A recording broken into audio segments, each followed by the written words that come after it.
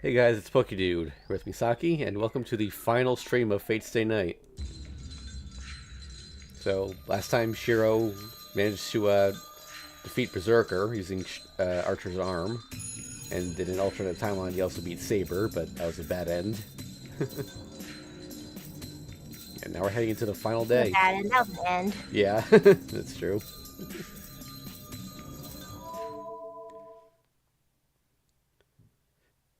Heaven's Field, Chapter 16, Final. Oh, right into an interlude, alright. Oh, this, That's a different area. actually, this may look familiar if, this is, where Singularity F ended. Oh, it's the exact location? Yep. Okay. It's an altar enshrining the stars. The fire blazes up as if to connect the heaven and the earth. The flickering fire illuminates the dark cave and singes the surrounding dome. But this can't be a proper enshrinement. It's said to connect to the sky, but the heavens are still underground. You're immediately breaking up, Misaki. Oh no. Shoot. That's right. You sound fine now. It's only when you're reading. Weird. And the shining light isn't red but black. Okay.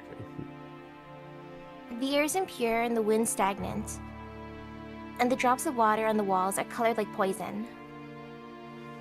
The underground kingdom that's said to be the dragon's lair actually looks like a dragon's stomach. No human would come here. The only ones to come and honor this alien world are serpents fleeing from the light. Gah. A white skull coughs in this alien world. The one tinted by dark red light is the one who lost his master, the servant assassin. This is the end. I cannot maintain my body without a supply of magical energy. The white skull creeps across the wall. A girl stands before him. Swathed in a black curse, she blankly stares at the oncoming figure. I finally made it. Magus, I cannot see you, but are you still alive? He stops 5 meters in front of the girl. Sticking to the wall like a spider, Assassin speaks into empty space.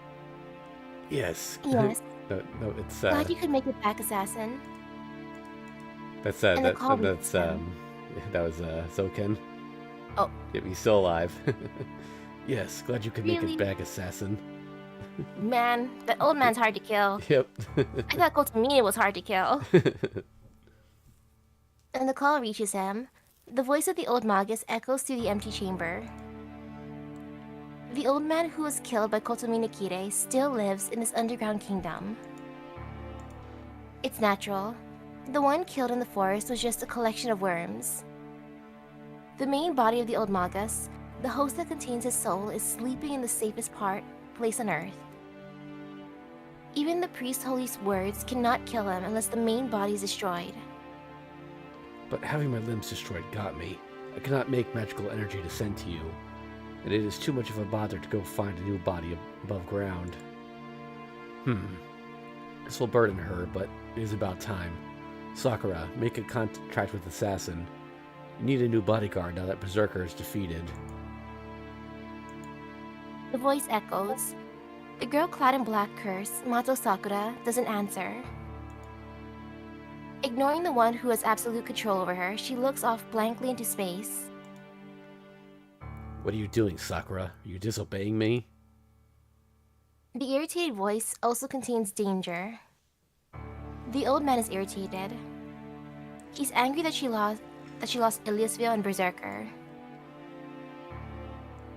Sakura, I will ask you one more time. Are you going to defy me?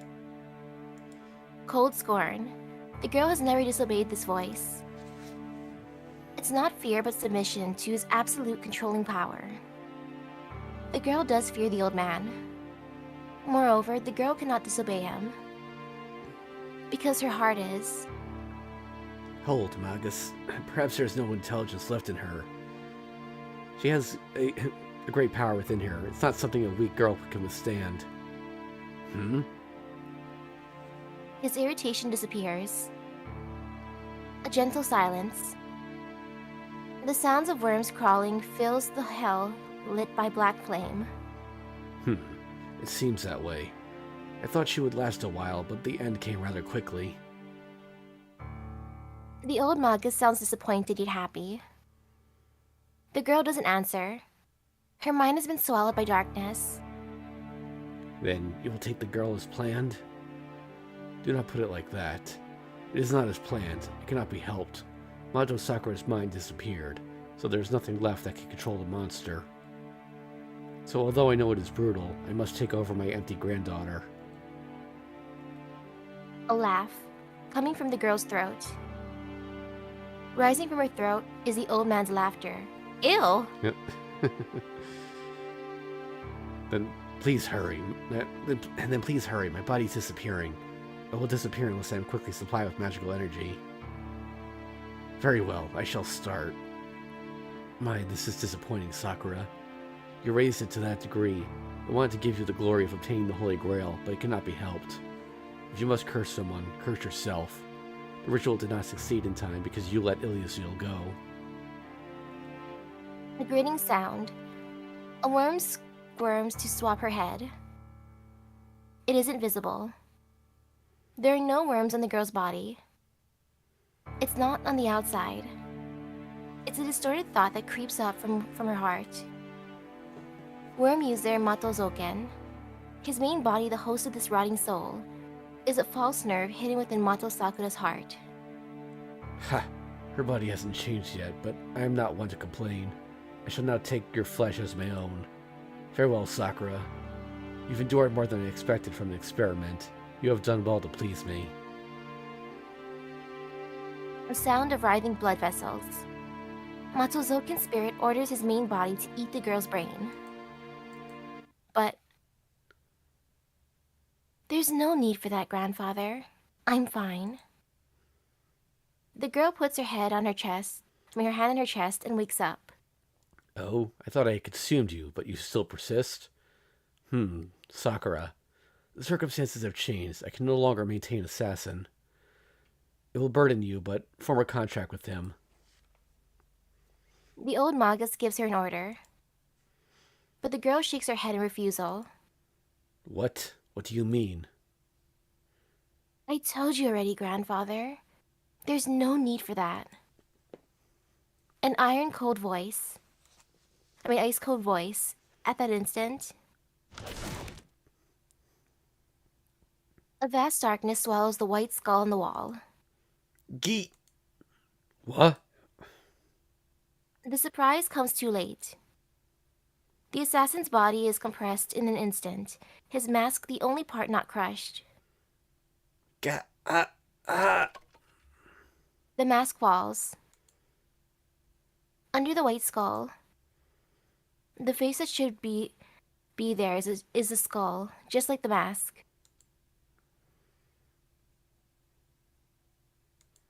It's Sakura. Oh, I wondered what sort of face you had. But you had none to begin with. You didn't hide your face, but wore a mask to make people think a face lay beneath it.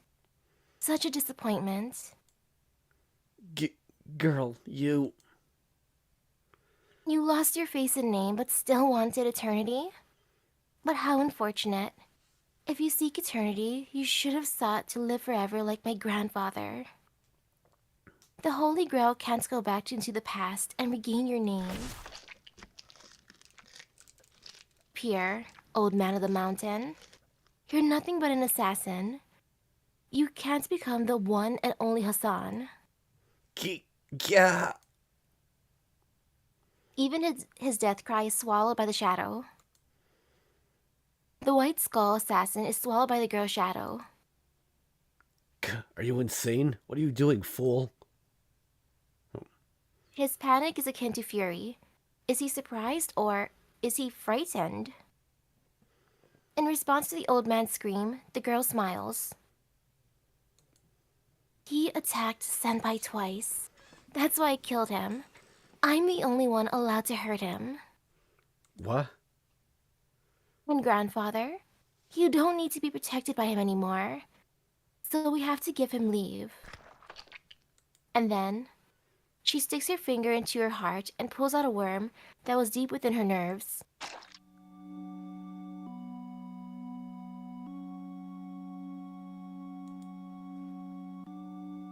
How do you describe the fear, the terror? She gouged her heart and tore her nerves, but still smiles. What are you doing, Sakura? The worm wriggles. The girl stares with empty eyes at her grandfather, what used to be her grandfather, what seems to have been her grandfather. Oh, it was easier than I expected. I thought you would be bigger. No, actually, Matozoken's true body wasn't this small. The old magus switched his main body when he planted himself in her heart. To inhabit her heart, he had to be smaller than a heart. In retrospect, his strange preference was his downfall. Sakura, don't tell me. I should thank the priest. I would have been swallowed if he hadn't eliminated you. She sees through his plan. No, this outcome was inevitable. The old magus didn't even try to hide his intentions, and the girl didn't disobey him. So there was no problem. She was just a piece of flesh that the old magus would eventually take over. Until she betrayed him. Hold on. No, Sakura. Possessing you is my last resort. I shall entrust you with the gate as long as you are still conscious. All I want is for the Mato bloodline to prosper. All I want is for you to win and to obtain everything. The worm squirms around. The girl smiles at the trash in her fingers. All the better then. I don't need your help anymore. I can open the gate by myself. The impossible occurs. The old magus only made one mistake. Wait, please, Sakura. This has all been for you. And this is how you repay me? Goodbye, grandfather. It must have been tiring to crawl about underground for 200 years, right? You can disappear now. The old man has raised her too much. Believing her to be pure, he never noticed the darkness within.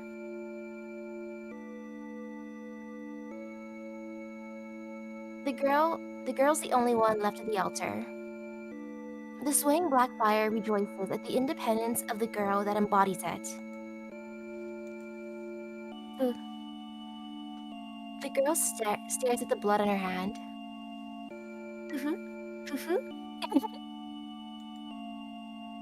And laughs at like an empty puppet. Now he's dead. Yay, he deserved it. Interlude out. Good job, Sakura, killing off two of the people I don't like. There's no reception. The Ryudo temple hides in the dark, emitting alien powers like a crouching giant. There must be wind blowing far above me. If I strain my ears, I can hear it howling. I feel a power from atop the stairs. It seems something is being created in the pond behind the compound. No, we don't have any business there. The gate above must be the ostensible gate for the masters that want the Holy Grail. If we want the Great Holy Grail, we have to go down instead of up. Tosaka walks from the stairs into the forest. Are you alright, Ryder? There's a boundary field around the Ryudo temple, right? I heard servants can only go up from the front gate. I feel some strain, but this is tolerable. This area contains the most suitable ley line in the land. Once we get inside, I can recover by drawing mana from the air. I see. It must be tough, but please bear with us for a bit.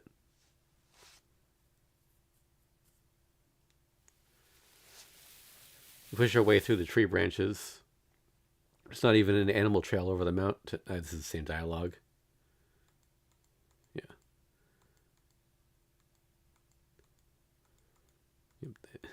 Small stream. Put your hand to the rock. All that. Oh wait. Right. There's a bunch of rocks above the stream, right? It's too dark for me to see, but is that a cave?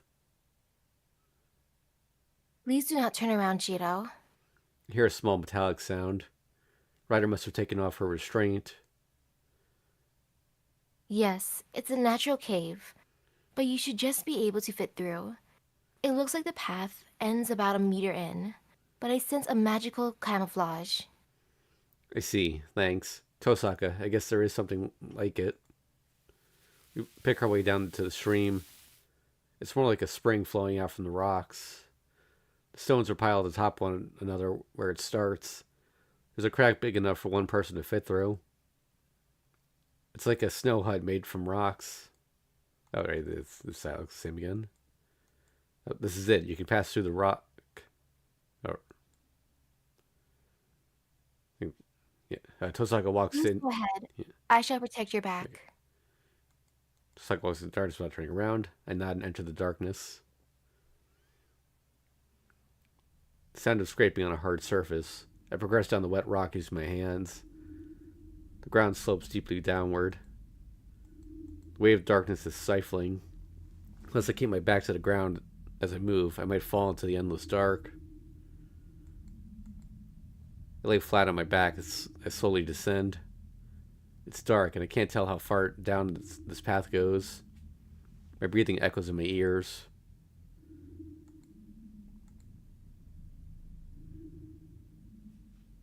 Shiro, I'm going to ask you now. Then Tosaka, the one leading the way, suddenly speaks up. What? Oh, I see this The sound. gem sword. Why did you make it for me? Oh, that same one, right? Yeah. It's basically the same scene, except Ryder is also here. Yeah. Okay.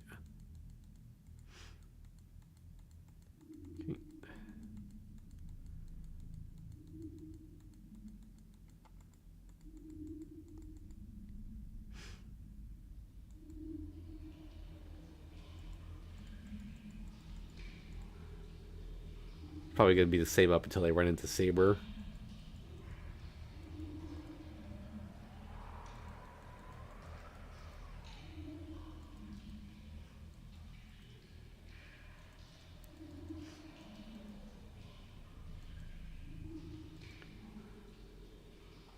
Actually, this is new. I have no words to say to her. This is a land of death. Talking to each other to soften the tension would only cost us our lives. Go. From now on, look out for your own safety first. Tosaka heads down the path to the source of the black air. Ryder and I follow after her, concentrating on our surroundings. See something? It's blood. Yeah, this part's still. Yeah. Okay. Shiro. Sorry, I'll be right there. I shake off that train of thought and head on. I can't be worrying about others. The consciousness fades away if I let my guard down. I don't think of it. We didn't figure out where that blood came from last time, so who could it be? I'll disappear if I worry about needless things. Unless that maybe it was assassin, but I tighten my grip on the pendant. Letting the pain clear my mind, I step into the green darkness.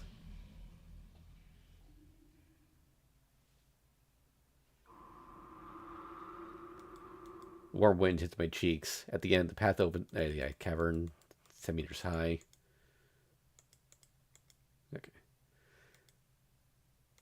Step with hostility. Yep.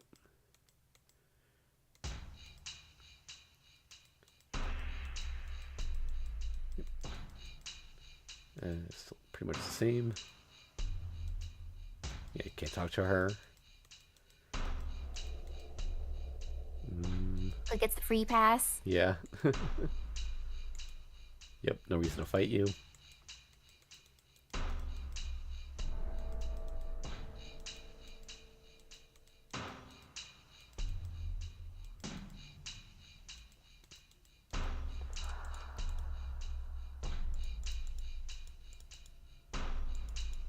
Okay.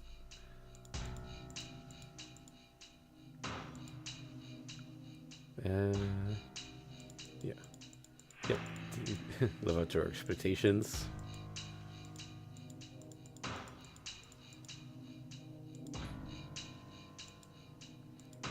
Don't die here. Yep.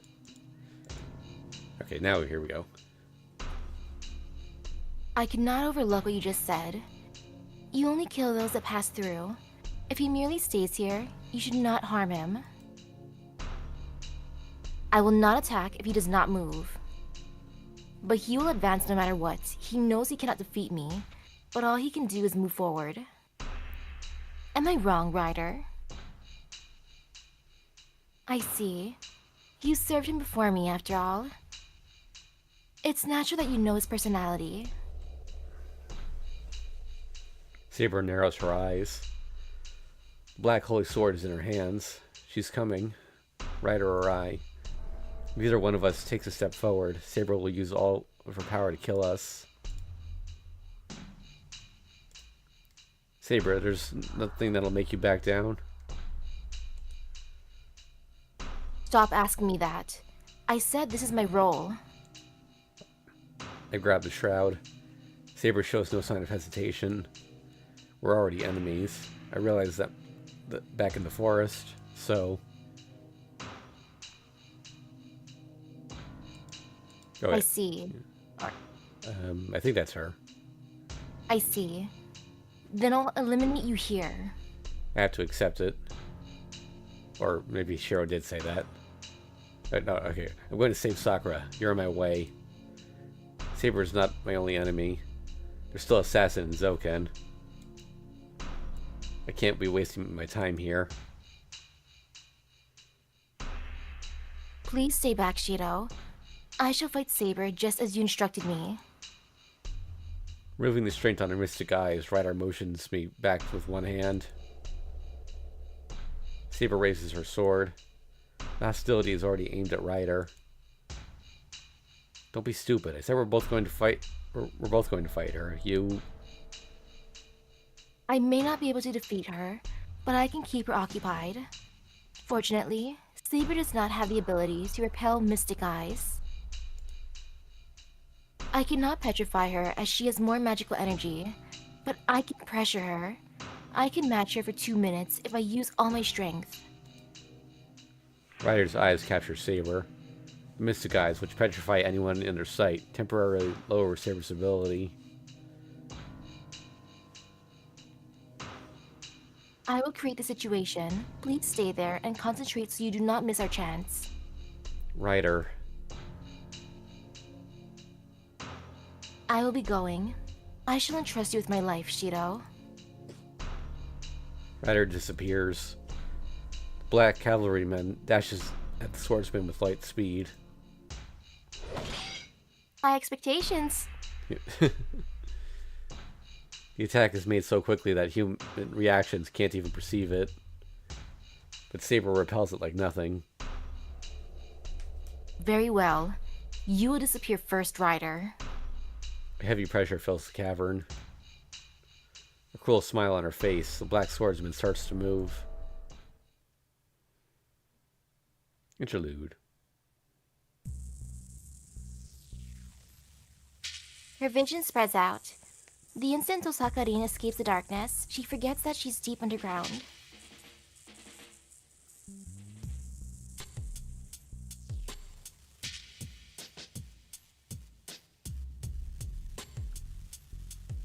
The impossibly high canopy and black sun. The huge cavern isn't a cave, but a desolate land. There should be 3 kilometers across. In the distance stands a monolithic wall. This start and the end of this war. There should be a giant crater above the cliff. Up there's a system that has been activated for 200 years. The massive rock that holds a large magic circle, the Great Holy Grail, belches black fire from its mortar-shaped center. The embryonic movements of the Black Shadow. The light illuminating the desert is a wave of magical energy. According to Tosaka's records, This is what you'd call the altar of the beginning. The middle that leads to the middle. The circular circuit, the world of heart, heaven's feel. It is immeasurable magical energy creating an alien world that lives up to its name. That's Angramanyu. So the name all evil of this world isn't just for show, huh? Rin talks lightly as she makes her way to the altar. She's worried about Shido and Saber, but her situation isn't too good either. The magical energy in the Great Holy Grail isn't something a human can handle. The vortex of magical energy can be called infinite. There's so much that it won't run out, not even if all the magi in the world come here and use whatever magic they wish. It's more than anyone can use in a lifetime, and therefore can be called infinite. Nothing's impossible, huh? That Holy Grail really can make any wish come true. Her determination almost breaks, faced with the numbing premonition of death. Keeping her spirits up with idle talk, she walks on. The ones she's watching out for are Assassin and Mato Zoken. Mato Sakura isn't a threat. She has lost her mind, and Rin sees no danger from her. She's just Zoken's puppet after all. If only she knew. Yeah. Rin's greatest enemy is Mato Zoken. The fight against Mato Sakura isn't important. Strange, I can make it to the altar. Zoken shouldn't allow an intruder to trespass his lair. If he's planning to attack her, it'll be on the way to the altar. But it's not happening, and Rin's about to reach her destination. She thinks, why is there no interference from Zoken? Why can't she feel his or Assassin's presence? She makes a guess. She denies the possibility, but easily accepts it. No, she's forced to accept it. Because... I'm glad, Nessan. You came here instead of running away. Her guess turns out to be true.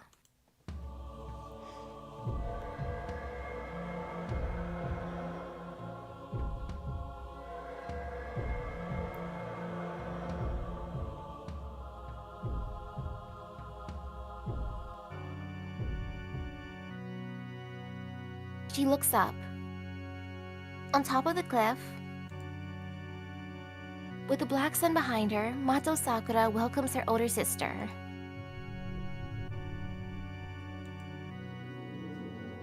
Rin retreats a little, overwhelmed by the pressure. The girl has been transfigured further than Rin expected. Angramanyu is a servant without form. It's only a shadow that keeps form using people's wishes. Therefore, its power depends on the master. Mato Sakura is now Angramanyu. All evils of this world, the function to admit the curse is the girl called Mato Sakura. Crap, if Kirei were here, I bet he'd call it a messenger from God. Rin looks up at Sakura, who has turned into the bottomless well of magical energy, and releases her gem sword. But is it something that can match the being above her? There are two functions for weapons that support magic and ceremonial equipment that assist in rituals. One function is to amplify. It's a backup, increasing and supplementing one's magical energy and strengthening the spell itself. These items are considered orthodox support equipment, and magic carry at least one. Rin's jewels are classified in this group. Another is a limited function. It's a special magical item where the weapon itself becomes magic. It's activated using the magical energy of the Magus and performs a predetermined divine mystery. Its greatest advantage is that it enables the Magus to use magic she's not capable of ordinarily. It only has one application and thus lacks versatility, but for that reason, its power is immense. A lance that a lance that always pierces the heart. A bridle that Bridle. enslaves holy beasts. A bridle that enslaves holy beasts.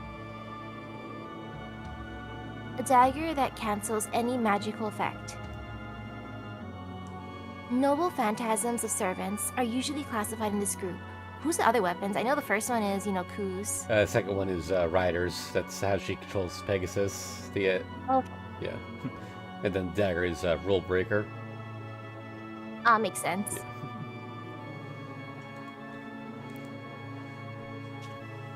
So which is the gem sword? Is it support equipment that gives magical energy to the user? Or is it a limited weapon that defeats the enemy with its unique ability? But no matter which it may be, nothing should be able to match Mato Sakura. The difference in their magical energy is too vast. No matter what kind of magic it may be, Mato Sakura should be able to drive it back in one breath. What's wrong? Why are you trembling, Nessan? Don't tell me you suddenly lost your nerve. Well said. Where's your guardian? You're a coward, so doesn't it bother you that he's not by your side?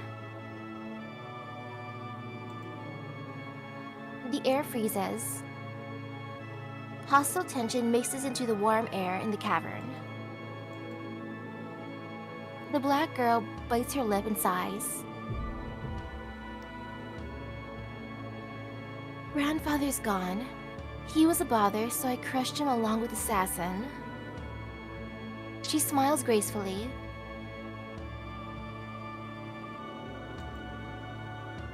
She doesn't need to ask. Mato Zoken was killed by Mato Sakura.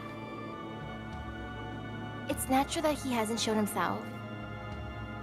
The old Magus was eaten by his own pet dog. I see. So you're completely free. Zoken bound you in a good way and in a bad way. You don't have anything to fear now that you've killed him. Not quite. Not yet, Nessan. Killing my grandfather isn't enough. I'm this strong and I can do anything, but I'm still bound. Jeez, Nessan. You're so insignificant, but you won't disappear from within me. You still torment me in my mind. So, as long as you live, I can't be free. Her voice is a light sing-song, but the words are as heavy as slime. Contradiction proves her madness. The hostility in the cavern is a rhapsody of superiority in all. Oh? But you seem happy in spite of that. You killed Zoken, an assassin, so I should assume you killed Kirei as well. What a performance for someone who hated killing. Are you getting used to murder now? Yes. Crushing people and eating them are no different. For people, it's boring and meaningless if you don't have fun, and it's painful if you don't eat, right? It's just the same. I'm the same as you. I'm just doing what everyone else is doing. Wait, do you really mean that twisted logic? It's not twisted logic. I'm not wrong. It's different because I've gotten strong. I'm strong, so I'm different now. I'm strong. Everything's forgiven if you're strong. Yes, if I'm strong and no one else can beat me, everything I've done will be forgiven. If I'm not myself, everything I've done couldn't be helped. Scream of rage. It's the complaint of a petulant child who can't escape unless she believes in it. Do you understand, Nessan? That's what I'm going to become. That's why I can kill anyone. It's natural for me. I see. So you're going to take it out on everything you see? But what about Shido? He still believes he can save you. Are you going to kill him too? The girl stiffens. Rein's question is her last obstacle. Her excitement cools down. Thinking about him, she regains her sanity. A serene smile crosses her face. Yes, Senpai's no exception. No, he's the only one I want to kill, Ne-san. Yes, I quickly want to consume Senpai. Mato Sakura's reply shows that she is beyond help. Rin grips the gem sword and gauges the distance between them. Humph. What about taking Angramani with you? I knew you were stupid, but I didn't think you were this stupid. You let yourself be swallowed and you've already stopped being human. A voice filled with a clear hostility. As a supervisor of this land, Tosaka Rin acknowledges her own sister's evil. You're bluffing. Please be honest with yourself, Ne-san. You're envious of this great power, right? You're jealous, right? That's why you came to kill me, even though you can't. Yes, you're going to take him away from me, so you can keep the happiness to yourself.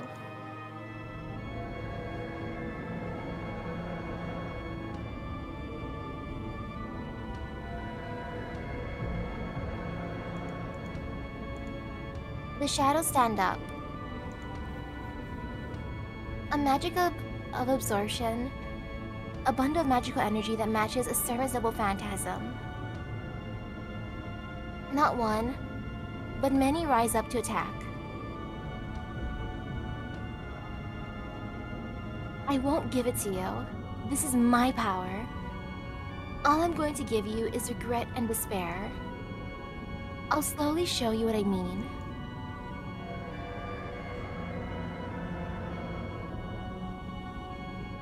There are 4 figures. They reach out for the small person beneath them, like giants protecting the girl.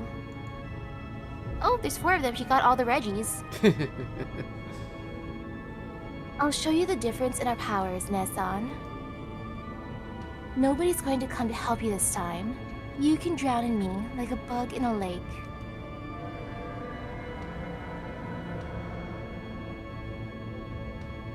The towering shadows attack her. A titanic power that can neither be blocked nor dodged swallows Tosaka Rin.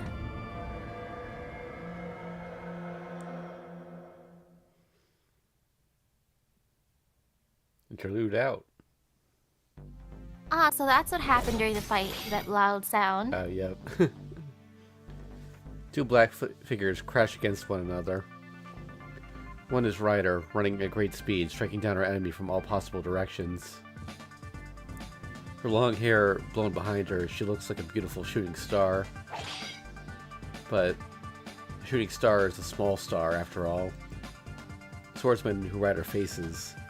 Ryder cannot break through Saber's guard, as she firmly fixes herself on the ground and overwhelms Ryder. No matter how quickly Ryder leaps to attack her blind spots, Saber deflects the daggers with a single swing of her blade, striking Ryder in the same motion. Her severe firmness reminds me of a black sun, a large star that will consume you once you draw near.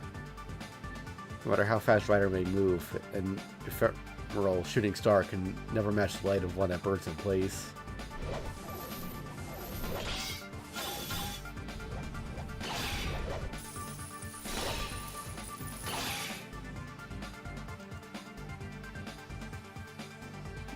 Sneak attacks repelled again, but she's wounded. She can retreat as Saber counterattacks because of her superhuman speed. Ryder closes in and withdraws in an instant, just like a black spark. Her efforts merely prevent a fatal blow. The difference in their powers is obvious. Ryder's speed decreases the more she attacks. High-speed movement to continuous offense. Natural healing that regenerates the wounds Saber sustains. She's not thinking about anything that comes after. She can't match Saber unless she uses all of her energy. Ryder's blocking Saber's attacks by attacking. When Saber shifts to offense, she and her master will be killed instantly. Therefore, Ryder keeps running, knowing she'll eventually burn out.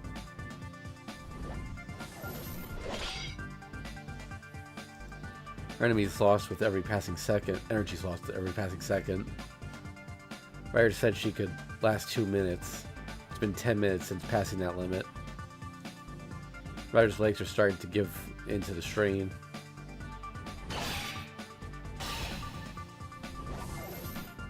In contrast, Saber is unscathed, unscratched. Ryder's attacks have not reached her, and she shows no fatigue. Technique, vitality, magical energy. Saber overwhelms Ryder in these 3 aspects. Therefore, once Ryder loses her speed, her sole advantage, Saber will shift to offense. Ryder's speed is declining.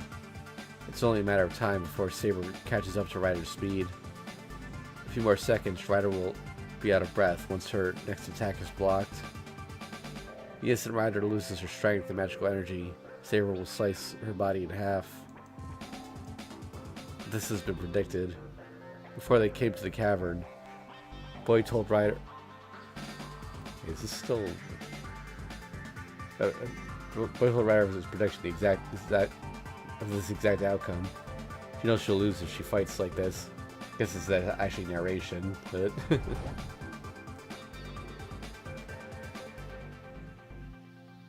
if you want to... Yeah. There's only one way to change the outcome of death. They hold their breath and wait for the moment. Oh wait, no, now it's my turn. God damn it. One line. Ryder attacks Saber. At that same instant, I loosen restraint on my left arm and start the projection.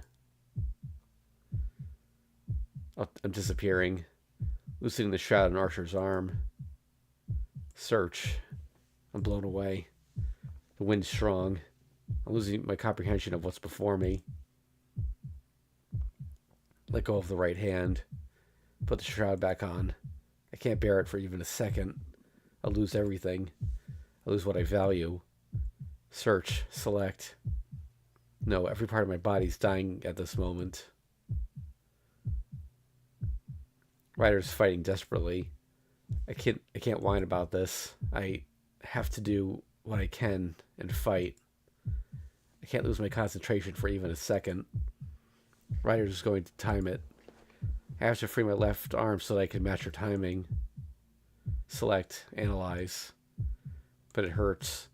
It's painful and scary. Quick. Quick is right.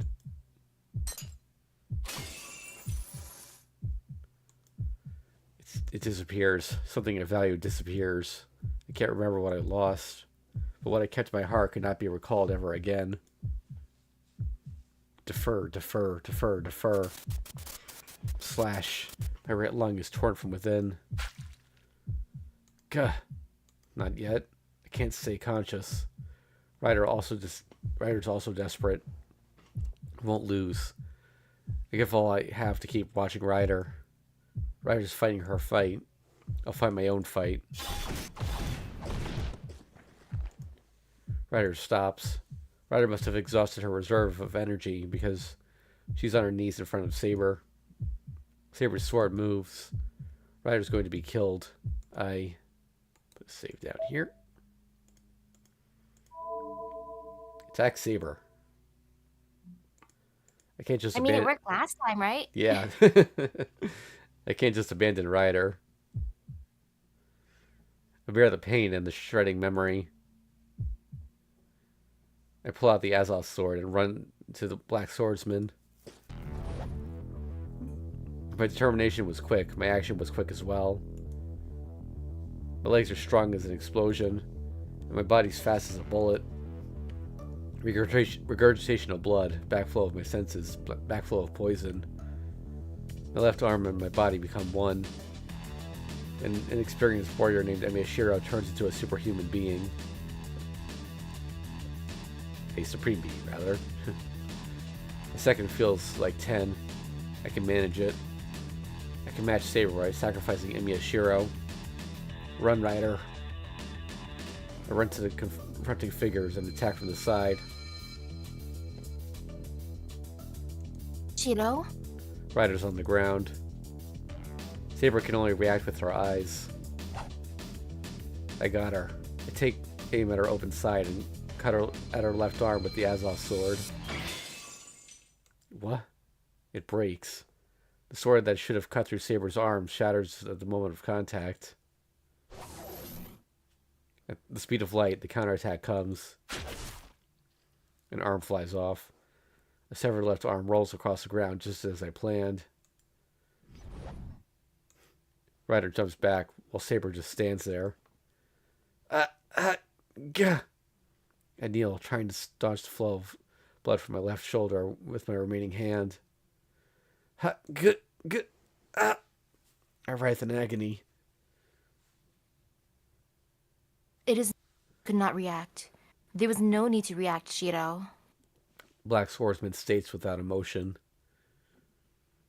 She comes near me. She steps behind my back and... Now you have lost your weapon. Sakura does not say it, but she wishes to let you live. I am to take you to her if I am able to neutralize you before you die. But... Oh, but... Yeah. The tip of her sword pricks my spine. A cold weight of death, able to pierce my heart with one push. Choose. You can die by my sword or perceive a death worse than death from Sakura. The decision is yours, Shiro. I'm losing consciousness. My blood's flowing out of me, and a sword is pressed against my back. I don't know what I chose. The only thing, there's only one thing I'm sure of. It's that I can't save Sakura no matter what. I think he didn't choose. He just died from blood loss. Alright, dead end.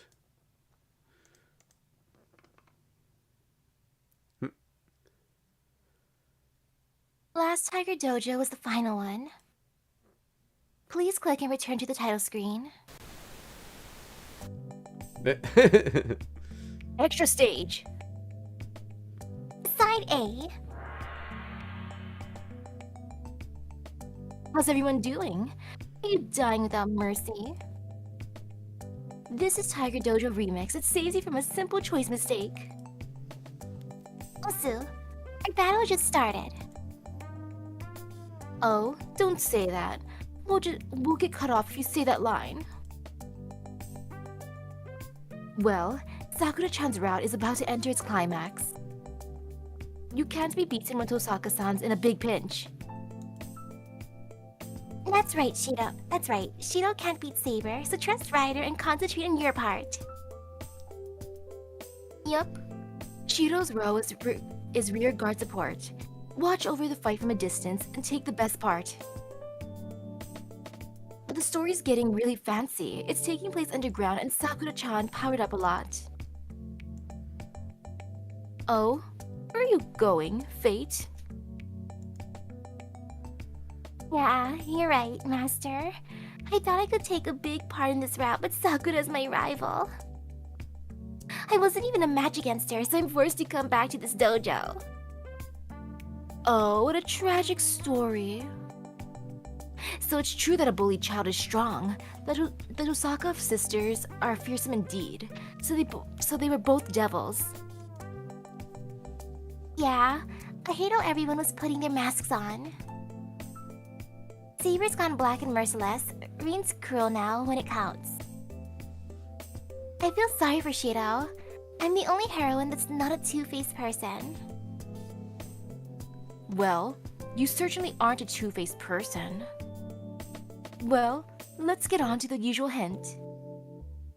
Sakura-chan's route, Heaven's Feel, has two endings. One is the grand finale. The true ending of Fate Stay Night. True and normal ends. Well, you can easily go to the normal one. I thought that was supposed to be hard to get. Yeah, I was taking a closer look at the flowchart. Like, I mentioned there was a way to get to it early. I thought it was a mistake, but now that I'm looking at it more closely, it's not, so... Okay. Yeah. The condition for the true ending depends on what you've done until now. to come out with it. You can't get to the true end if my affection points are below 4, or if you use projection one too many times. I think... Well, I guess we gotta use projection more to force the normal end. Yeah, I mentioned before, but we can't have less than 4 at this point because there was another bad end earlier in the game for that. Oh, whoops. Just don't spoil! Oh, come on. This is the last one, so you should let me. No. This is the last stronghold in Fate. But we'll tell you up front, you can do something about Ilya-chan's affection score if you start over from day 14. Hey, you're coming out with it too. Eh? But this is the Q&A. Her reason for existence is to give out hints. See? I don't get how it's different from a spoiler, but you're a tyrant, master. What? You finally realized in the 39th dojo? Oh wait, hold on. I'm just checking the things here. Yeah, the bad end we got was actually for having it at less than 3, not less than 4. But even so, I'm pretty sure we had to get at least... Yeah, because there's a point where we get 3 points with her, like, just all in one go. And then we had other ones before that, I'm pretty sure. I think. I hope I didn't screw that up, because otherwise we might have missed the mark there. Actually, no. Remember on the bridge where we had to choose Ilya or Rin? Yeah, and then choosing Ilya. Yeah. So we definitely have at least 4. Okay, we're good. Well, the next one will be the final Tiger Dojo. The long story's finally wrapping up. The last bad end is rumored to be an erotic harem route, as expected from a mature-rated game. Please keep your expectations up and keep up your... indecisiveness. That last Tiger Dojo sounds like the best ending then. That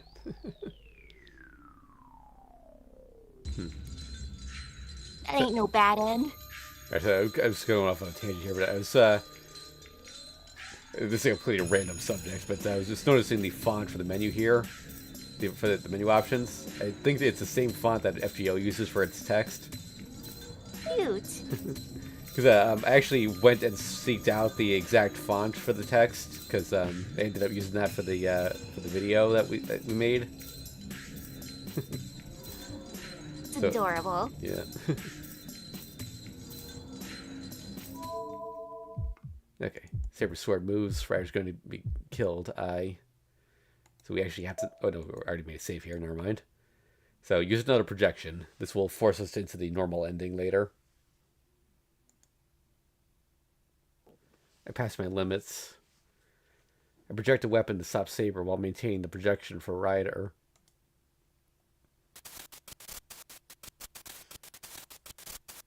I lose my cool. My thoughts surpass the speed of light and white out. Madness is in the past, and the perception of madness is the starting point. Trace, fractal. Shrinking endlessly, expanding endlessly, multiplying endlessly. The fantasy turns into chaos with law. It came from nothingness, but it didn't come from nothingness. The many similarities arise from expansion. I am the bone of my sword.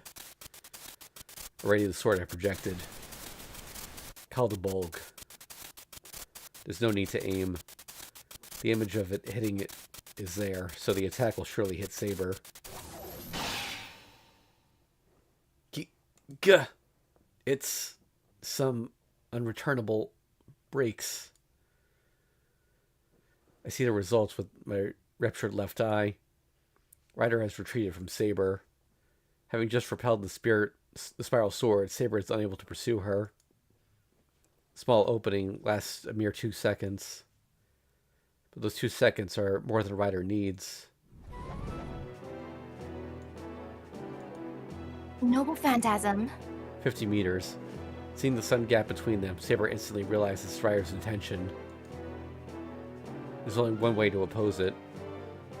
The strongest attack for a strongest attack.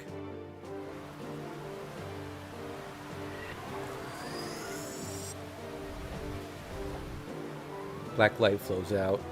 A scorching wind bursts from Saber's sword. The comet will attack her in the next second. The strongest noble phantasm is employed to wipe out the pure white light from Ryder.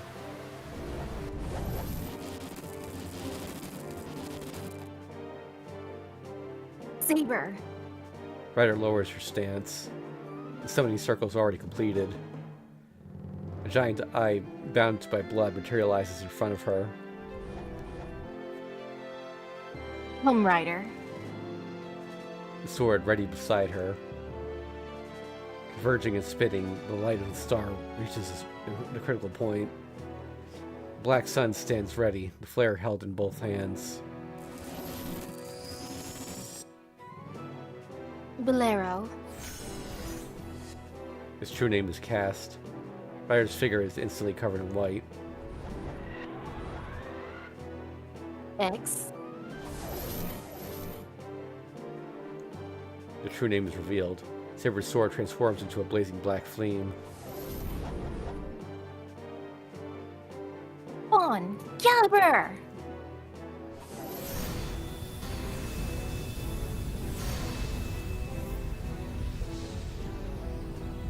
In case you're wondering, Excalibur Morgan wasn't a thing until FGO. It's still just Excalibur, even though she's Saber Alter. The two lights in the cavern contend for supremacy. At that instant, I stop time. I accelerate all my processes, disguising this instant as eternity. Trace on. Search, select, analyze, project. That's my role. The second projection. Magic that shaves my existence away. But we can't beat Saber without it. We can't match Saber's noble phantasm, even with Bellerophone. We knew that already. So I'm going to make her win. If Ryder's noble phantasm is inferior in force, I'll make up for the difference. I am the bone of my sword. I already know what I have to use. The projection is completed in an instant. The greatest projection Archer knows, noble phantasm that will lead Ryder to victory. Roll ice. I forgot to use this. I made it into reality using its true name.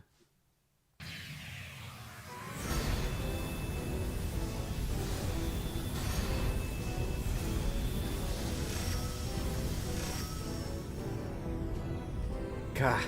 A shudder runs through my outstretched arm. Nerves, muscles, and blood dance around like mad.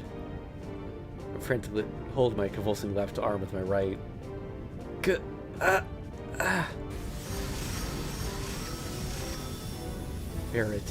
I can't stop the projection. The lights are still competing. If Ryder loses ice now, she'll be vaporized in an instant.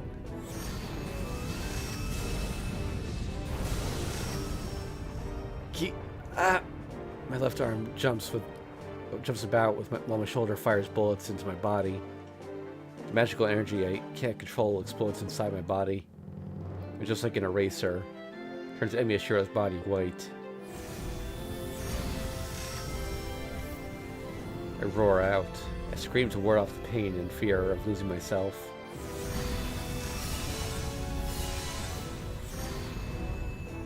Very magical energy is smashed. It completely destroys the balance between the two.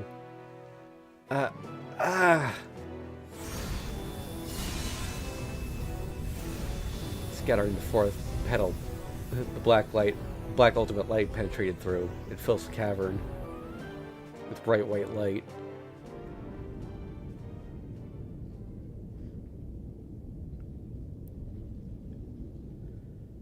The two servants are blown away. Ryder smashes against the wall at the exact speed at which she charged. Saber is hurled backward by Bellerophone and falls to the ground on her back. They're both alive. Ryder must have used up her magical energy as she's still on the ground. But Saber, she's deeply wounded, but she still has some power left.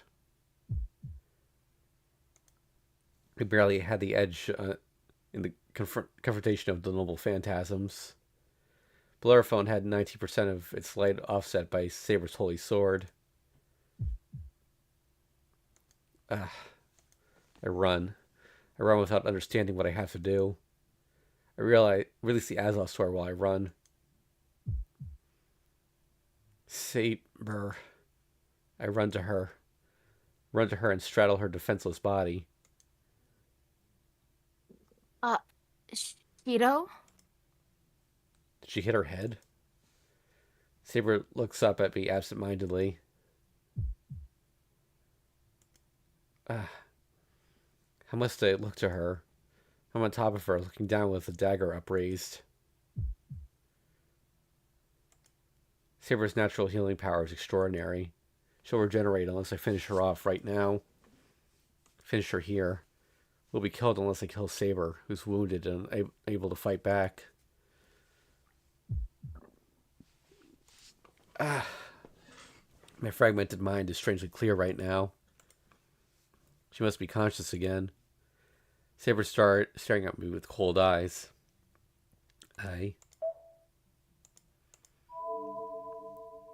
Save Saber. I can't bring the blade down. My hand's shaking, and I can't pierce Saber's heart. She's just looking up at me. She's staring at me without emotion or interest. Only a few days. It's only been 8 days since the night I lost her. No, I should say it's already been 8 days. It's been that long since I lost her clear golden hair and her gentle green eyes. I can so clearly recall her silver armor and the beauty of her attacks. Okay, am I misremember? I don't remember ever seeing the CG. Like, did we see this? I know they fought, but I don't remember this exact image. I mean, maybe separate, but then not together? Yeah, maybe. I still clearly recall the silver armor and the beauty of her attacks. Even though I knew nothing, she accepted me as her master, serving as my sword to the very end. No matter how many times she was wounded and faced death, her determination never wavered.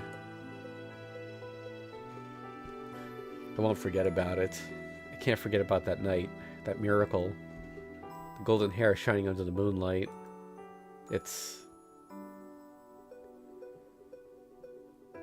an eternal scene that will never be lost, no matter how much she changes.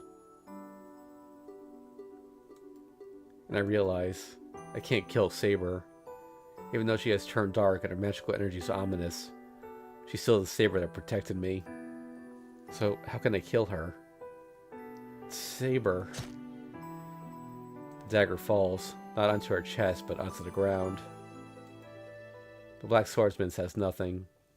Her body's completely healed now. It's probably because of the enormous amount of Sakura's magical energy. Her body is not the only thing that healed, as her magical energy is charged as well.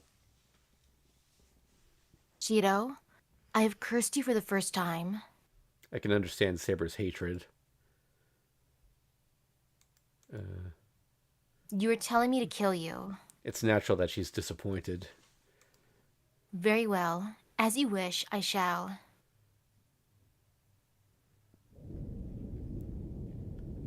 The cave rumbles. It's happening off in the darkness, rumbling like a death cry comes from the way Tosaka went. The vibration sounds like a lamentation. The person causing the rumbling is frantically calling for help. Saber? I don't know if it's because of the vibration, but Saber's body is sinking into the ground. No, she's being swallowed up by her own shadow. Give me your hand, Saber. I shall postpone your execution. Sorry. Sakura is asking for help. Shadow fades away. Having drawn Saber in, it seeps down to the rock and disappears.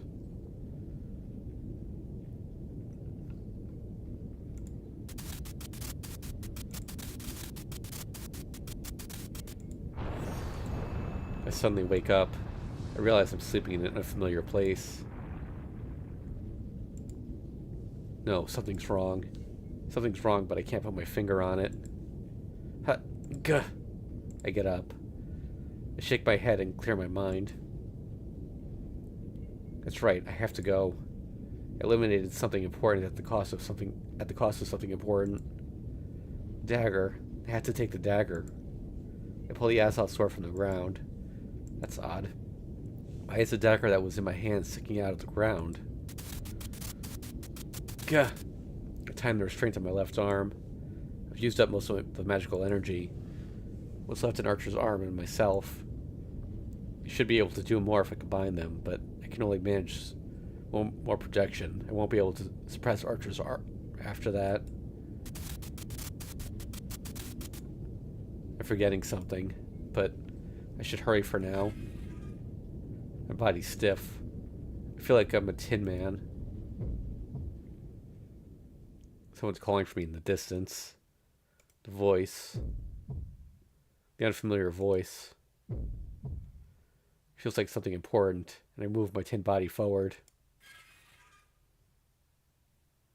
It takes time to get through the cave. The rumbling has already stopped. A warm wind that makes me want to vomit is coming from the back. My left arm hurts. My brain shreds a little more with each step, and my thoughts are crumbling apart like a collapsing building. I escape from the black darkness into the white darkness. My body's burning. I'm a brazier, and it feels like I'm thrown inside a furnace. My headache's getting worse. My breath is hot, and the air is even hotter. The heat burns my lungs, and the rotten air sticks to my throat. I was wrong. This isn't a furnace. It's like being inside a giant's stomach. This is the last stage. The final destination. Where Sakura hid herself, Zoken lurked, and Tosaka is now gone. But it's too quiet. I don't feel any battles going on. Everything's so intensely white, and I can't find Zoken's laughter, Tosaka's figure, or Sakura's downcast expression. I walk forward without a thought for what might have happened. I don't have time or energy to waste on that. My thoughts are a precious resource right now. I can project one more time. I can't degrade my final weapon with unnecessary speculation.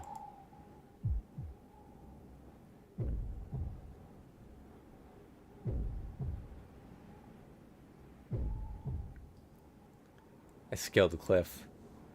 I keep my head blank as I climb, conserving that what little of my mind remains.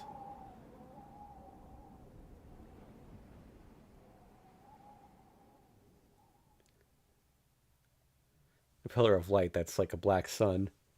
There.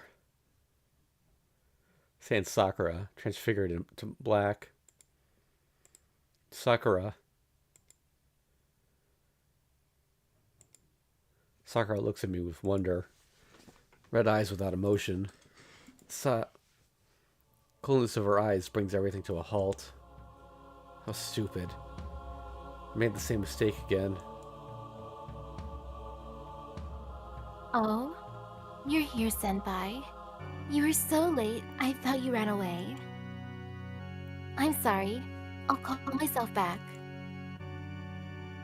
It was a mistake to arrange them at the exit to surprise you. She smiles. That instant, my spine turns to ice. Sakura's smile is so unlike her that it makes me forget about what I have to say or what I have to project. Sakura, where's Tosaka? I ask a stupid question, completely forgetting about bringing Sakura back. I ask something I don't need to, something that's readily apparent. Nesan? The question hasn't taken her by surprise. It seems she's pitying me for failing to grasp something so obvious. That's right, Tosaka should have come here before me. Where is she? The air is hot. It feels like the wind on my skin is melting my body. I look around the cavern from here. I don't see Tosaka below. The only sign of human life is here, at Sakura's feet. A cloth that looks like a ribbon is on the ground, dyed in black. Tosaka's presence is gone. Tosaka's body is gone. Tosaka's bloodstain doesn't even exist. Sakura, you... Yes, you're right. Nezu-san's nowhere in this world now. Because I consumed her just now. Who is it? Oh, I didn't leave any leftovers. I finished every bit of her body, and mine. Even with this body, I still remember my manners. Who is it? But Nezu-san isn't dead. She's still suffering inside of me. Ah, so she was a virgin. I'm letting her experience what I've been through, but she's already crying on the first day. Can you hear her? She's screaming for help and apologizing. Oh, how cute of you to say that. She said, "Please let me out of here, Sakura." Stupid Nezu-san. I want to have more fun if you say that. Who is it?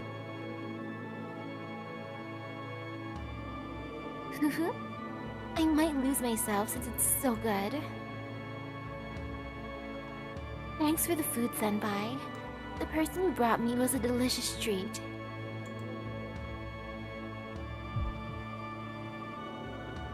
Whose outer shell is that? My remaining thoughts ignite. My reason explodes, and I'm starting to forget what I'm supposed to do and who the person in front of me is.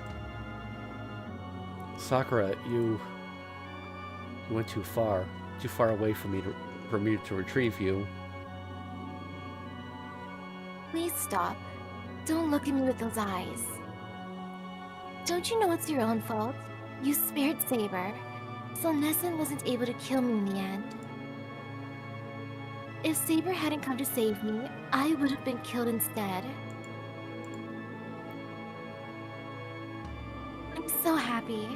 You saved Saber and me, and you killed Nezu. So, No,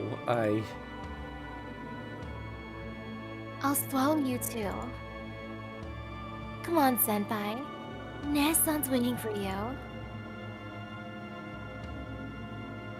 Isn't asking for your help.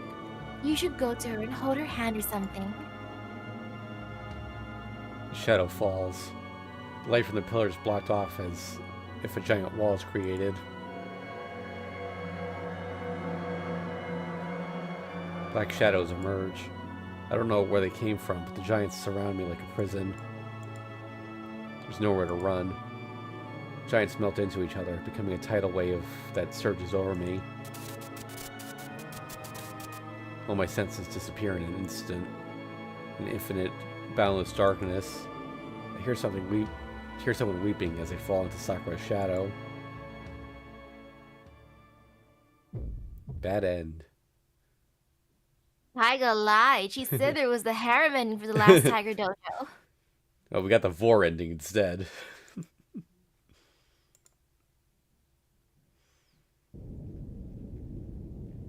Extra stage. Side B.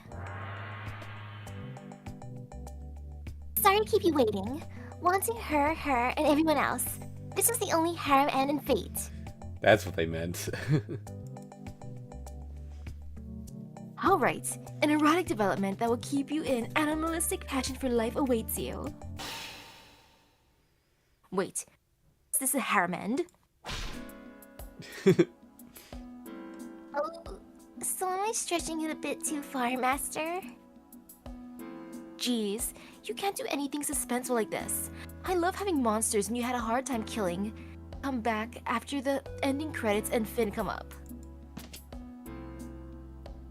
Like the blob. Oh, Senpai, long time no see. Jeez, this is all because you were confined by lingering affection. You can only save one. That's the decision you made. Coming into the final battle, so stick with it no matter what. That's splendid, Master. But are you sure there's no ending to save Saber? Play the Saber out. You're brutally honest, but that's exactly right. There's no ending in Sakura-chan's route to make Saber-chan happy, so all you Saber-chan supporters can give up. Oof. Well, the Tiger Dojo is really finished. There's 40 dojos in total, so thanks for bearing with us. Wow, there's that many? What happens if you collect all the stamps, Taiga? You'll see after you collect them all. The main story's about to end, so it might be fun to use the skip function and start over if you haven't seen a particular dojo. Anyway, thanks for playing the game until now. The main story's about to end, so please keep at it. Yeah, thank you so much for everything until now. It was fun. Goodbye. Let's meet again after you fully complete the game. Alright, so... Oh yeah, I think we actually have to get both the actual endings before we get the next thing here. Dang. Yeah.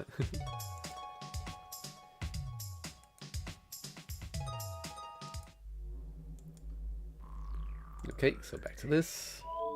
Goodbye, Saber. Saber staring at me with cold eyes. I bring my arm down. There's no hesitation. Holding her gaze, I break down my heavy arm.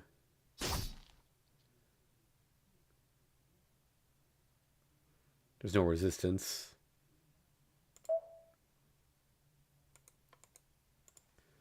I end Saber's life in one blow.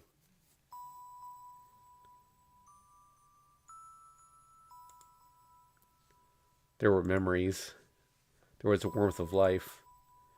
Her warmth was always by my side. I kill her along with those memories. I search for my mind and throw them away to where I can't find them again. They'll never return. I'll never recall her now. Such a thing will never be forgiven. I chose this path. I killed someone else to save Sakura. Using my own hands, I killed someone who protected me until the very end. Neither regret nor confession will bring forgiveness. This is what it means to ally with someone. I'll keep sacrificing important things for the one I love. And on this path, there's nothing brilliant enough to make up for what I've lost. But Saber... I'll search all my life for happiness that can measure up to what I've lost. I'll keep losing more than I gain, and I know I'll stop someday.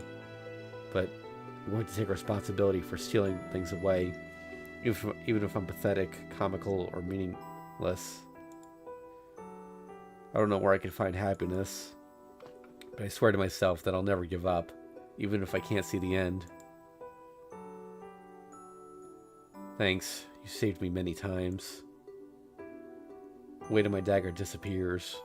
Silent to the end, the dark swordsman sinks into the black shadow, her eyes fixed on me.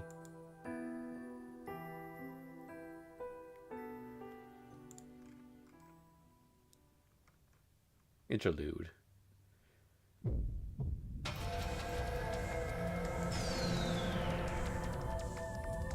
The black wave closes in. Spreading its arms to block its prey's escape, it attacks as a tidal surge. Insert spells here.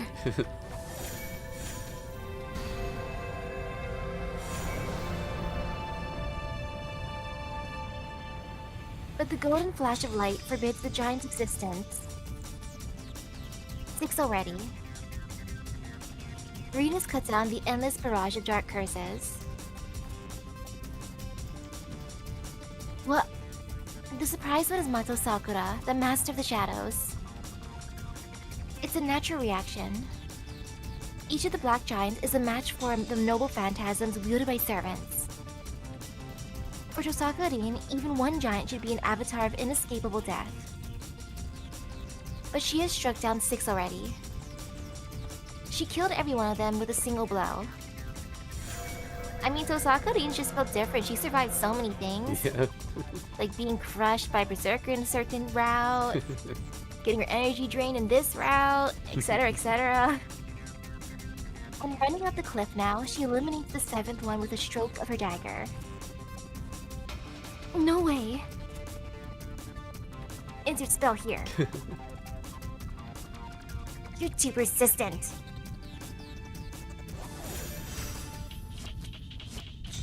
The gem sword blazes with light. The colorless blade emits even 7 prismatic colors, extraordinary powers surging from its core. Is she saying spells or is she just like cursing them? Well, she's speaking German is the thing, so I think they're spells. It bathes the cavern in bright golden light. See, I think it's something like Es last frei einsolved. By the way, the music playing right now is the main theme. Ha! Destroying the last of the shadows in her way, Tosaka Rin reaches the top of the cliff.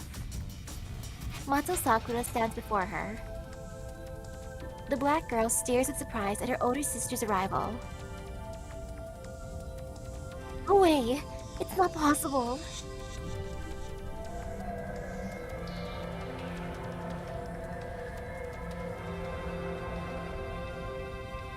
At the sound of her voice, numerous shadows rise up. Their number is incomparable to before. Is it Sakura's impatience, or did the things behind her sense the risk to their master? The magical energy emitted against the mere human called Tosaka Rin is over 100 million in numerical value.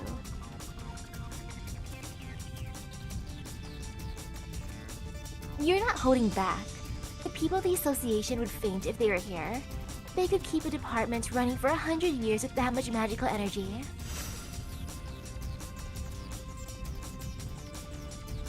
And what are you? Cutting them down and pulling out magical energy thousands of times your capacity. You don't have enough strength to even kill one of my shadows, so why? We're just having a pure contest of power. I can't dispel a curse. I'm merely using my magical energy to eliminate your magical energy that's creating the shadow. Can't you tell? I'm saying that's impossible. You don't have such magical energy. No, the light you're firing is like the greatest servant, the light of Saber's noble phantasm, Excalibur.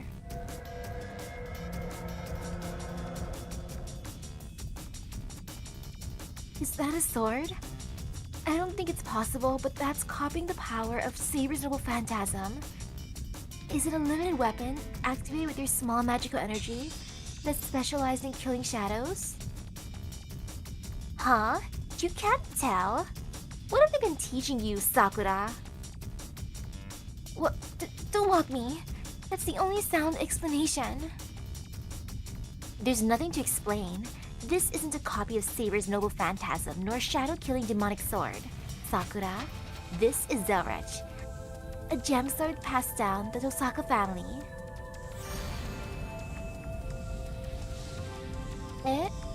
Zelrech?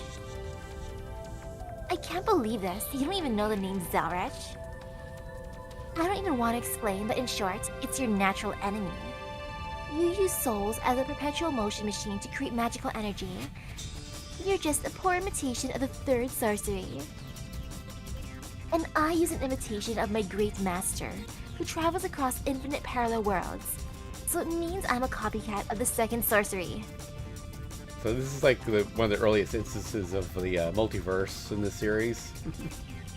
Wow, so Mr. Kaleidoscope Dude is a isekai MC. Yeah. A flash from the blade. Light traces the dagger's swing, obliterating Mato Sakura's guardian shadows. Not only that, light and heat, like those of a miniature Excalibur, send rumbles through the cavern. It's a pure contest of magical energy. What kind of magic, no sorcery, was used? Tosaka Rin has a stock of magical energy equal to that of Mato Sakura. I don't even need to get close to you. This is actually a projectile weapon, and you're hiding yourself in the shadows. There's no problem with exchanging blows until one of us runs out of power. Well, I guess the ceiling will give out before we do. No way. Exchange blows? Don't joke around. You don't have any magical energy left. No matter what that sword is, you can't attack anymore. Really? Then let's try. Come on, Sakura. You won't reach me no matter what you do. It's a drastic treatment, but consider it a fee for your lesson. I'll make sure you regret doing whatever you wanted just because you got a bit stronger.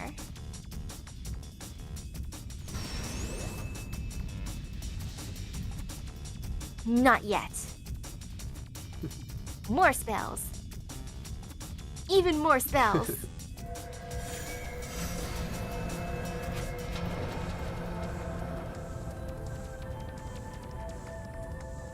Mato Sakura cannot understand what's happening. Now she summons the shadows out of fear. But the Sword of Light mercilessly eliminates them. Mato Sakura is frightened and confused. That's why she doesn't notice the sword on Tosaka Rin's forehead. The high cost of using the gem sword would shred the muscles in her arm with each swing. I won't lose when it comes to stock, but the question is how long my body will last. Light purges the attacking shadows, but their powers are not equal. Tosaka Rin and Mato Sakura, the difference in their power is still the same. Mato Sakura's stock of magical energy reaches 1 trillion. As it cannot be used within a lifetime, it can be called an infinite supply.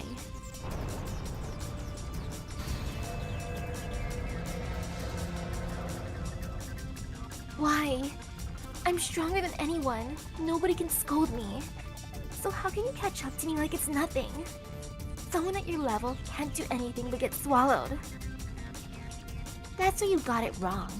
Even if you have a large supply, it's the caster that uses it. Do you get it? No matter how much water you have, the amount that comes out depends on the size of the faucet.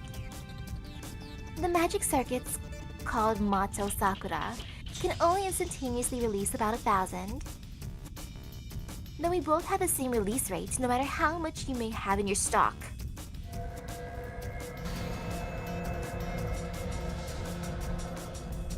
Yeah. So, I don't need to prepare a supply as large as yours. I merely need 1,000 magical energy each time. Such a large supply of magical energy is just a waste.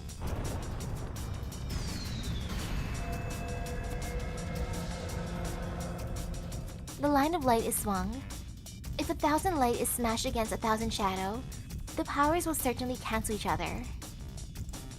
But Tosaka Rin's magical energy doesn't even reach 100. The contradiction. It doesn't need to be said that her sword creates a competition that should not be possible.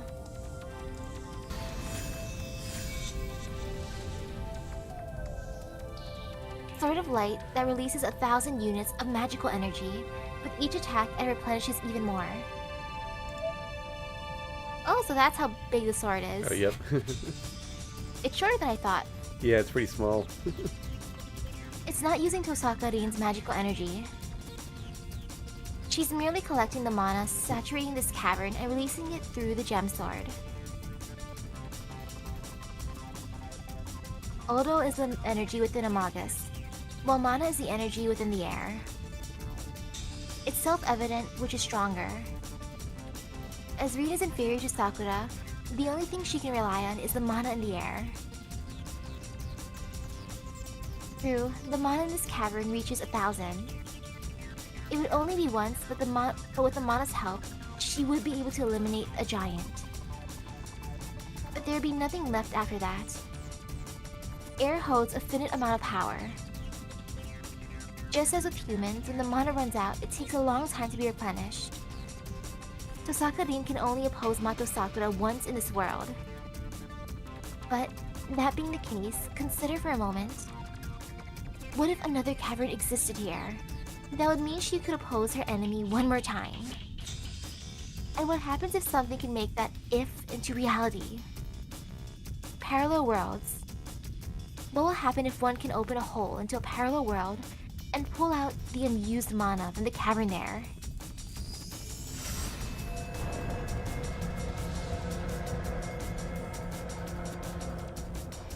Distortion's the same as the Holy Grail. Nessan, it can't be. Yep. You're not the only one pulling magical energy from elsewhere. But don't get me wrong, mine's not something that's needlessly expanded like yours. I'm merely using the mana in this cavern from parallel worlds.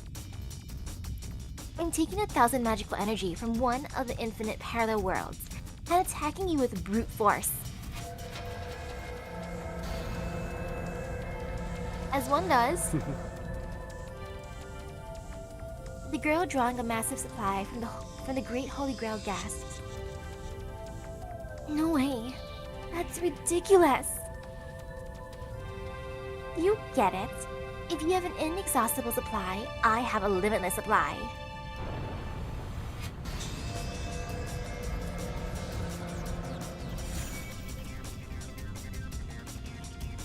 Gem Sword Zelrech. It's a miracle that makes a path between infinite parallel worlds. That's the sword's only ability. An equipment that creates a small opening too small for humans to pass and looks into another possible world. The dagger has no function to amplify magical energy, nor does it have the power to create energy when swung. But its sole ability is enough. She merely needs to pull unused magical energy from the next cavern after she uses up the energy in one.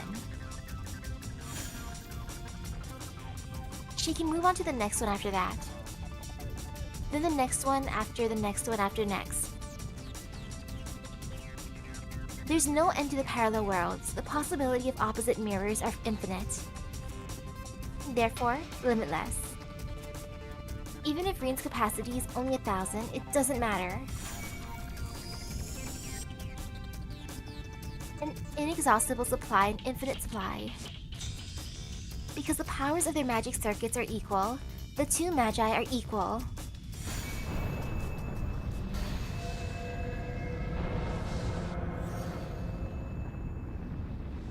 Their rumbling echoes through space.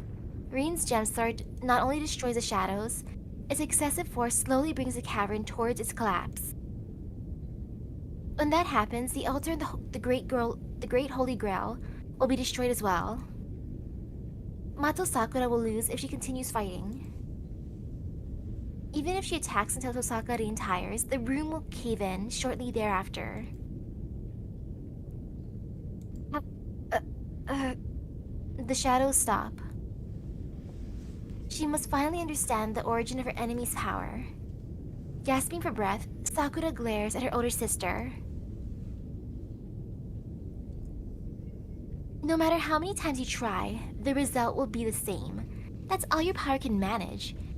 Have you cooled your head now? Don't be ridiculous. This is unfair. Why, Nessan? Why are you always the one? The battle continues. Mato Sakura keeps screaming even though she knows it's useless, and that she's pushing herself into a corner. Along with the grudge she kept inside for a long, long time. That's right, I was jealous of you. You stayed at the Dosaka's house and were always brilliant. I hate you for never knowing any trouble. That's why I wanted to win. I wanted you to praise me, just once. Why can't you let me have a little thing like that?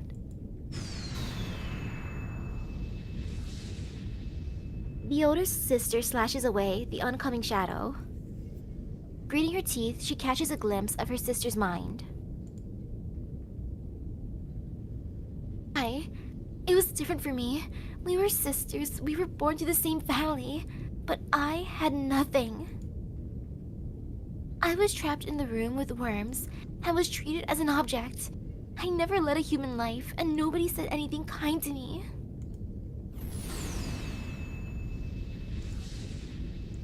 The hatred. The hatred is not directed at her older sister, but I almost died every day. I always looked at myself in the mirror, wanting to die, but I was scared of dying, and I didn't want to disappear by myself. Because I heard that I had an older sister. I'm a child of the Tosaka family, so I always believed that my older sister would come save me. But you never came. You just kept smiling, having no idea. You took no notice of the miserable girl that lived happily in the Tosaka household. Why? We're sisters and we're both human. So how come you're the only one smiling like that? Her hatred isn't directed at her older sister. It's a blind plea to herself and the world. I quit being human? Of course. I haven't been treated like one for a long time. My eyes and hair were changed. And every cell in my body was changed so I could become the Magus of Makiri. 11 years. 11 years, Nesan. The Makiri didn't train me. They didn't expect anything from my intelligence. They taught my body and made me into a mere tool that uses magic. They laughed that I'd become a better tool the more pain they gave me. They started putting poison in my food, so even eating became a terrifying agony. Once they put me with the worms, I had to ask for grandfather's permission even to breathe. She's crying. Barine slashes away at the shadows without a word.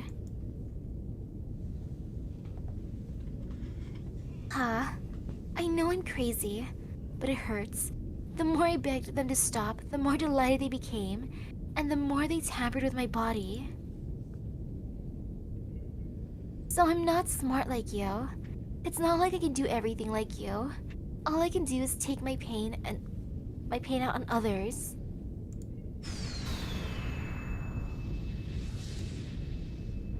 Her oppressed soul, her irreparable body, and... But is that my fault? The ones who made me like this are grandfather, and my father that sold me to the Mato family, and Nesan who didn't come save me. I didn't become this monster because I wanted to. I was forced to become one because everyone cornered me. But... Oh? What of it? She doesn't feel for her at all. Not a single word of sympathy.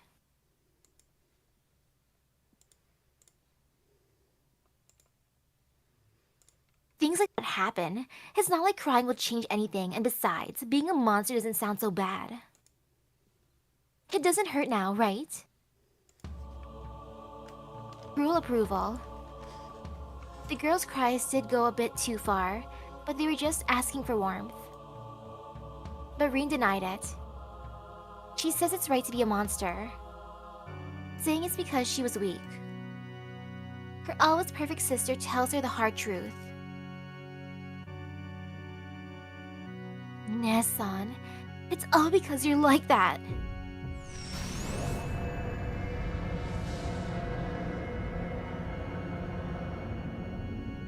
The shadows boil up. The girl who only seconds ago was about to abandon the fight under pressure from her sister gives form to her curse and her despair. I see. Then let me tell you something. I never thought it was painful. I could turn aside most problems, and there was nothing I couldn't do. So I've never been cornered like you, and I was never interested in what the cornered people thought. That's how I am. I don't understand other people's pain. To be honest, I don't know how much pain you've suffered or what cruel treatment you received. I'm sorry, but I'm not even going to try to understand. Concise words, she's not lying. She just tells her younger sister the truth. Reen's like, I ain't got no empathy. Who needs empathy? But Sakura, even as insensitive as I am, I never thought I was blessed. She looks straight at her. She stares back at Mato Sakura with all emotion contained in her words. Huh? She cannot understand. What did Beep just say?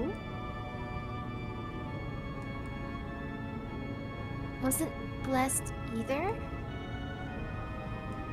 What? Hatred dyes her brain red. She must be fooling around, saying such convenient things now. What up? Now you tell me you weren't blessed? She's about to lose her mind. She's about to break down. Her sister has never looked at her. She showed off her great talent and happiness. Shut up. How can you say that? She never liked or hated me, who always wanted everything from her, but received nothing. And says she's still pure and clean. Shut up, Nesan. I won't forgive you. That's not good enough. I don't want to hear such things. I'm not going to listen to your excuses. Nesan, I don't need you anymore. The girl screams as if denying her inner darkness.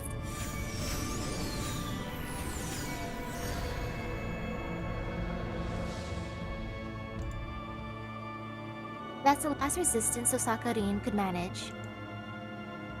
She makes a decision that she's been postponing. She wanted to wait for Emi Yashiro as long as she could, but she can't postpone it any longer.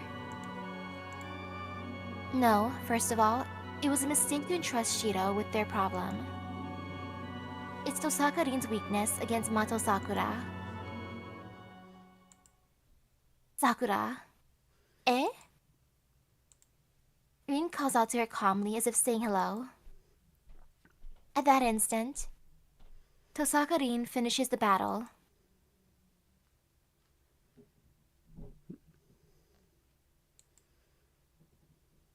Sakura. She calls out and throws it. Her strongest weapon, she throws a sorcerer's inheritance.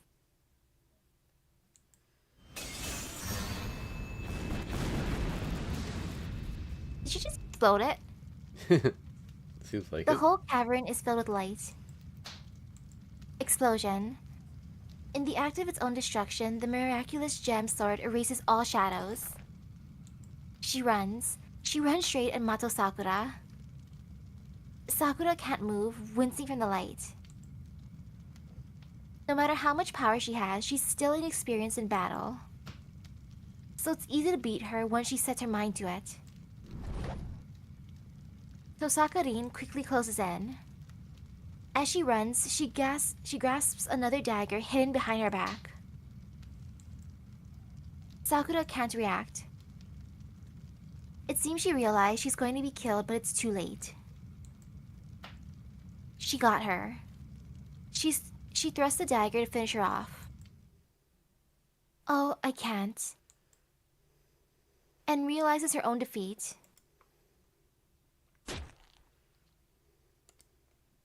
I'm dead. She understands that the dagger will pierce her heart before she can dodge it. Body tries to counterattack, but it won't make it in time. I'm going to be killed.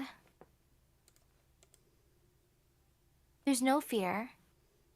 She's used to being hurt by others. And she thinks it's natural that Rin is the one doing it. But she doesn't like getting hurt, and dying scares her, so she closes her eyes. She sighs with relief after all. Once she dies, the pain will end. There's no pain, and the end doesn't come. warmth fills her instead. The instant she realizes what it is, Mato Sakura regains her sight. There's blood, warm human blood flowing from the stomach. The blood's flowing out of her older sister, whose arms are firmly wrapped around her.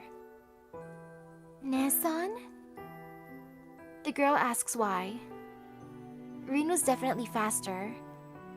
She could have killed her, but she stopped her dagger at the last second. Geez, I can't be complaining about Shiro. A faint voice. It's the voice she's always dreamed of. The voice of Tosaka Rin that's relentless but warm and kind. Rin thinks to herself, it's nothing special. She just realized when it counted the most. Right when she saw Sakura up close, she realized she couldn't kill her. She's like, fine, I guess I do like you after all. Hugs. Jeez, I'm stupid. She's dumbfounded.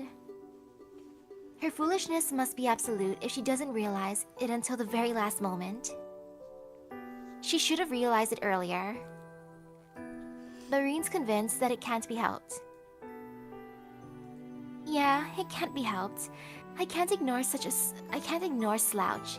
I like orderly schemes, and it irritates me when people aren't ready for their efforts. We're paid. And first of all, I like you, Sakura. I've always watched you, and I wanted you to smile. Yeah, I want to believe that you had it better than the more I suffered. I was so preoccupied with that, so I didn't even have time to think about if it was painful or not. She embraces Sakura with love. A once-in-a-lifetime embrace between sisters. She softly embraces her sister, who pierced her stomach, and holds her there like a treasure. Ne-san. Her warmth fades. There's no complaint. Tosaka Rin regrets not her death, but her inability to save her sister. I'm sorry I'm a selfish sister. And thanks.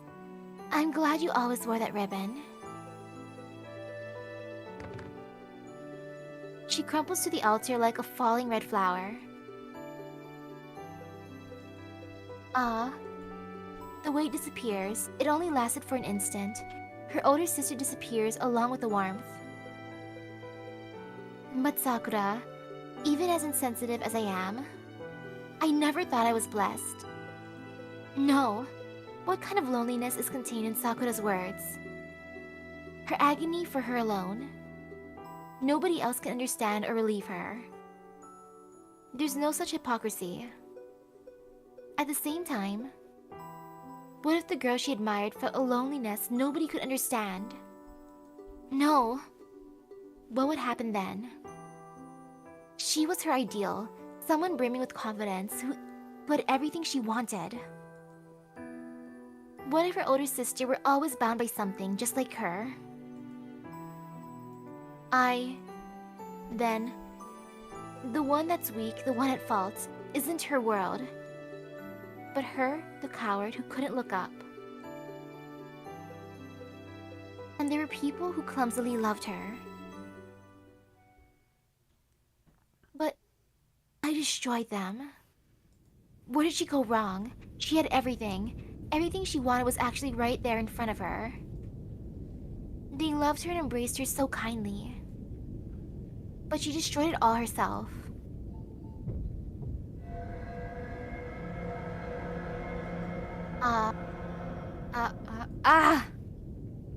Her eyes are still frozen in place, trying to hug someone who's no longer there. The girl, wet with her beloved sister's blood, starts to strongly curse herself. Interlude out. I mean, Rin was crushed by Berserker's grip at one point. She lived. I believe that was also the final interlude of the game. I hear sounds.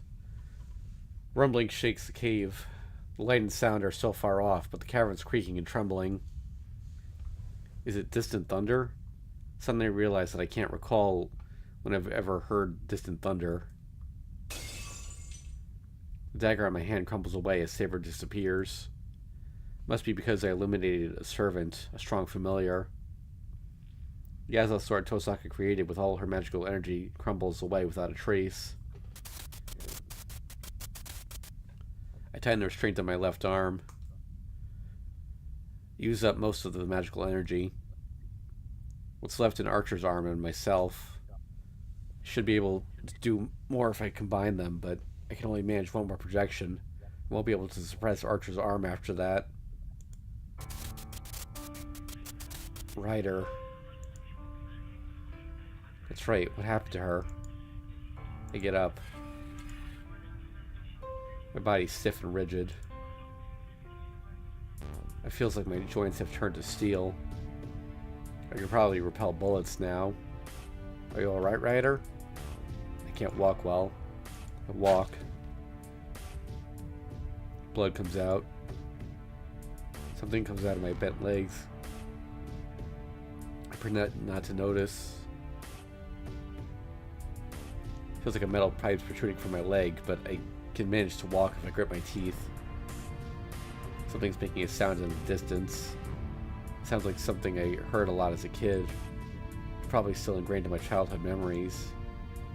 One gets curious about a lot of things as a kid. Ryder. I walk to the wall it's Ryder smashed into.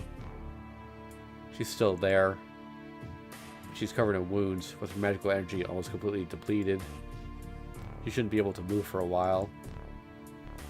I should have her rest. I'm going ahead.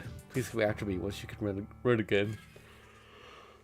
Excuse me. I remember to ride her and start walking.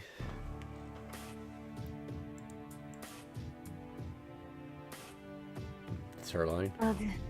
You treat people more roughly than expected. Oh, she's conscious. Unable to stand, she watches me in a daze. Sorry, but I'm counting on you. Please come help me after you're slightly healed. Yes, don't worry. I shall follow you shortly. Ryder doesn't push herself. She knows she should start moving after she heals instead of pushing herself now. I can depend on her because she actually thinks ahead, unlike me. Rumblings are coming at shorter intervals now. There's no time to waste.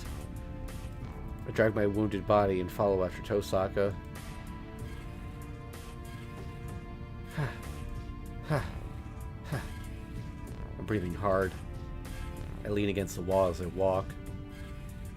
I'm not making bad progress. My body's stiff, but it's nothing once I get used to it.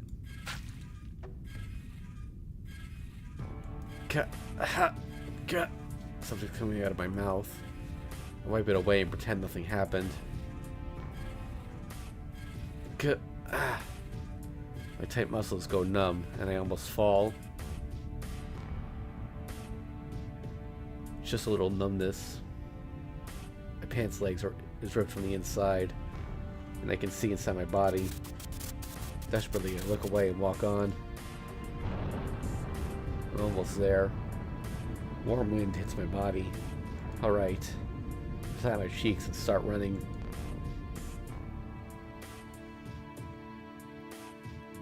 I burst out of the darkness.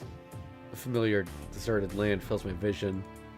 No, this isn't something I've seen on this timeline. I think didn't exist in Ilya's memory.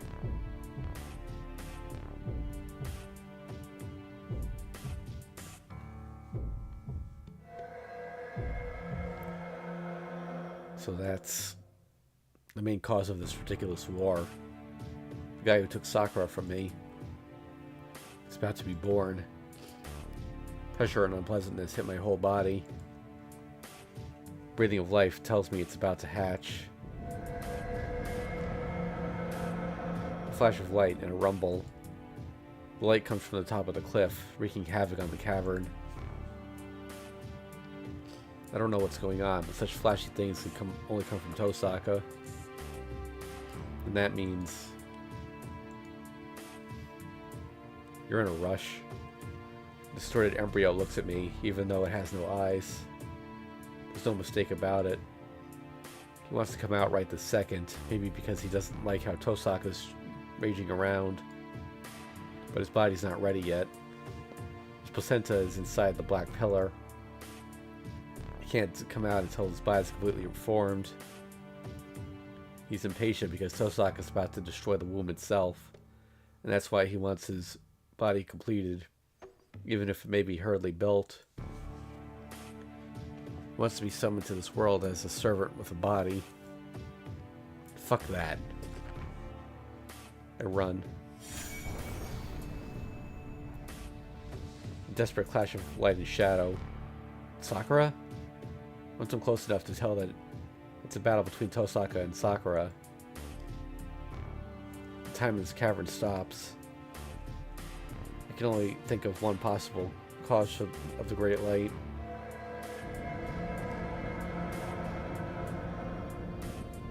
Nessan. With a childish cry, the world starts to quake. This isn't the destruction of the cavern walls by the light. This is destruction on a more fundamental level. The cavern is shaking because the giant shadow is trying to come out. That's... a chill runs on my spine. I get a bad feeling. Hearing Sakura's cry, I imagine the worst possible outcome. Excuse me for a second. Gotta blow my nose.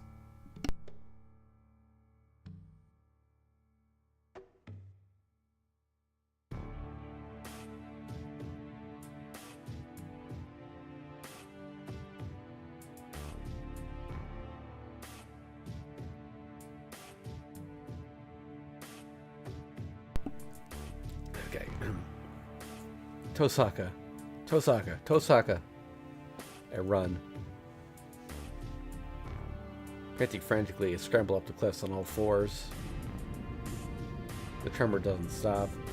I hear a large boulder crashing to the ground somewhere in the cavern. Ha! Ha! Ha! I don't care what happens behind me. I run in desperation, covering myself in dirt. And my eyes are seared with the fact that I was too late.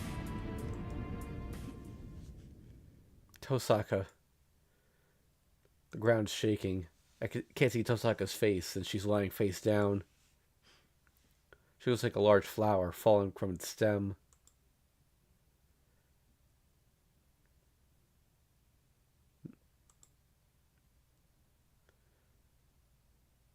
There's my face. Backing away from Tosaka's blood-soaked body, as if fleeing, is Sakura, cursing her own existence. Sakura. Killed her. Nessan cared about me, but I killed her.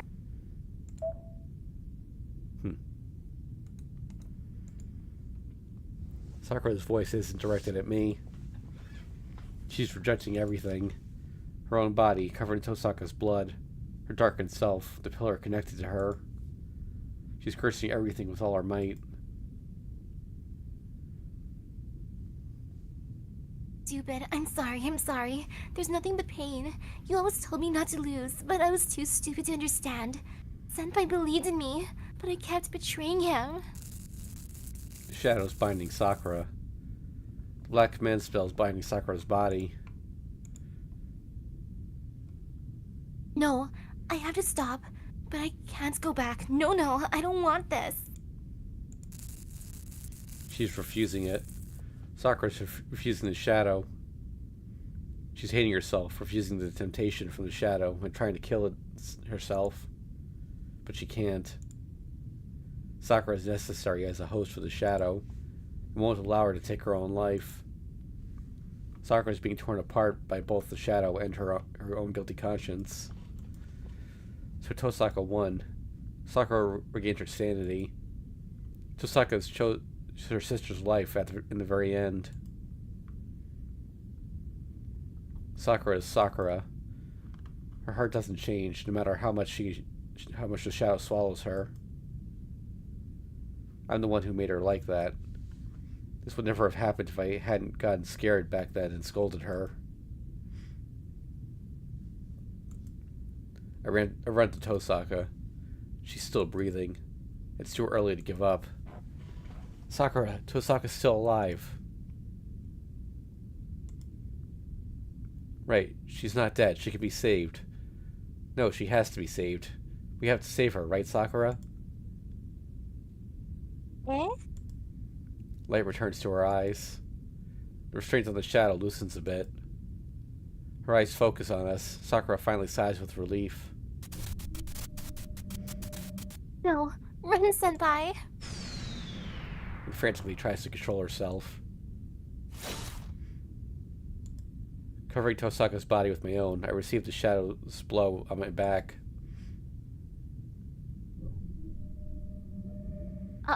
No, senpai, I... The shadow comes up behind Sakura. Damn it. He's not alive yet, but his sense of danger is first class. I know, it's that kid's fault for not giving up. He's throwing a tantrum because he doesn't want you taken away. Oops. Hold on, I'll smack him and get him off you. I start walking towards Sakura. No, please stop, senpai. The shadow grazes my cheek. It should have come through my neck, but Sakura's scream makes it miss.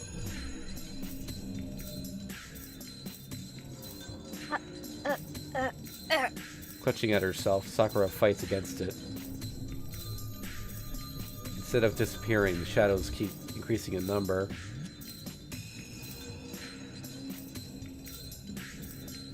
She's crying. Crying sounds. Yeah, Sakura's crying. It's not because of the pain of the shadow swallowing her. She's crying from frustration because she can't suppress herself. No, senpai, I can't suppress it. Nessun taught me, but I'm going to lose. I wasn't strong, I'm a coward, I'm a wimp, and a terrible person. Another step. Shadow's lance grazes my cheek. No, are you coming, senpai? I'll kill you if you come closer. Another step. I put my right hand on my left shoulder. Please run, senpai. Please take Nessun and run. You can forget about me. I'll die here. I can die by myself. I don't want you to see me like this. The shadow's pressure gets stronger with each step. My advance is hurting Sakura's body and mind. Are you listening to me? I won't hold back if you're going to come any closer. I'll kill you before you kill me. I don't need to explain. I'm going to get you out of here and save Tosaka. That's what I said, right? Are you still going on about that? Don't. I can't be saved. No, I shouldn't be saved. I shouldn't live. Another step. The shadow hits my stomach. It didn't pierce me, it's just a strike. Sakura is intentionally trying to push me away. See? You saw that. This is how I am. I can't go back and he's not going to let me go. And even if I do go back, I've killed a lot of people. I killed many people. Killed Nissan, killed grandfather, and killed Nessun. What do you want me to do? I can't get back what I've taken. I've killed many people. Are you still telling me to live? I see. She can't back out now. She's trapped by crimes she can't atone for. There's no salvation. Even if it wasn't Sakura's will, those actions will haunt her forever. Even if she's released from the shadow, darkness will remain within her.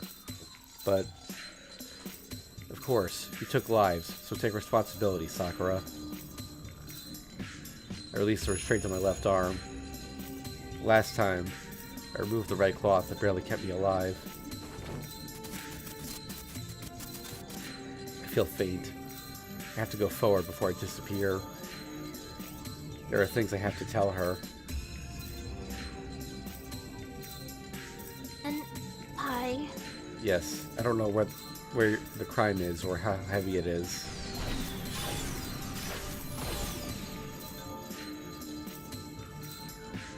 The shadow's lance toward my chest, shoulder, left leg, and stomach. Clank. The shadow doesn't pierce me, but slide off with a spark. That'll protect you. I'll protect you from everything. It may be hypocrisy, but my ideal has always been to protect the one I love.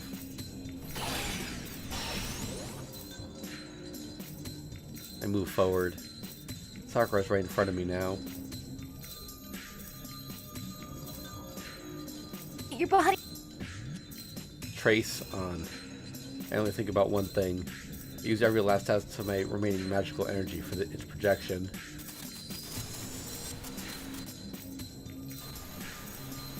Last projection. I raise the dagger that breaks all contracts. I can't see her face clearly. Then I'm going to punish you. This is going to be harsh, so grit your teeth. I hear her gasp. Then, with a yes, Sakura holds out her chest. Hoping this will be her punishment.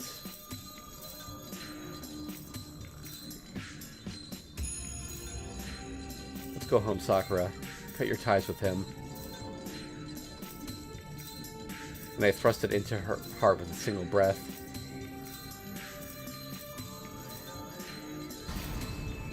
I was prepared for this. I already had the screen up, just so you know. Yeah, she lost all her clothes there because it was just magical energy. Okay. She's released. I remember, I remember I told you I checked to make sure the Shinji scene wasn't a sex scene. Mm-hmm. Yeah. So I was looking through the list of CGs, and I saw that like right after the one there with Shiro just now. So I knew it was like back to back. Because I remembered vaguely that there was one nude scene that wasn't a sex scene, and I just couldn't quite remember where it was, but... The black command spell cloaking your body disappears.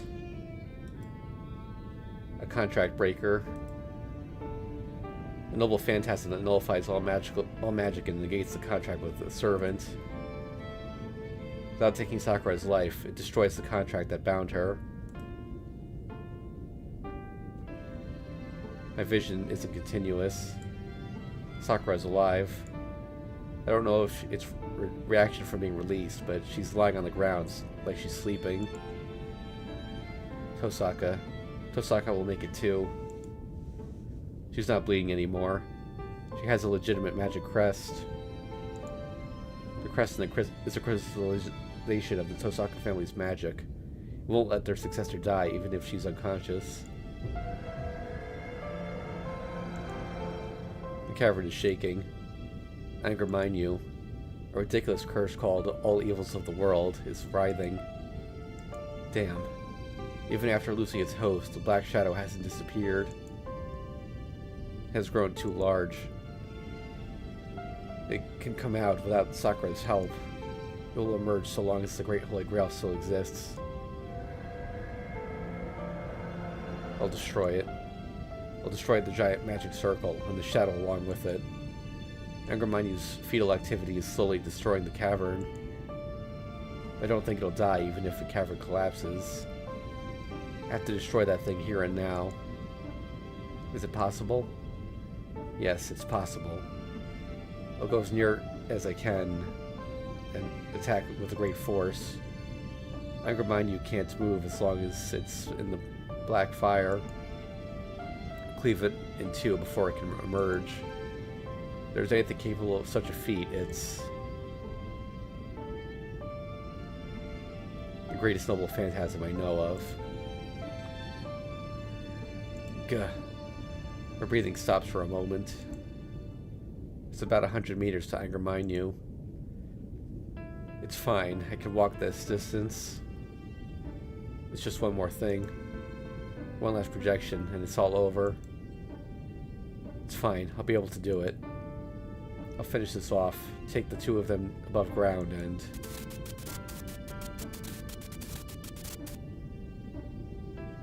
Shiro, do you hear me? Someone taps my shoulder. Who is this? She can't possibly be a stranger. I know her. She looks dangerous, but I remember that she's trustworthy. Good. Oh, good. Can you take Sakura and Tosaka and get out of here?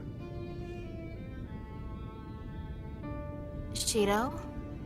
The long-haired woman stares at me for a few seconds. What about you? I'll go after her and destroy that thing. It'll be quick, but every second counts for Tosaka, and Sakura will be affected by the shadow if she stays here. Agriminyu might be persistent and make Sakura her master again. Understood. I will carry Rin and Sakura. Please rest assured, I have rested enough for that. Please, go outside with those two. The cavern's collapsing. Damn, your speed would have no problem with the falling rocks. Then I'll be going. I shall come get you after I get them to a safe place. That's nice to hear, but make sure they're okay first. You're the only one I can trust. I'll escape by myself, so please treat Tosaka. Sakura can't be happy without her. I don't think this woman has any ability to heal people. But I still have to entrust her with Tosaka's life. Certainly. But the same goes for you, Shiro. Sakura needs you and Rin. Please remember that. I need you to support Sakura. I shall hurry. Good luck. The woman in black picks them up with ease and runs down the cliff. Weaving between the falling rocks, she hurries to the exit. Phew.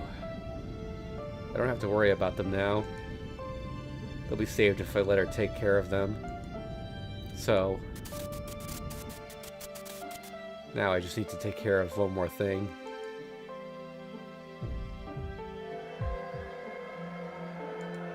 Consciousness is breaking apart. A mere 100 meters becomes an impossibility, impossibly vast expanse. It's only a matter of time before the cavern collapses.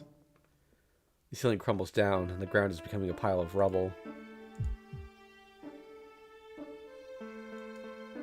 My joints are stiff. It hurts to bend my limbs. My nerves are hot. Hundreds of blades are growing out of my body. An inescapable death by skewering. I am the boat of my sword. I already knew that. The time bomb was activated when I used projection.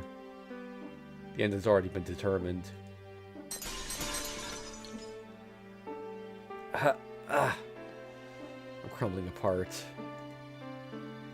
I'll shatter if I continue. I'll shatter to pieces, so like so many rocks on the ground. I'll still make it.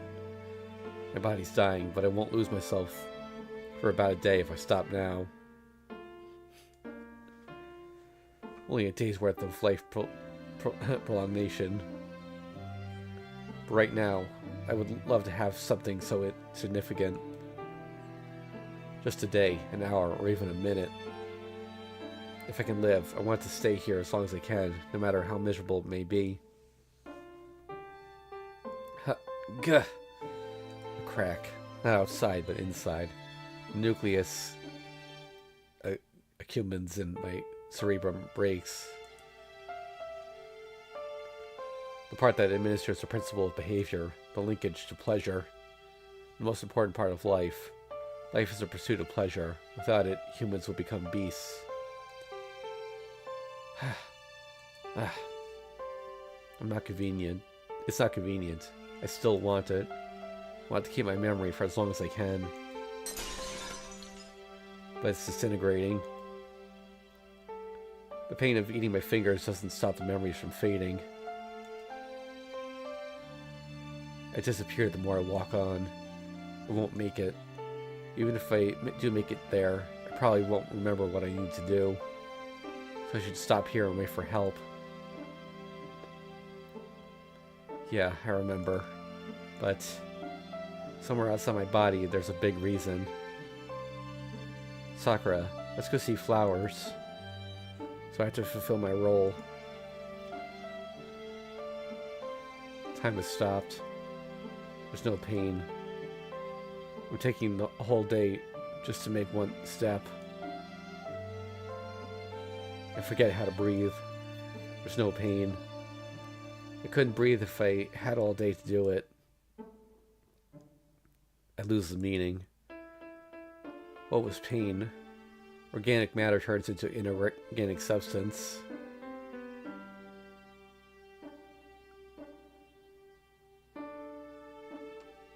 I managed to keep myself. I reach out for the wall to keep from falling. All the shards of my existence gather onto my tiny foothold. There's no way it'll support me.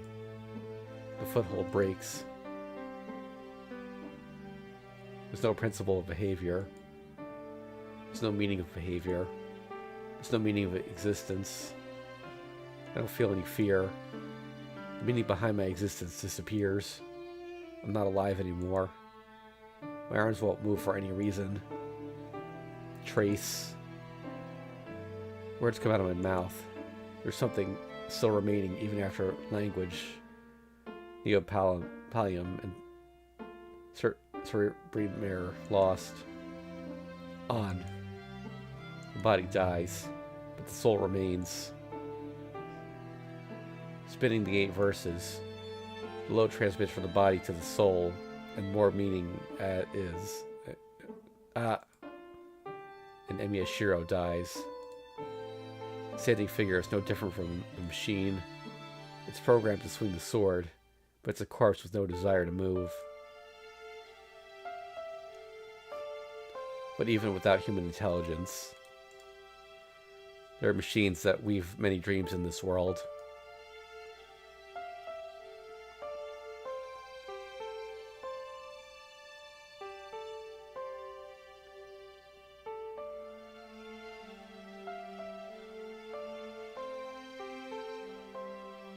There was a promise. Once winter's over, when it's spring, a recitation of words without meaning, a small hope that I remembered until the very end.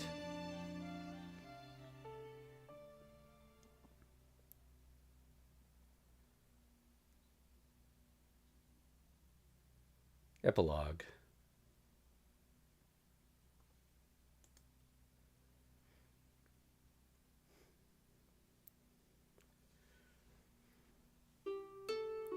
And I wake up.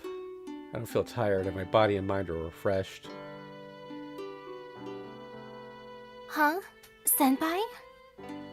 Should have been sleeping together, but he's not. Sakura's narrating. We should have been sleeping together, but he's not in the futon. I look at the clock and it's already 10 o'clock. Oh, he went to make breakfast. Pretending to understand, I get up. I'm surprised by how light I feel. What's wrong? All he did was make love to me, but it feels like the chains have been removed from my limbs.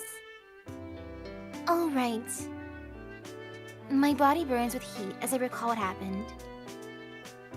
I slept with Senpai last night.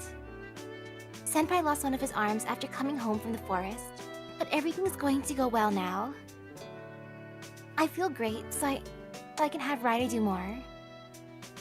Nothing bad will happen now. Senpai and Nessun are here. Everything's going to turn out fine. I'm half surprised Emi was still up for that. It's like, I lost my arm legit this time, but well, let's do it. She just flashed there as Dark Sakura. A bad dream. Why did I dream about the worst possible outcome? Senpai? The wind feels good. The porch is filled with light, and the walking here lightens my heart. My body feels light as a feather. Maybe I lost some weight while I slept. To be honest, I'm on the heavier side, and I'm fighting against the scale every night. But it's never done any good, and if Senpai says something like... So you're the type that looks skinnier with clothes on. I'll faint, so it'll be great if I'm to lose some weight. Senpai? I feel amazingly refreshed, and the world looks different just by walking around. My body's so light. The air tastes good. My heartbeat feels so warm. It's the feeling of freedom, as if the poisons in me were taken out. The worm grandfather implanted within me. The black mud entangling my heart. The dream stuck in my mind, everything disappeared, and... Senpai? There's no one here. The hallway's quiet. Senpai? There's no one here. Warm sunlight. Senpai. Senpai? Oh, are we playing hide and seek? There's no one here. A cool breeze. That's strange. Senpai's only hiding. No way. It's impossible for nobody to be here. Because that was just a bad dream.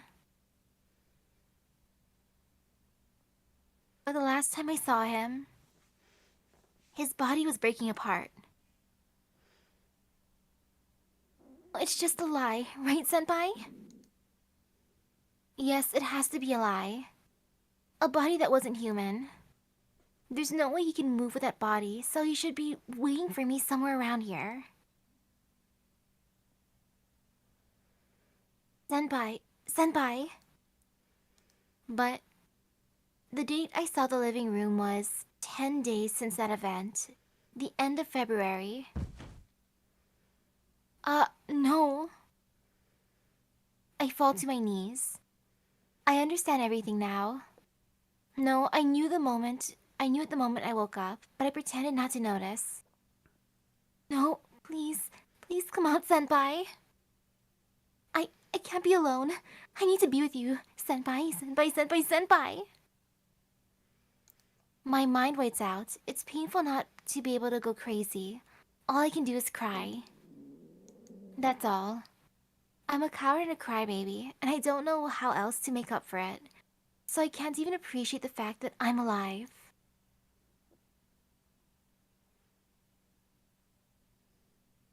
That's the end of the long winter.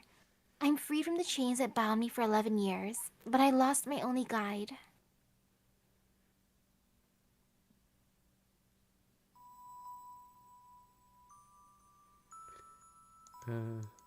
Man, you're really obstinate. To be honest, I was taking you lightly. Boy bluntly said this. An amazed expression and a deep sigh. She was prepared for that. The girl associated herself with the boy knowing that she was going to be hated. But somewhere in her mind was a thought that she didn't want to be hated by the boy, and at the same time... Oh, but we have to redo this before that. I'm the one going to be causing you trouble, so I should be the one asking you. Please give me your best regards, Sakura. I'll help you take care of me until my wound heals. As she watched him cough to hide his embarrassment, she wanted to value that thought.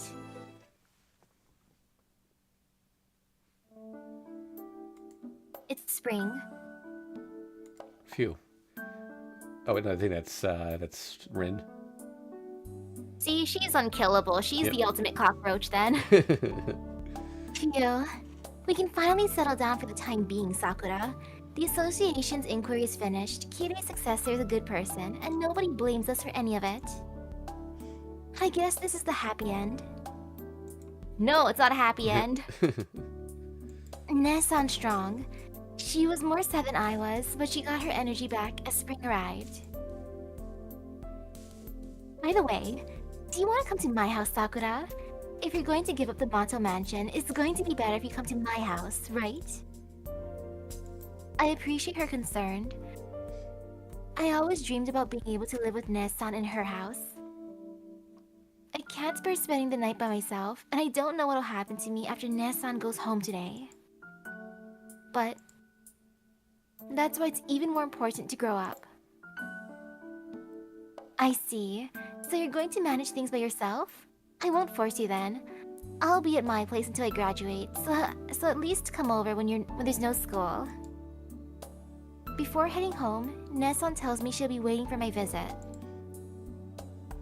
It must have been caught in her hair when she came here. A pink flower petal flutters through the air.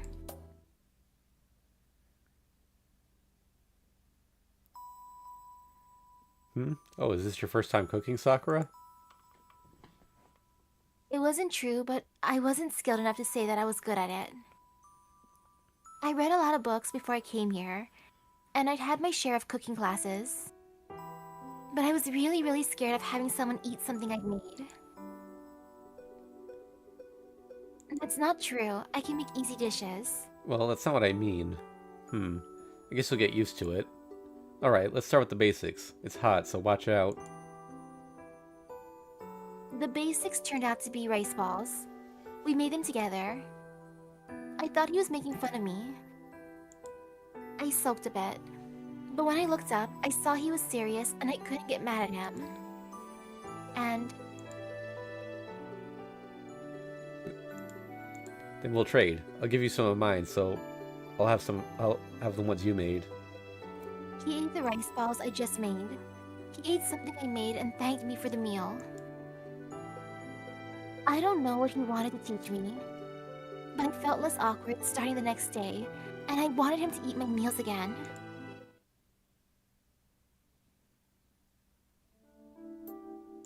It's spring. I'm assuming Taiga? Yeah, Or no? probably. Really, Sakura-chan?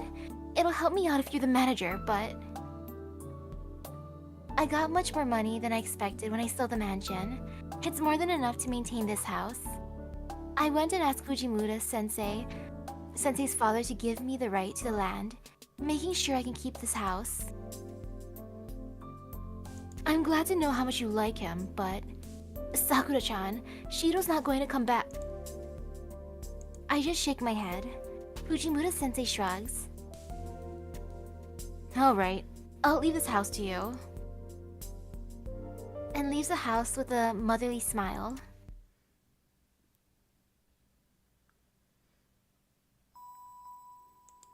I recall a painful memory. Sakura, let's go somewhere far away once this is all over. We've never gone anywhere for fun, right? It's good to go off and enjoy ourselves once in a while.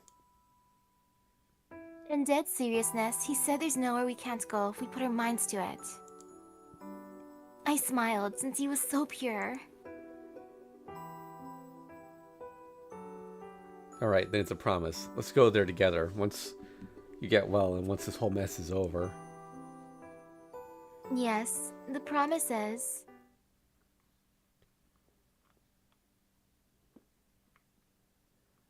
It's spring. I think I haven't seen someone for a while now. It's painful to be alone. My memories keep looping in my head, and I want to turn the power off. It's fortunate that I don't miss people, but then why? Of course, you took lives, so take responsibility, Sakura. Yes, I have to do something. It's painful to be by myself or to be with others, but I have to do something I can. But I don't know how I can atone. I can't think of anything I can do for others. So this will be for myself. I'll grow one flower every year for the promised day.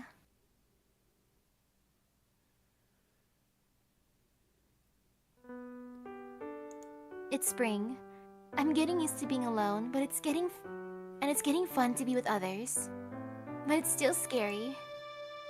Talking to someone makes me feel like the whole world is condemning me as punishment. But I'll protect you. I'll protect you from everything. It may be hypocrisy, but my ideal has always been to protect the one I love. He's really selfish. I think it's the worst when he says whatever he wants and doesn't actually protect me. So I'm not going to forgive him. I'm going to tell him a lot of selfish things that bother him. But I'll forgive him. He says it's hypocrisy, but his words alone calm me down so much. He's irresponsible, but I love him, and he loves me.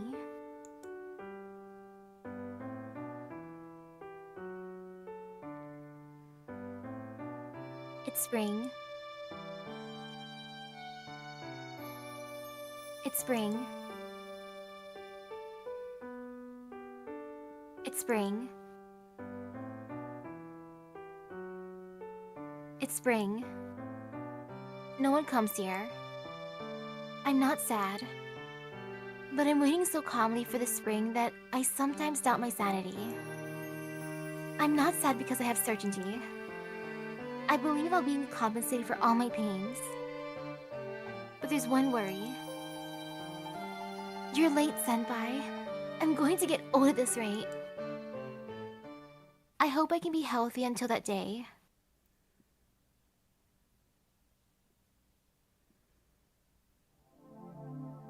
It's spring. I haven't been able to move my body to my satisfaction recently.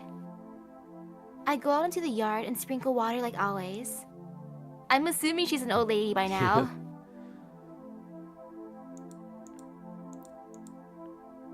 Wanna be a student? Yeah. Sensei, I'm here to help. My student comes. A student came and asked for instructions, even though I taught myself and don't have much skill. Oh, it's a girl. Tosaka's new heir is a good girl, just like Nesan. The lights are scattered. I sit in my usual rocking chair and stare at the yard. Oh, please don't sleep, Sensei. I want to hear about the old days after I'm done. That's something that's fun for me too. I can only recall words now, but words sometimes... The words become stories, repeating the good old days. Oh? You smiled. I like your smile. You're really beautiful, not like my greedy grandma. Oof. The sun's warm, and time passes by gently and sometimes like torture. I keep planting seeds for the promised day. Flowers of redemption. I'll wait for spring here until I'm absolved.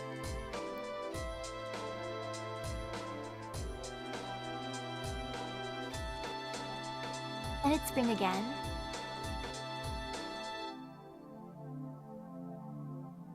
The years are as long as a blink of an eye.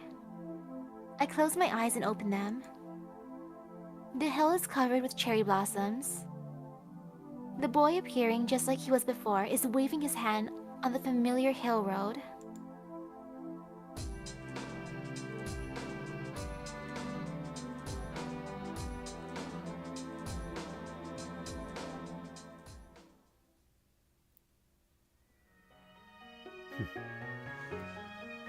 Well, her normal end is sad. That's why it's the normal end, not the good end. Man, the ending part though, where she sees him, it reminds me of my favorite boy from, of course, Fate Zero, where his dying thoughts were like happy stuff like that too. So now I'm wondering who is Grandpa from that ending? Good question. The oof. Rin became the stingy grandma. Yeah.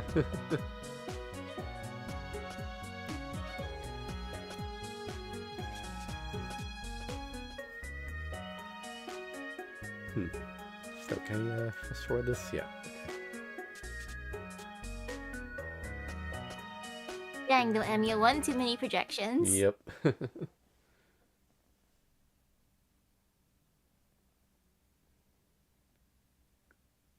End.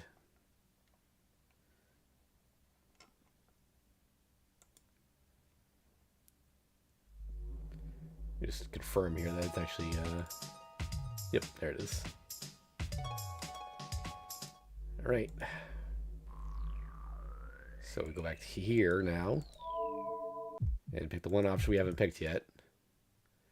Wait for my chance. By the way, I was looking at the flowchart here. When we pick Wait for My Chance, the scene is called Versus Saber, Crazy Train 2.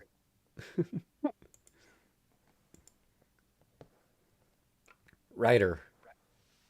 I trust her. I have to trust her and wait. What good will it do even if I text Saber now? What can I do with my projection that's already prepared? Our plan's already been determined. Ryder accepted my strategy, temporarily acknowledging me as her master. So, Saber's sword cuts through the empty space. Ryder has already retreated out of Saber's range, and it's the greatest retreat possible. She jumps back to the edge of the cavern. Saber can't pursue her. Ryder's chain is tangled around her legs. That's why Ryder went on her knees. Ryder persistently attacks Saber's upper body, entangled her legs as a final attack, and nailed her in place by piercing the nail dagger into the ground.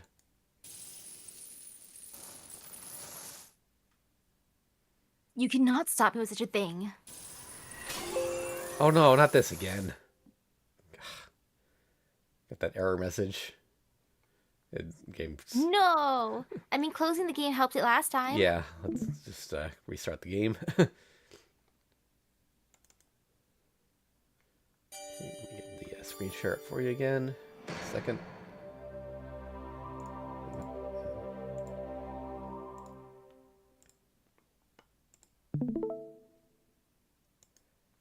I guess it's a good thing this happened last time, because otherwise I wouldn't know what to do here. And that'd be a terrible way to end.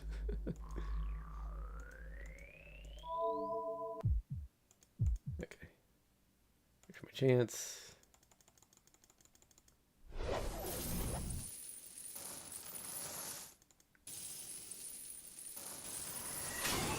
There we go. Magical energy courses through Saber's body. Saber takes on lightning and easily destroys the chain. But it's too late again. The small opening lasts a mere 2 seconds, but that's more than Ryder needs. I think this part's going to be the same, pretty much. Yeah. Yep, they're gonna use noble phantasms against each other. Probably be the same up until the point where he intervened with Throw Ice.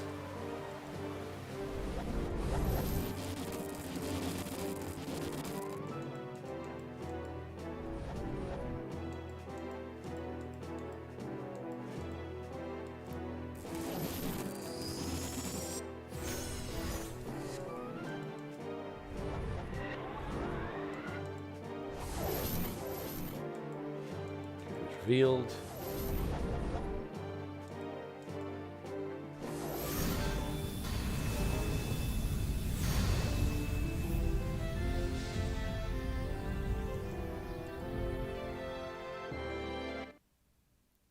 At that instant, I stop time. I accelerate all my processes, disguising this instant as eternity. Trace on. Wait, Wait, is it the same thing? Oh, I think he used another projection before this, on the previous one, right? Like, I'm not sure. Yeah, because now I'm kind of confused. Yeah. But it should be fine. Yeah. Search, select, analyze, project. That's my role. The second projection, magic that shaves my existence away. But we can't beat Saber without it. We can't match Saber's noble phantasm, even with Bellerophone. Alright. Yeah. Make up for okay.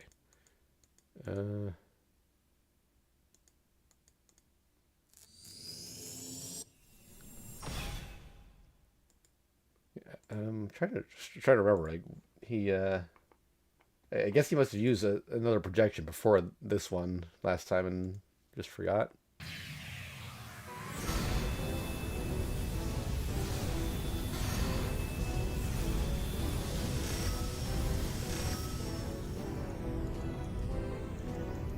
Anyway, I could easily check if we're on the right path here. I'll just check the name of the scene.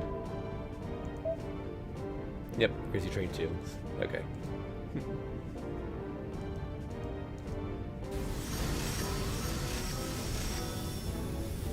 Barrett, I can't stop the projection. The lights are still competing. Right, or lose eyes now. I'll be vaporized in an instant.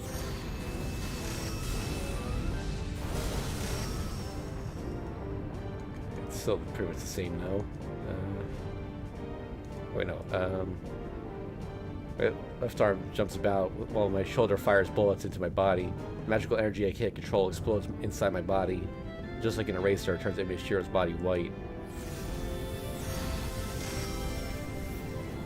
I roar out. I screamed to ward off the pain and fear of losing myself.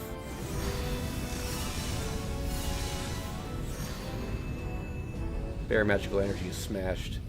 It completely destroys the balance between the two. Ah! Scattering the fourth petal. There, yeah, it's the same still.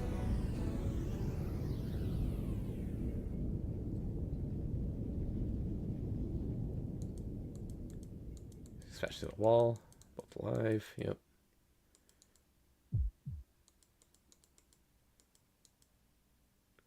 Barely had the edge in the confrontation of the noble phantasms. Bellerophon had 90% of its light offset by Saber's holy sword. I run. I run without understanding what I have to do. Release the Azloth while I run. Saber. I run to her. Run to her and oh, wait. Oh, this part's, oh, I think this is different. Run to her and shout. No, never mind. It's, yeah, we're at the choice now, right? Yeah. Okay. Yeah, this part should be all the same, so. Yep, skip. Put my arm down. Skip. Okay, so we should be around the point where he catches up to Sakura. Yeah, right here is where the split happens. Oh no, okay, it's after they leave. My consciousness is breaking apart. A mere 100 meters becomes a possibly vast expanse. It's only a matter of time before the cavern collapses. The ceiling is crumbling in places, and the ground is strewn with rubble. My joints are stiff. It hurts to bend my limbs. If I let my guard down, I stop breathing. Finally, with the determination it would take to stick a knife in my throat, I managed to draw a few breaths. Keep doing it in spite of the pain, because people can't live without oxygen. I might be able to move without oxygen, and even if I am to breathe, it would stop moving soon. I would stop moving soon. It's hot. Hundreds of blades are growing out of my body. And this inescapable... Yeah, this text is still the same, but... oh, no, here we go. I am the bone of my sword. But I already knew that. Said. Time bomb was activated when I used projection. So this end was already determined. So last time it actually said Kotomine, right? I think so. Yeah. My legs are heavy. I don't know what I'm doing. My heart's about to explode from pain, fatigue, and emptiness. But just a bit more. Everything will end once I beat him. There's no one in my way. There's no one getting in my way anymore. But... the shadow wavers. In front of the crater, the Great Holy Grail. Bathes it in a ruddy glow. Is standing. Kotomine Kirei. Yes, it seems we've both managed to survive, Emiya Shiro. So you remember that mysterious blood stain? Ah. Man, I thought Rin was the ultimate cockroach when it comes to survivability, but not is him. A voice filled with strong will. As if it's fate, the man blocks the way through this desolate realm.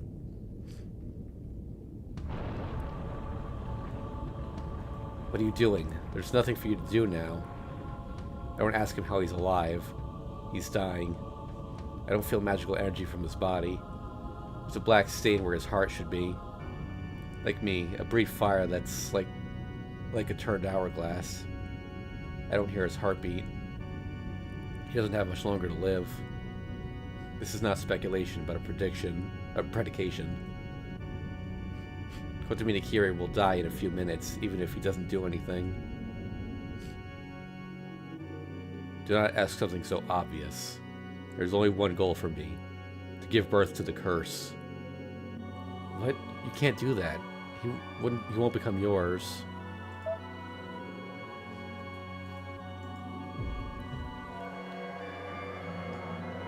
Of course not. I cannot intervene with this, and I have no intention to. But I have told you, I will bless anything that comes to life. This is about to be born, so it's only natural for me to protect it from the outside enemy that tries to kill it. So he's adopting it. Yeah. Are you insane? What are you saying with that dying body of yours? And even if it's born like you wish, you'll... The same goes for you. There's no sanity here. Our end will be the same, even if we accomplish our goals. You will destroy it, while I will protect it. But there's nothing to be gained, no matter whose goal is achieved. You came here knowing that. This is a meaningless battle. We are two madmen engaging in useless folly. Kotomine will not back down. He won't retreat, and I can't use projection as long as he's there. I need time to project. He'll smash my hand if I show such an opening. Why? Are you going so far to protect him? Even if he's born, you gain nothing, so why? Even on the verge of death, why does he approve of mankind's enemy, all the evils of this world? There's no room for questions. This is my only pleasure, Emiya Shiro. As you feel supreme bliss in others' happiness, I feel supreme bliss in others' unhappiness. First of all, why kill it? It is arrogance to assume it is evil even before its birth. Is it not love that to allow life that is yours to be born in this world? Don't bullshit me. He's killed many people already. I can't let him out. Oh, then let me ask this. What is good and evil? Are you saying murder is absolute evil? I can't answer such a question. Good and evil mean nothing to me now. The justice Emiya Shiro believed in disappeared the instant I decided to save Sakura. Fair enough. There's no answer from the start. That's what humans are like. There's no clear answer, and they accept a changing truth. You have no absolute truth from the very beginning. Humans have both good and evil, and it's up to you to decide which is which. This start is at 0, and there is no crime in being born. I thought I'd already told you. Yeah, you said there's no crime in the baby, even if it's evil. Correct. Humans become good or evil through learning. A certain scripture mentions that humans are superior beings to angels. Why? Because there are people who know of evil, but do not become evil. It's different from angels, who only know of good since birth. Humans have evil, but can live as good, so they are superior to angels, who only know of good. And at the same time, there are rare monsters of goodwill shown by evil men. Rare moments. There are bad intentions shown on a whim by saints. The contradiction, the coexistence of good and evil, is the holy grail that makes people human. Living is a crime by itself, and there are punishments because one is alive. Good exists with life, and evil exists with life. Therefore,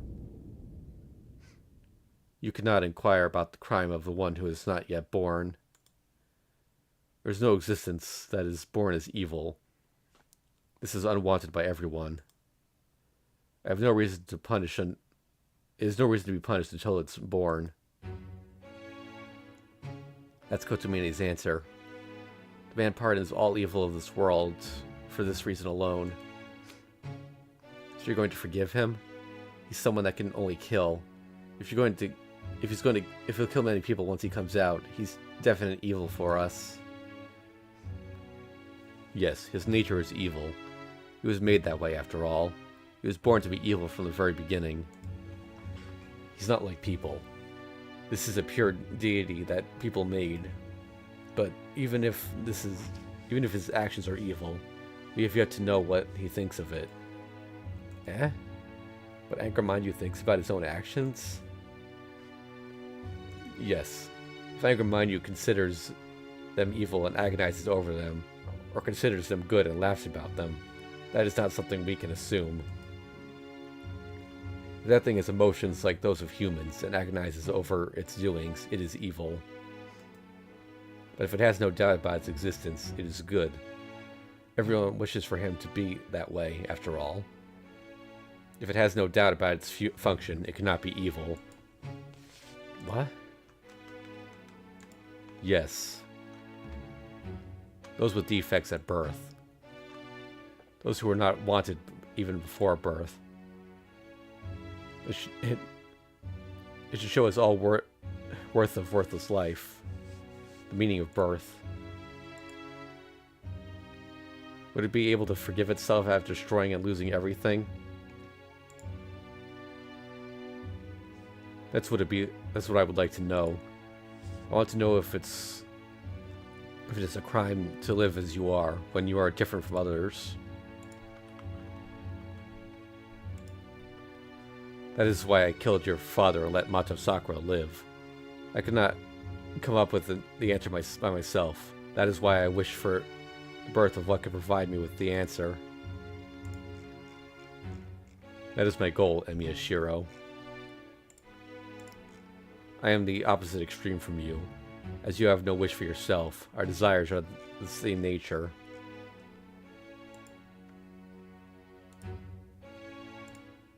I can't comprehend him. His wish is too alien for me. So there's only one thing I understand. That's the only reason he... Sakura. You use Sakura for such a thing? I shake off the vagueness, glaring at the priest with all the hostility I can muster. And... yes, to that end, I have taken many lives. That is why I cannot back out now. I told you, that is how I lived. I lived to answer that question. It will not change, even on the verge of my death.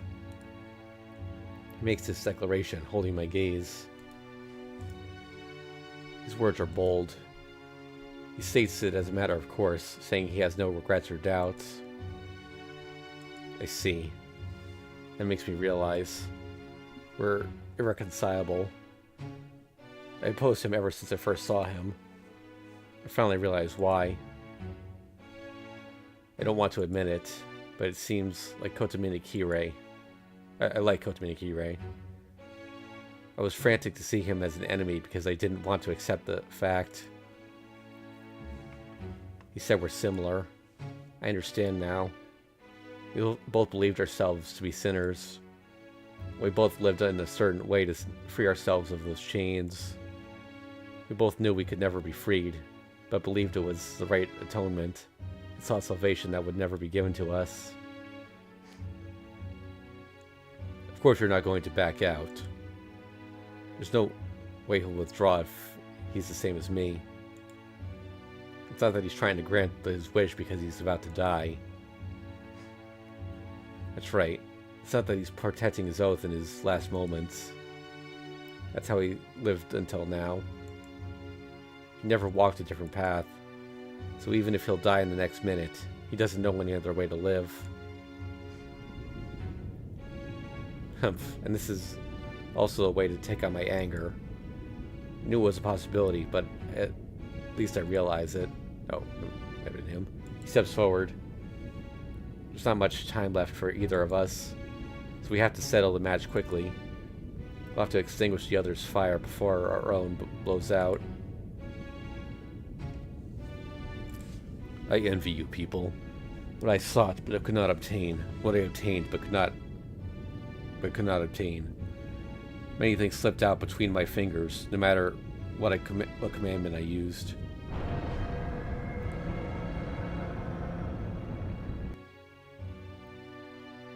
What other people call happiness. I'm going to release my pent-up emotions here. It did not bring me any joy. Yeah, he's empty because he couldn't obtain it, no matter what he's tried. He sought and sought, but couldn't obtain happiness. And the only way of life he found was carrying death. So how can he abandon his way of life now?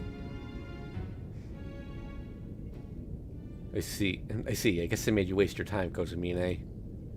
I resume breathing. Pulling oxygen into my lungs, I get my body ready for battle.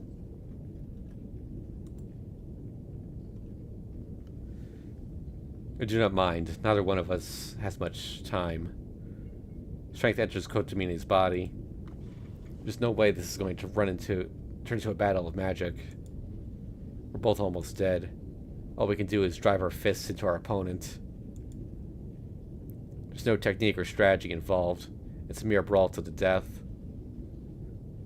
He needs to kill me to make his wish come true. I need to kill him to destroy his wish. We'll both put our lives on the line. I need to beat him and eliminate the shadow before my life burns out. He kicks off the ground and runs straight at me. Ha! I don't have such power left in my legs. Lower my stance, eyes fixed on his oncoming chest, and... Ah! I swing my fist full force with the speed that he can't avoid. But my fist swings through his empty space, and I'm the one who gets hit. Gah! I don't see Kotomine. At speed, the enemy that charged me disappears from my view in an instant. Crouches down my left side, slams his fist into my stomach, and kicks up at my body with his lightning fast legs. Ha! Gah! His kicks are like fire. It's been a while since I felt pain strong enough to make me lose consciousness. How many meters was I kicked up? The impact was strong enough to rip my head off. No, if going to talk about impact, the second blow to my stomach was strong enough to pulverize my organs. I know this. Taking the shortest route without any initial movement. Circle in a line. It tries to damage the inside instead of outside. Priest using Chinese martial arts. And it's really good at it. It's not something he copied on the spot. That's not true. My moves are mere mimicry. It's mimicry of Talu without much in it. But it seems to be enough against a dying man. He turns to me. He strikes again. Forcing my fused joints to bend, I get up. But Kotomine stops and looks at his fist. His hand is covered in red. What a troublesome body. The one attacking has to risk his life. It is a price he had to pay to attack my body made of swords. I gather my consciousness to face my enemy. It doesn't matter. He won't stop attacking even if faced with the thorns of death. But this should make a good handicap. In short, our fight is... Kotomine lowers his stance. He's trained his body and his trained body is getting ready for the explosion. Not a fight against someone else, but a battle with your body at stake. The enemy closes in. Kotomine is far stronger than me. His fist won't break. At this rate, the hourglass itself will be destroyed before all the sand spills to the bottom. I don't look away from my enemy, closing in like a spark. It's only one thing I have to do. I have to be faster than last time. I have to punch him faster, even if he avoids it. All I can hear is the sound of my heart, pounding in my ears. Take no notice of the rumbling, or the raining bits of earth.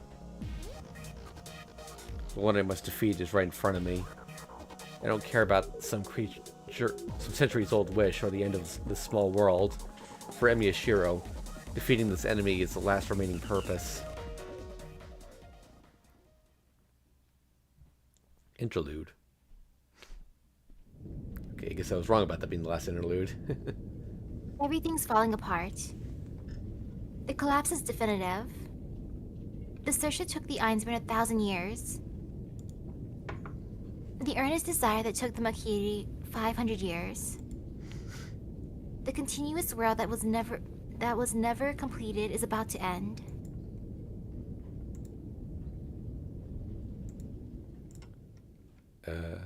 Oh. Amidst the chaos, it's still conscious. I don't want it to die. The body's a mere collection of dark red flesh, bearing no resemblance to a human being. The swarm of worms fills the cavern. It cannot maintain its body even when using all the worms. Oh, oh, oh. The writhing figure is just a moving pile of meat. But it's alive. The mask curses its rotting, melting body.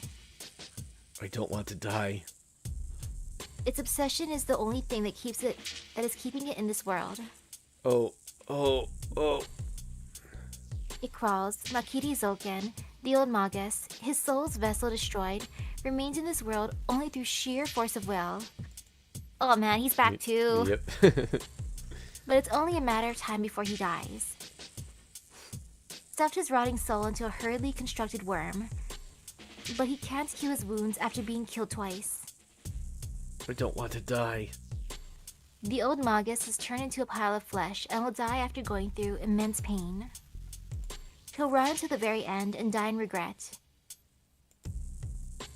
With his earnest desire in front of him, what he yearned for, what he has yet to obtain. Oh, oh. Is his dying cry from pain or anguish? I don't want to die. He doesn't want to die. How could he just disappear? 500 years. The result he achieved after 500 years, the reward he deserves, is right in front of him. So why does he have to disappear? Oh, oh. He only recalls pain. Makiri's karma. A noble family of magi that was driven out of their homeland and declined in this far eastern country, unable to familiarize themselves with the rules of this foreign land. But that's wrong. If that were the case, salvation would be possible. If that were the reason for his bloodline's end, he may have accepted fate. I don't want to die. But that's not why. It's not that the Japanese soil didn't suit them. The Makiri didn't die out because of an external factor. They merely dropped out. It has been 300 years since the start of their search. 300 years was their limit. The family died out in Zoken's generation. The suffering started there, and the old man could do nothing but deny the truth. Mato Zoken's life was a frantic protest against the end of the Makiri bloodline.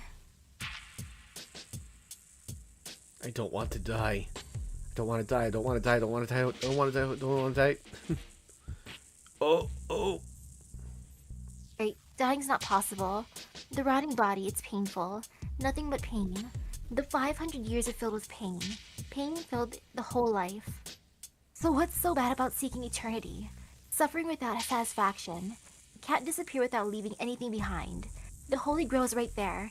Grant the wish, the answer being not wanting to die. The wish will come true on top of the cliff, but it's impossible with this body. This short distance is nothing compared to 500 years. So why is it so far away? Oh, oh. The meat crawls across the floor, leaving bits of itself behind. Such tenacity. It should have no function to move, but it moves forward with tenacity. A thought that's filled only with obsession. Ignoring the impeding collapse, it moves forward to the Holy Grail. But someone calls out to this hideous monster. I'm gonna... It's a girl, probably, but... A bell-like beautiful voice. What? He looks up. Oh, it's Ilya.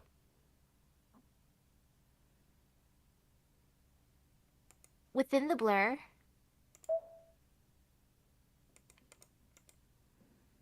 stands a girl. The flesh stops moving forward. It looks up at the girl in astonishment.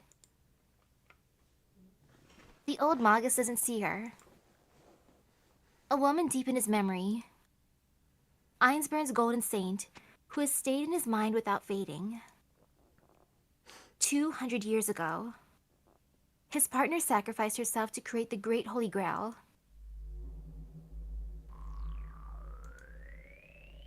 It hasn't faded at all. The holy woman still has the eyes he adores. I ask of you, my foe, why do you not want to die? And the girl lets out a familiar voice.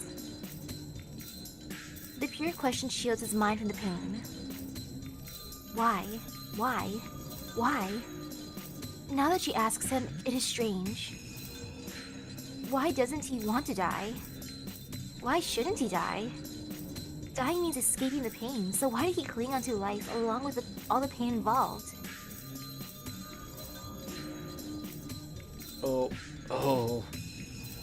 He remembers. Yes, in the beginning, he had a supreme goal. To obtain all creation. To obtain all knowledge. To reach where no man can reach. To exceed the limits of the body and reach the infinity we call the soul. The species called humanity has set limits. To go outside of the spiral of the brain. To eliminate and cure all hatred and suffering. He remembers the grief of finding out there is no such thing as paradise.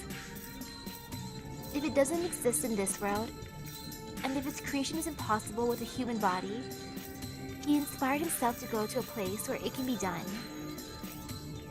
Not to make a new world, but to change his human life. Oh. That's right. To the sky, to the limits. Be reborn and reach the unimaginable land.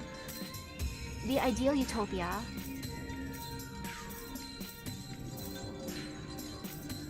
It is for that reason. That's why he sought the Holy Grail. He sought a miracle beyond human reach. He can't disappear until he makes it reality.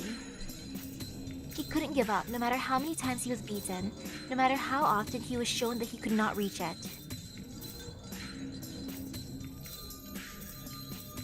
There's only one thing he dreamed of. To eliminate all evils of this world. They risked their lives for an ideal that couldn't come true. I mean, you know the saying, you either die the hero or live long enough to become the villain. That's why he remained. He kept seeking even after his enemies died. I don't know if that's... Knowing it was meaningless. The white bar on the side, I don't know if that's like a glitch or it's just... He believed he had a reason to exist, and that his existence would bring on a successor. That's why he continued to live. He can't die no matter how much it hurts him. He wanted to overthrow the youthful anguish he felt when he was young. That was his way of life, the answer he came up with.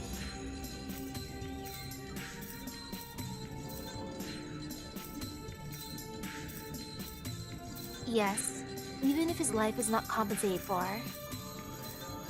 Oh. That was his first wish, the pain.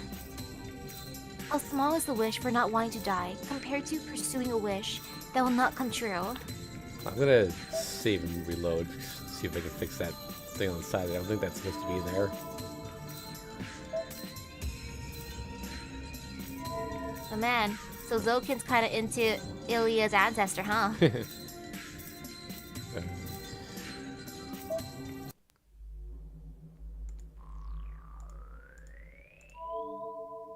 Okay, I guess it is supposed to be there. Weird. That was his first wish, the pain. How small is the wish of not wanting to die compared to pursuing a wish that will not come true?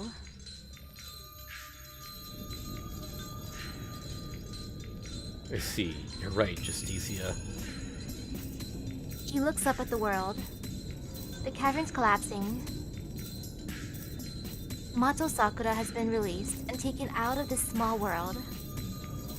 The third sorcery that was created by mistake, Angromanyo, is flickering like a heat haze. And the old Magus accepts that everything is out of his reach. So this is it. My desire, my pain, Makri's vision. Everything ends here. The end was determined at the start. This is all the Makiri's journey can accomplish, no matter where it ends. But in no way is it a miserable end to a life filled with pain. It's probably just a start. His journey is just starting. 500 years is nothing. How can it be reached in a mere 500 years? What they wish for is distant, dazzling, sacred, something that will come true in the distant future. A growth of the human species that will come after many years, thousands of years, tens of thousands of years.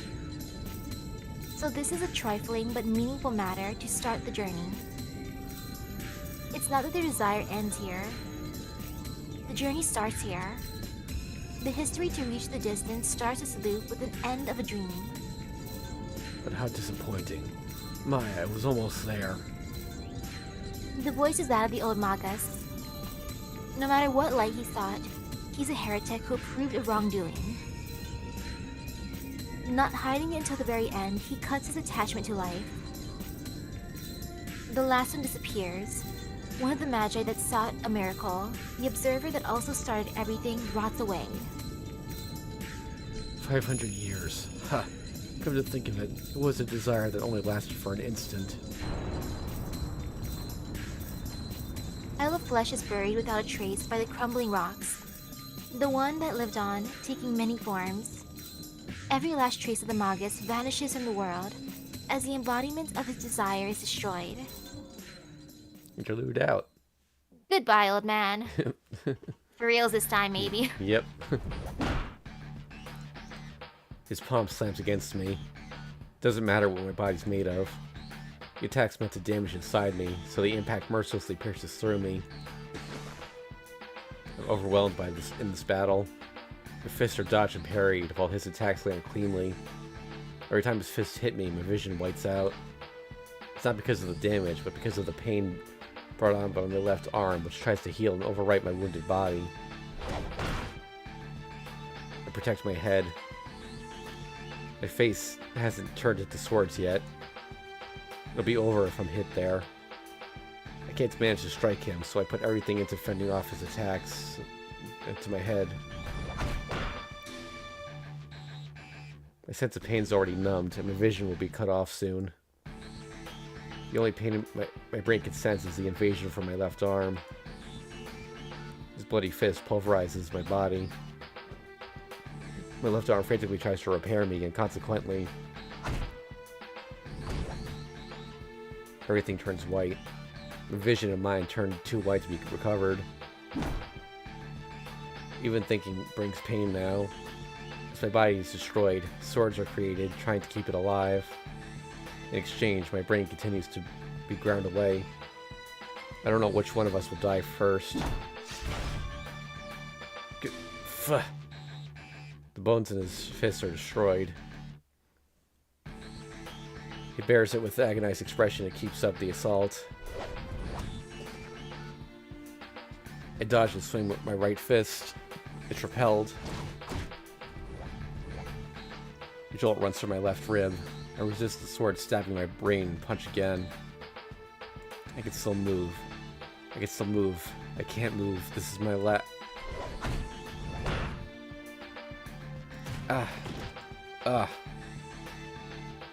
That hurt. That one hurt. I shouldn't feel any pain, but my body's about to cry out from it. Floating like a rag doll, my body hits a large piece of rubble, narrowly avoiding falling off the cliff. I can't get up. If the impact hurts this much, the pain to reinforce my body would be beyond imagination. I'll go crazy. I'll burn out, unable to bear the pain. But if I go to sleep before that, if I close my eyes, so this is the end, then I shall crush your head. The enemy walks to me. He can't run either. Both of us might disappear within the next minute. Then...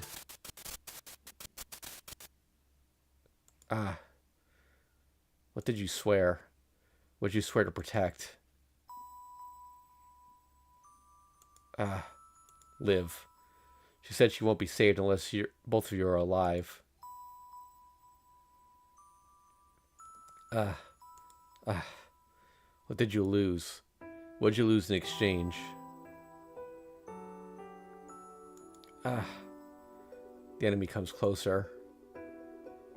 He drags his legs, trying to get close enough to crush my skull. No way. I won't lose. That man has no goal. He's just following his way of life he protected. But I have one. I have a goal. I have a reason that I have to beat him. A reason that I have to win.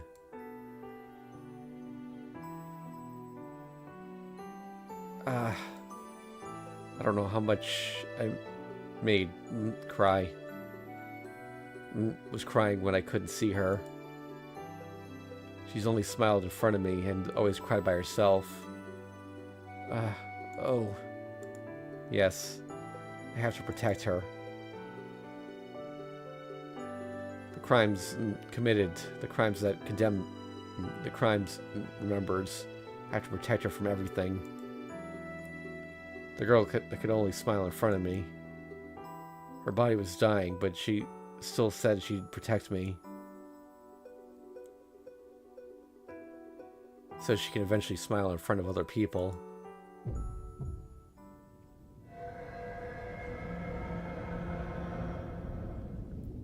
You're getting in the way of that. Get lost. Sakura can't smile if you exist.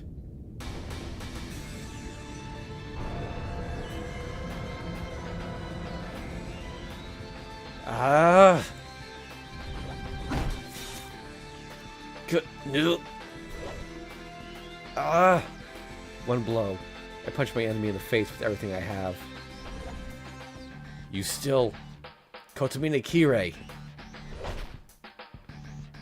2 blows. 3 blows. 4 blows. 5 blows. 6 blows. 7 blows. I punch, I punch, I punch, I punch. This is it. There's nothing left if I miss this chance. I put all of my remaining life into this miraculous chance. I'm blown away.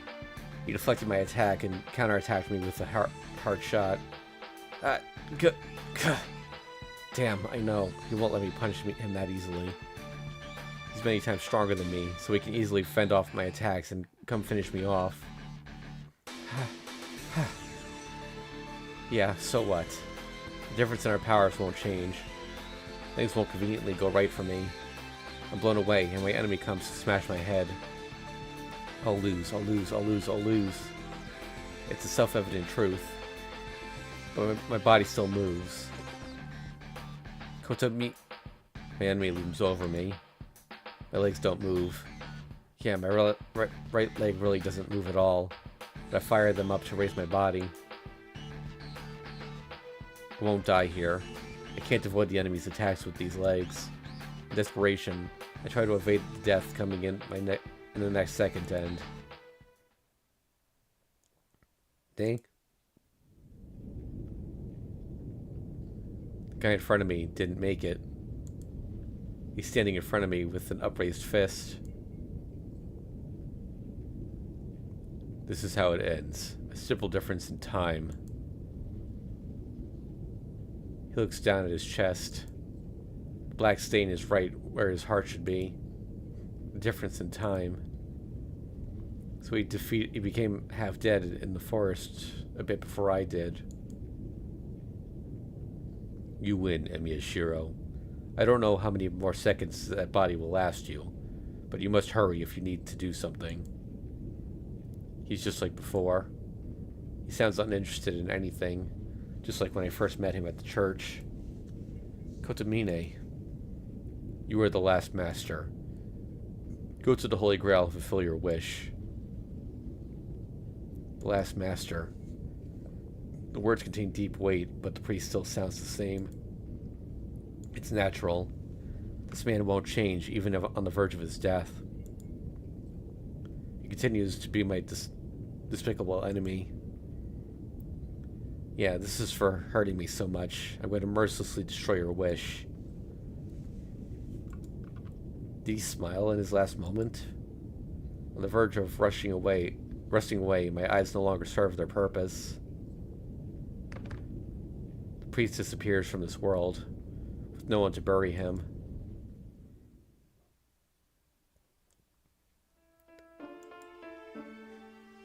I take a breath, drawing enough oxygen to allow me to move. My throat only moves once. Fortunately, it's not painful. Most of my senses have turned to steel. No matter how hard I try, I'm starting to feel faint. Let's go. It's my final job.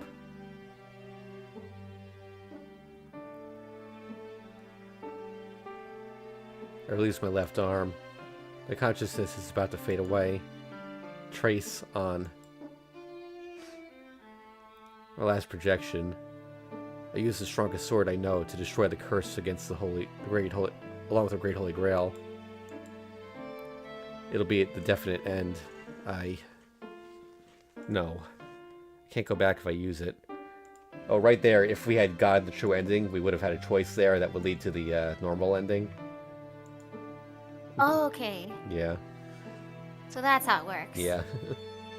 No, I can't go back if I use it. I know I'm going to disappear anyway, but I have to try to find some other way as long as I'm alive. I promise that I'll protect Sakura from everything.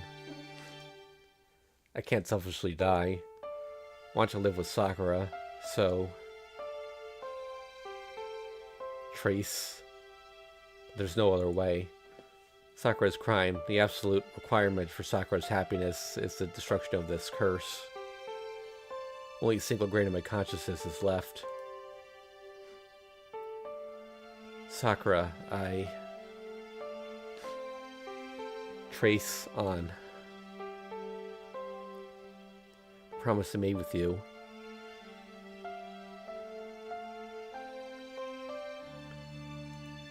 Sword is in my hand.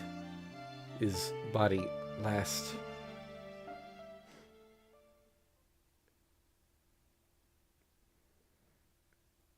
I think that might be Ilya. No, you won't die, Shiro. Because I'm the one that's going to shut the gate.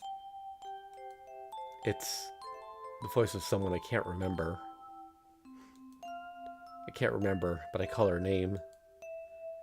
I know I have to do it, because we'll never return if I don't.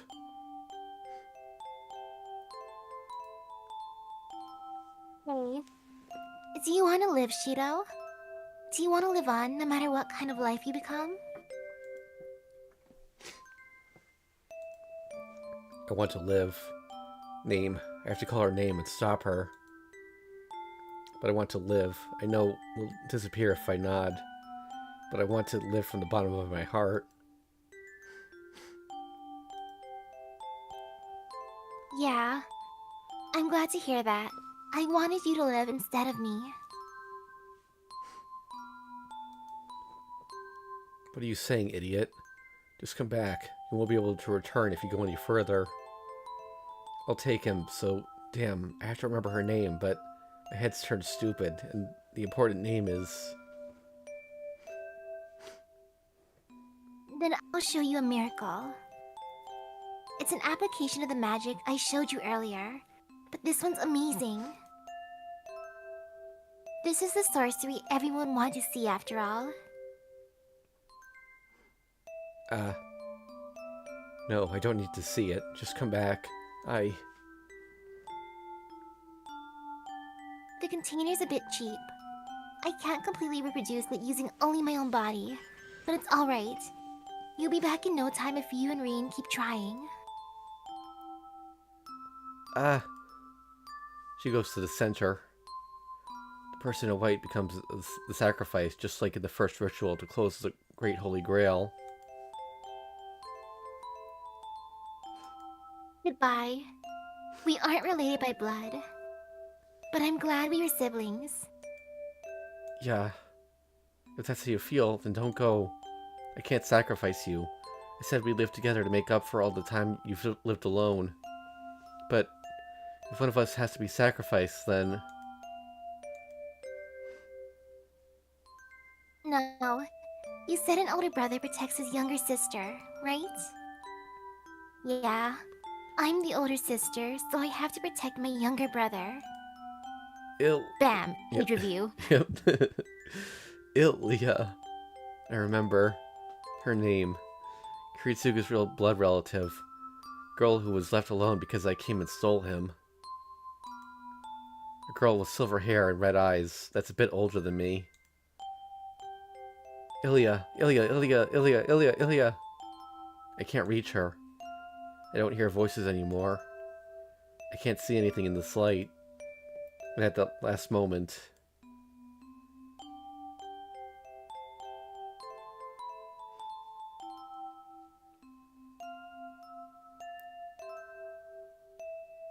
She smiles goodbye and shuts the gate of the Great Holy Grail.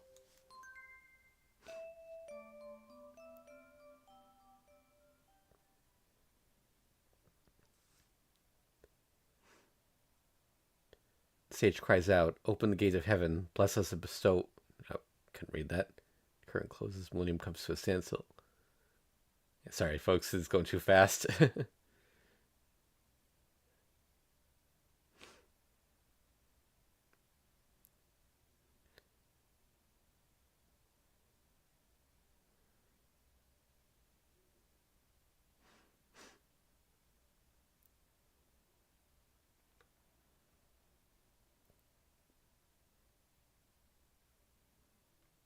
Let me just... No, okay. I can see the sky. I can go into the sky if I reach out just a bit. But there's nothing left. There's absolutely no energy left in my body. I'm sinking. The life you saved is sinking. I clench my fist out of vexation. I feel something cold in my hand. The sensation rouses my mind. I think that's Ilya. It's all right. We will save you. Yeah, there's a miracle in my hand. A little magical energy. Small, useless pendant, but it can at least help me reach out with my hands. I reach out. The gentle atmosphere and the warm sun hits my skin. In my hand is the endless blue sky.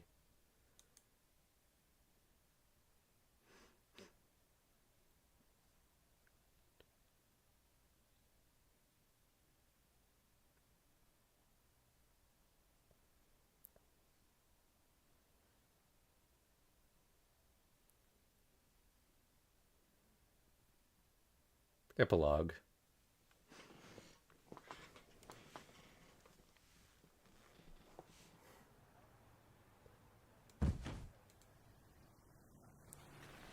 Figure out who's talking first. I'm going to assume it's not Shiro, so maybe Sakura? I'm tired. Thump. I drop the bag filled with souvenirs on the ground and stretch.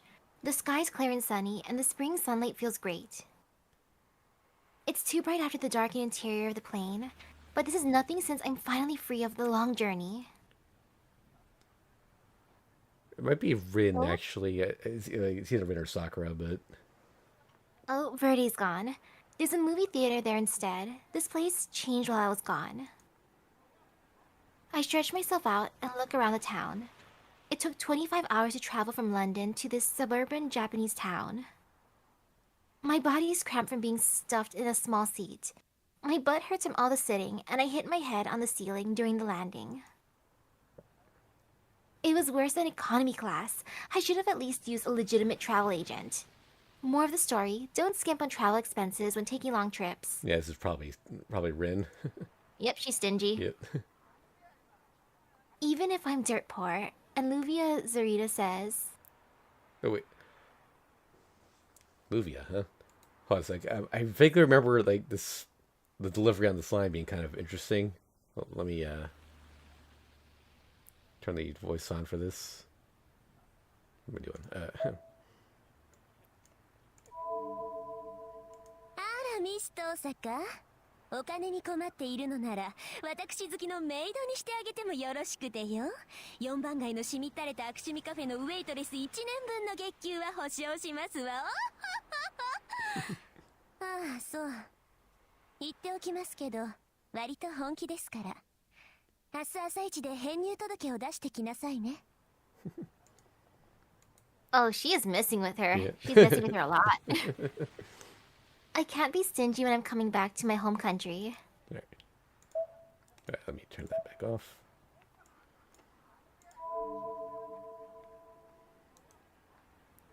Yeah, I'll be smart next time. I have the return ticket, so I'll have to deal with that worn-out plane on the way back. The bus is a 20-minute wait. Well, I don't want to wait, so I guess I'll walk. I lift the bag and start to walk. It's about an hour on foot. It takes a while, but it's good since there's still time until we're supposed to meet.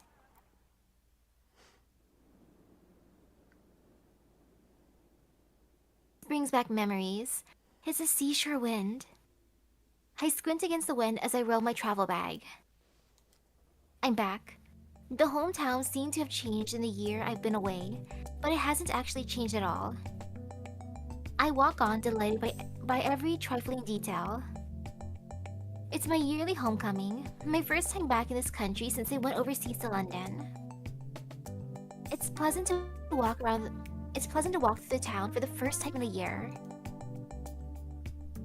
Happiness doesn't change the fact that the bag is mercilessly heavy.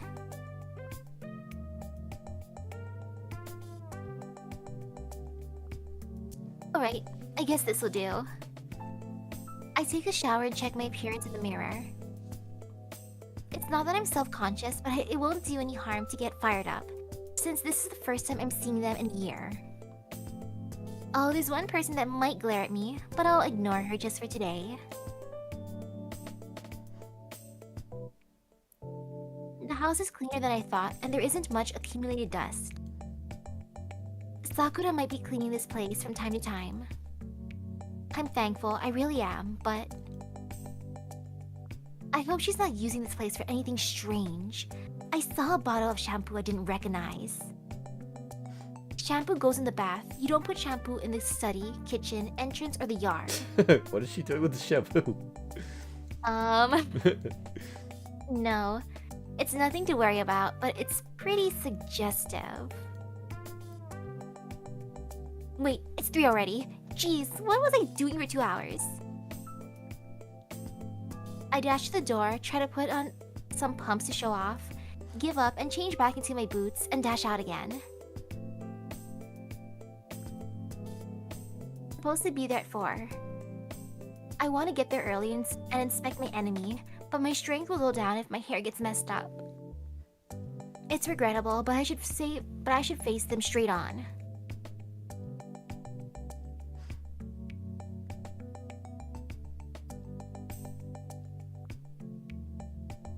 Well, it's an emotional moment, but I just want to forget about everything and run in now that I'm here. I go through the gate and up to the door. Well, let's ring the doorbell. After the ding-dong, the door opens. So you remember when you finished Tamamo's route last night in Extella and they mentioned Ryder got glasses? Oh, she's working part-time. Yeah. I am assuming she looked exactly like that. Yeah.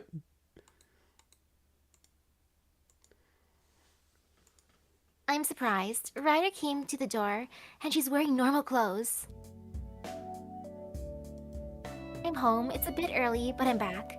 Is Sakura here, Ryder? Yes, Sakura's waiting in her room, and Taiga is waiting in the living room. Oh? Fujimura-sensei's here too? Oh, I guess it's natural since it's spring break. Then excuse me, should I go to the living room? Yes, I shall go get Sakura. I walk into the hallway. I glance at Ryder while she's heading to the living room.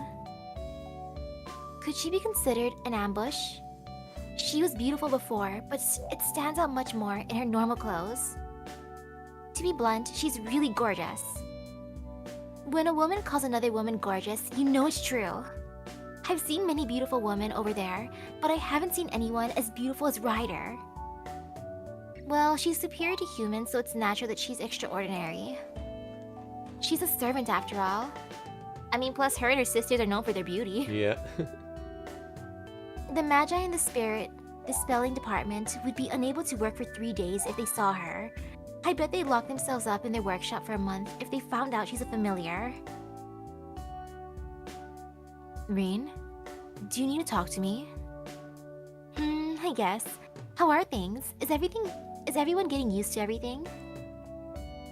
Let me see. It has been stable compared to 2 years ago. There was some unsteadiness once you left, but it started to settle down about a month ago. It seems Sakura has grown used to it. I see. Well, I wasn't worried since the two of you have good chemistry. You're not drinking blood without telling her, are you? I ask her in a whisper. It's not that I'm blaming her, but if she is, I'm worried about whether she can follow through. There is no need to worry. I will never allow Sakura to know such a thing. It's a vague answer, but I guess I'll let it slide since she doesn't seem to be troubling anyone. It's a bad habit of mine as a Magus. Familiars as strong as Ryder are so valuable that I tend to overlook some mischief. Then I will see you later. I need to consult you, so you can make some time for me tonight at night? Oh, if you want to talk secretly, we can do it at my house instead. I'm spending the night here tonight, so can it wait until tomorrow night? Ryder nods and heads to Sakura's room. Oh. Welcome back, Rin. Thanks. Sorry for all the trouble while I was gone, Ryder. She smiles and leaves. Geez, I'm speechless. She's a real beauty. I wonder who she's more attracted to, Ryder or Saber. Since Rain seems to be down bad for them. Yeah. Oh, welcome, Tosaka-san. I'm glad you look well. Yes, I'm glad you're still the same. Are there no club activities today? Oh, I skipped it because I heard you were coming today. Well, this year's captain's reliable, and today's just a meeting to get more new members, so it's not a problem. New members? Are there fewer people in the archery club now? There's more. But you see, Sakura-chan was the captain last year, right? We got more boys, but we don't have enough girls. Oh, you wouldn't know since you graduated. The captain this year is a good-looking guy, so we'll get a lot of new members if we do things right. Oh? Who is this handsome man? It's Mitsuzuri-san's younger brother. He's actually the opposite of his sister and is really timid. I bet he'll freeze on the spot if we put him up on the stage during club introductions. I think she's choosing the wrong person for the job. Well, archery has this strict image, so it might be good to appeal to the girls by showing how easy it is. But Ayako's brother, huh? I've never heard she had one. So, how's the living over there? Are you getting picked on because you're Japanese? See, people at College of Arts make friends just by competition. That's just a stereotype, Fujimura-sensei. Nobody who loves art has such a narrow view. Oh, Tee? I got scolded. I can't tell her all they care about is themselves. Making things worse, Fujimura-sensei's concerns are 100% correct at the department I'm in, but I'm going to keep quiet. Wait, Fujimura-sensei's looking at me and smiling. What is it, Fujimura-sensei? I'm just thinking how you got more beautiful. You look more mature now. Did you find someone good over there? Why does the conversation end up here when girls are talking and she's sharp too? Oh, looks like I'm right. So how is it? It's London, right? Don't tell me you guys are followed by some strange organization the instant you met him, had to part ways around the burning London Bridge with 10 minutes left, and just kissed and said goodbye. What kind of fanfic is she writing? No, nothing like that happened. So nothing good happened? I can't say for sure. Well, there are people, and there aren't. I can't help but give a vague answer. I had no shortage of proposals, and I'd at least like to have a research partner. But I somehow can't get serious. Every time I go out with a guy, I can't concentrate because another idiot keeps popping up in my head. It's unbelievable, but I think every day that it might mean I'm in love with him. No, it can't be true. Oh, Sakura-chan. I straighten up at once. Confused by my reaction.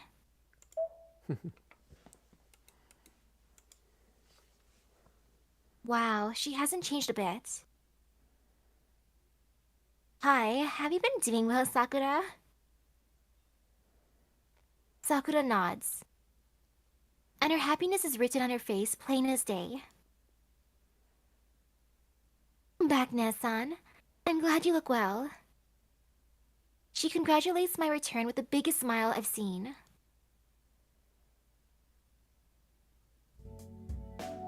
An hour passed. We talked about what's happened during the year since I went overseas.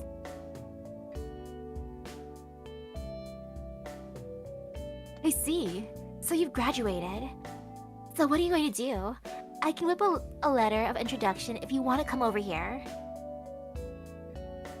Let's see. I'm happy to hear that, but I'll pass. There's things I need to do here, and there's someone who'll teach me.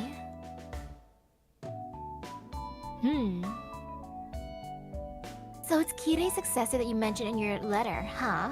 Well, he sounds like a nice guy, so it might be better than coming here. But you need to go out and have some adventure. You're lazy, so your teacher needs to be active. Oh, that's fine. Ryder's really strict. She makes a really scary face if I slack off. Oh? Well, I'm sure her serious face is scary. She has mystic eyes of petrification after all. I bet your clothes will be turned to stone if she gets mad at you. Oh, why doesn't Fujimura-sensei look well? Fujimura-sensei? Eh? Oh, what? Sorry, I wasn't listening. No, you were so quiet that it made me wonder. Oh yeah. Watching you two talk reminded me of Shiro. It would have been best for him to be here right now, but he's losing out when it counts the most. Man, Shiro's late. When is he coming home? Fujimura-sensei looks out the window with a cup in her hand. She's looking off into the distance. She's looking up at the clear blue sky. Oh, it's a bit awkward now. Is it my fault? Real? I'm glad you're talking about Senpai. Oh, that won't do, Sakura-chan. Shiro isn't your senpai anymore. Well, anyways, I feel like some exercise, so I'm going to go swing the shinai around in the dojo. Maybe Fujimura-sensei is being considerate. Well, I'm glad she's thinking about us, but I don't know how to start the conversation now. Oh well, I don't need to worry about such things. I have to ask what I need to. So Sakura, how are things for you? It's been 2 years. Do you think you can manage? Yes, it's a slow process, but I'm able to accept a lot of things. I think letting guilty feelings crush me is the same as running away. I'm going to do what I can and do my best. I see. I took a quick look, but the town's back to normal. The scar from 2 years ago is gone, and there haven't been any more weird incidents. I dumped my responsibilities on you and went to the association, but I guess it turned out alright. Yes, filling your shoes was hard work. I think I'm much stronger now thanks to that. She must mean mentally. Well, it just means people are better off moving around than sitting there and worrying. So, what about you? I heard you were in a lot of trouble. Me? Well, I guess you could say that. Where should I start? I'll have to start 2 years ago. Holy Grail War. It's been 2 years since the war Sakura and I were involved in. The Great Holy Grail was destroyed and the foundation of the Holy Grail war along with it. The search for the Holy Grail in this land has been permanently stopped and the city of Fuyuki has regained its peace. But it didn't end for me there. The whole event on the land I supervise. The land of Fuyuki belongs to my family, but the Magic Association approved of it, so it's not completely ours. The Magic Association demands that all divine mysteries be hidden. And we broke that rule to pieces. First, the enormous damage the Holy Grail War caused to society. Next, the assassination of the Master dispatched by the Magic Association. Finally, the activation of the Swirl of Origin and the Association measured. Wait, is the one that they dispatched Lancer's Master? I that we believe never so, meet? yeah. Well, the first two are Kirei's responsibility, and he's the supervisor they sent, so I had my excuse. But I can't duck responsibility for the third one. The appearance of the gate from the Holy Grail, a ritual leading to the origin, needs to be conducted under supervision of the Magic Association. And by their rules, I'm a criminal. They detected its activation in the far eastern land. They were surprised and happy, but it suddenly disappeared. They were mad that we opened the gates, but I hear they really wanted to kill me since we closed it, even though we succeeded. Even though I was busy dealing with the aftermath, I was taken to London's clock tower. And that's how the one-man court started, in a meeting room that could hold 300 people. There were heads of every department, along with Magi who wanted the Tosaka family's rights once I'd been sentenced. It was more of a circus than a trial. Oh man, I guess this is it for me. I should run to the Middle East, where they're against the association, or fight until the very end in Japan. I was determined in even making my escape plans, but there were people that wanted to save me, while there were people who wanted to kill me. In the face of everyone's condemnation...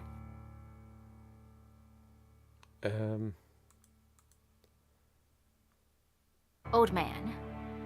Yeah. Well, the carelessness of my apprentice is my responsibility. The old man, who slightly outranked all who were present, appeared and nullified all the charges against me. It's not that he took the blame in my place. It's give and take. Out of everything he could have done... Alright, then I shall take apprentices. I shall teach up to 3 soons. All the departments are to select prospects at a conference. He dropped a bombshell. I think I don't know who this is, but I'm gonna wait for them to see if they confirm it. I mean, a long missing sorcerer appeared. Mr. Kaleidoscope?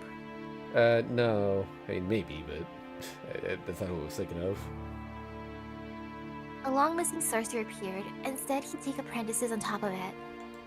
Oh, okay, yeah, I guess it is him then, yeah. Okay. The whole place became a riot. Completely forgetting about me, everyone ran to their departments, panicking over who should be selected.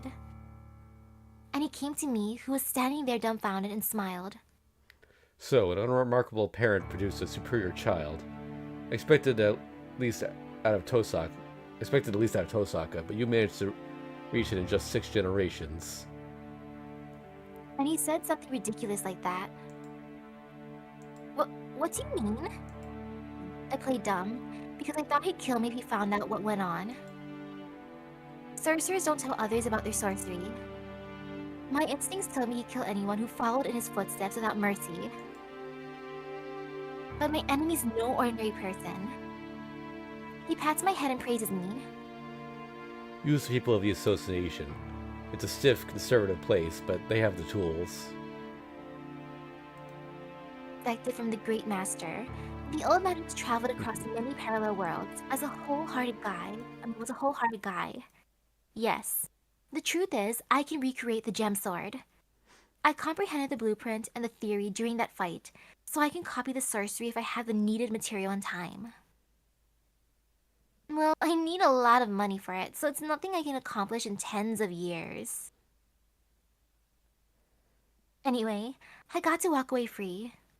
In addition, I got a free pass to the clock tower, so I named Sakura the supervisor of Fuyuki and left for London. It's been a year since then. Life at the tower knocked me around a bit, but like Sakura, I'm slowly expanding my territory. I see. So Nessan, Emiya-senpai's... It's not a problem. I haven't told him about it, and Kirei reported that he's just an ordinary person who got himself killed by getting involved. I don't know if we should consider ourselves lucky, but we're the only ones that know about him. The air tenses up. After the incident, Sakura and I were carried to the surface and managed to survive. Ryder took me to my house and replenished my magical energy. Oh my. My magic crest will keep me alive, even by force, if I still have magical energy. I wasn't able to eat for a while, but I healed quickly. Sakura suffered after effects from her connection to Angra Manyu and from the fact that he was gone. She didn't panic, nor did she get depressed. She pretended to be alright so he could come back at any time. If she freaked out instead of acting like that, I could have done something. But it's all in the past. Also, I just noticed that one plant in the back is just knocked over. Oh, yeah.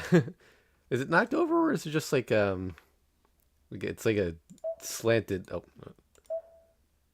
it's like a slanted pot. It's just growing out at a 45-degree angle.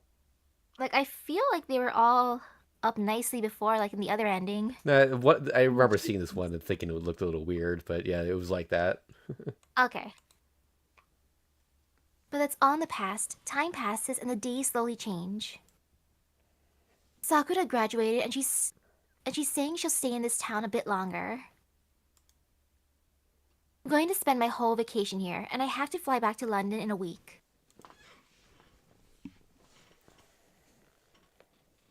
Why did I come back to this place? A year ago. No, a lot of things happened 2 years ago. My memory stops a year ago, but I was a frequent guest here until I graduated. Is that why? It feels like if I turn towards the kitchen, I'll see him there, cooking with a knife in hand. An amateur magus who was involved in the Holy Grail War. He actually won and... I'm home. Sorry, I just had to get some stuff from Issei's temple. He's still alive and well now. Shiro comes into the living room, arms laden with groceries. And... of course our eyes meet. I think that's her. Hey, you seem to be doing well. Crap, I'm about to burst out laughing. It's totally obvious that you took a deep breath in the hallway and tried to act as normally as you can. Or maybe he said it, but oh well. Okay, yeah. Long time no see. You seem to be as dumb as ever. Wait, why am I panicking too? And Sakura's laughing at us for that. Senpai, Nessun will just laugh at you more if you try to bluff it out. Well, she's bluffing too, so it's even. The heck does that happen to the eye there?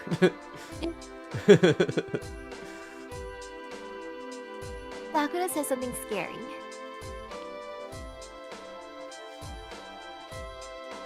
Who's bluffing? Tosaka's family, so it's natural that she'd be here. There's nothing special about it. But he's loaded down with groceries. Jeez, what are you going to do with that? We can't eat that much, you idiot. Yeah, it was a waste to get nervous. Oh no. Yeah, he was a waste to get nervous. He hasn't changed at all. Right? Senpai hasn't changed at all. Oh, he's got that familiar look when he wants to say something but can't. Yeah, whatever. More importantly, Tosaka, are you going to be eating dinner here? Yeah, I'm already planning to sleep over. I see, then you can rest. You must be tired from the long trip. I'll make dinner so you can wait with Sakura. I'm sure you two have a lot to talk about. By the way, did you think he was actually dead, or This one, I was assuming he wasn't because he came back to the surface. Yeah. He goes into the kitchen. Oh, no. He goes into the kitchen and puts on his apron. This has been the scene for a year. No, for half a year. Thanks, I'll accept your kind offer. Yeah. Oh. Or is that him? Yeah. Oh, and welcome back to Osaka. I wasn't worried, but I'm glad to know you're the same as always. Yes, I'm back, Emiya-kun. I'm glad you haven't changed either. And the master of this house goes to make dinner for the freeloaders. Well, I'll look forward to finding out how much he got back to normal in the last year. Oh, he seems well. I wonder what happened, but I bet nobody could notice now. There's no problem with school.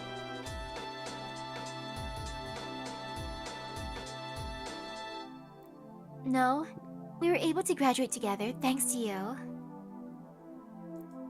I see. There's nothing else I can do. Well, he didn't need our help in the first place, but I was able to come up with excuses for why he missed school for a year to deceive Fujimura-sensei. So, if you ask me why he's alive, I have to say it's sorcery. Miyashiro's body was destroyed. Between the influence of Archer's arm and the strain of projecting beyond his limits, his magic circuit was broken to pieces. It was a death that even the Holy Grail couldn't reverse. But he's still moving around like that because the Shido over time there is his copy. No, that's not right either. Anyway, Shido's body died. That Holy Grail can't revive a dead body. The Holy Grail, Ilya, can only use a divine mystery called the Third Sorcery. Ilya managed to revive Shido's soul with that. She revived his soul and gave him a body free of wounds. You might not believe me, but this is the third sorcery we're talking about. It's not just putting your spirit into someone else's brain and controlling them. Once you give it a container or a body, the soul manifested by the third sorcery will take a perfect form. It's the genes of the soul, not those of the body. Preserving Shido's soul, Ilya revived him by inserting it into a container. But it wasn't perfect. Maybe Ilya's third sorcery didn't match the original. A few days after the cavern collapsed, the Shido Rider found was just a bit different from the Shido we knew. No, she didn't find him, she picked him up. No, it was more like she plucked him out. I was surprised and wondered how it could even be possible. But if I think about it, the body that's cooking right now is being remotely controlled by his soul. Memories, mind, and magic circuit are actually in the soul. So the body's only a terminal to move around, and the command structure is invincible in that world. Well, we experimented with a lot of things in the first half year. It's not like he'd grown if we watered him, and we weren't equipped to make a homunculus. So we ended up selling the books at the Motto House and obtaining a body left by a famous puppet maker, leaving us where we are now. The movie makes it clear that the puppet maker in question was actually Toko Aozaki.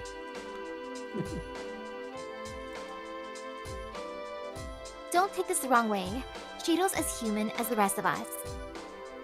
He can go get surgery at hospitals, drink cold medicines, and die when he's killed. Souls can be put into bodies to give them life, but the souls will be fixed to the body in exchange. In short, he's like a servant that can operate without a master.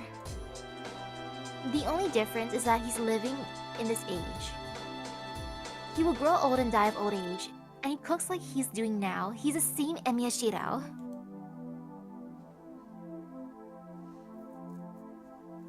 But it's used goods. I tried a few more good puppet makers, but I didn't find any better than the one right now.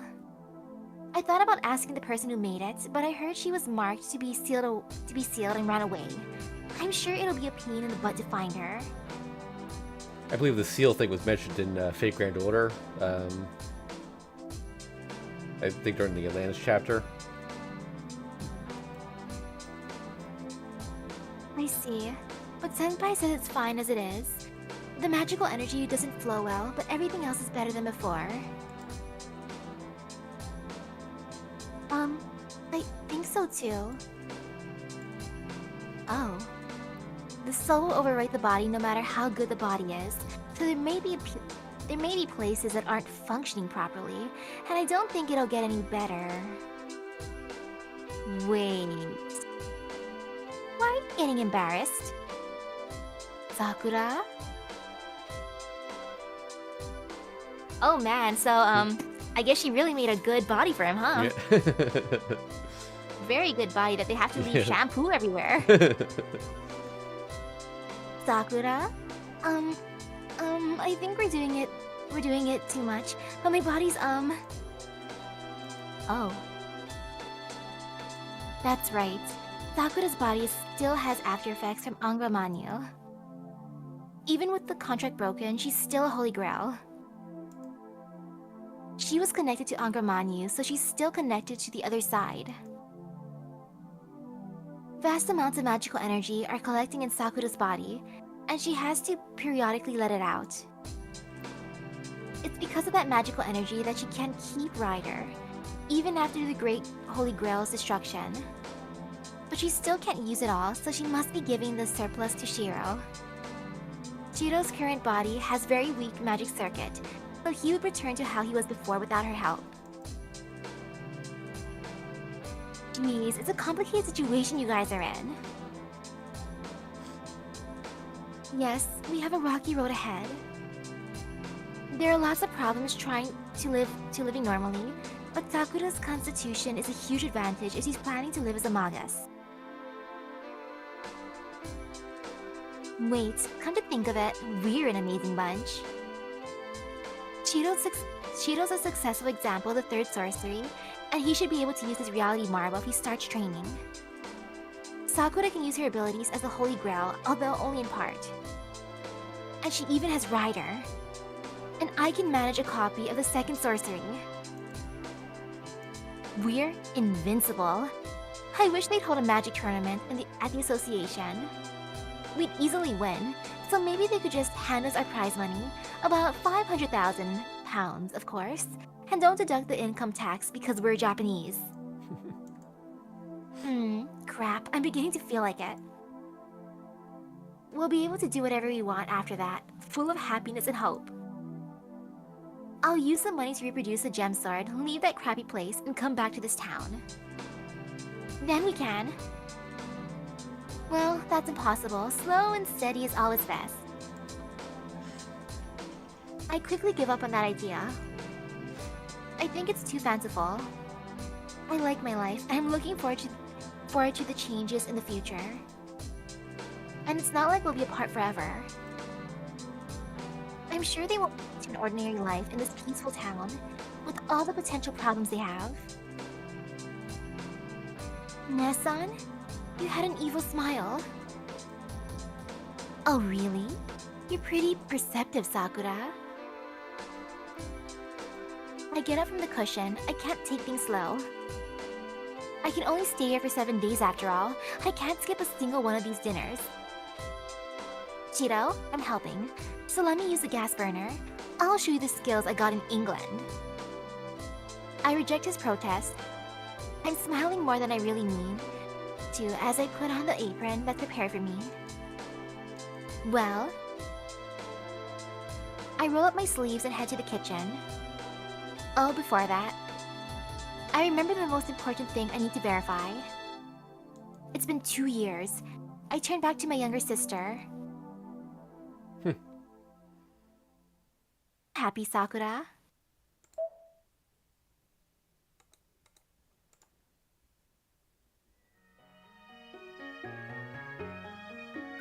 Yes. Her full smile is perfect. It made my whole trip worthwhile. She gives me some of her happiness, and I look up at the sky. Winter passed before I knew it, and it's spring. The scenery is dyed pink without a trace of the cold days. I keep walking on, weighing what we've lost and what we've gained. Well, the story in this town has ended, but our story is just beginning. The end row will come in the distant future.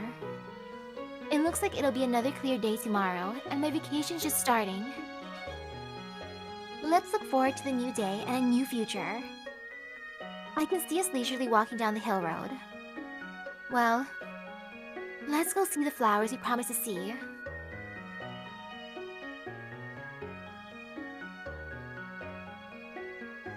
I didn't expect the truant to be from Tosaka's point of view. Yeah. Also, oof, she's still attracted to Emiya, huh? Yeah. He wants to steal her sister. Her sister's man. Oh.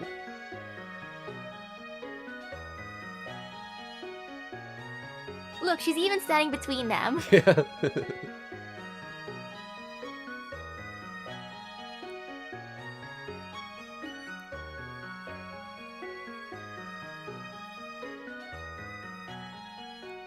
the winter went by, spring came along, nature is in full bloom, and there was nothing left that reminds you of the hard, cold days.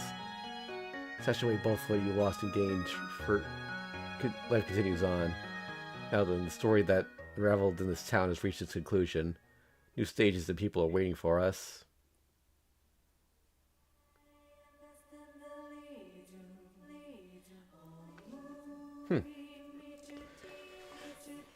Oh, that's it.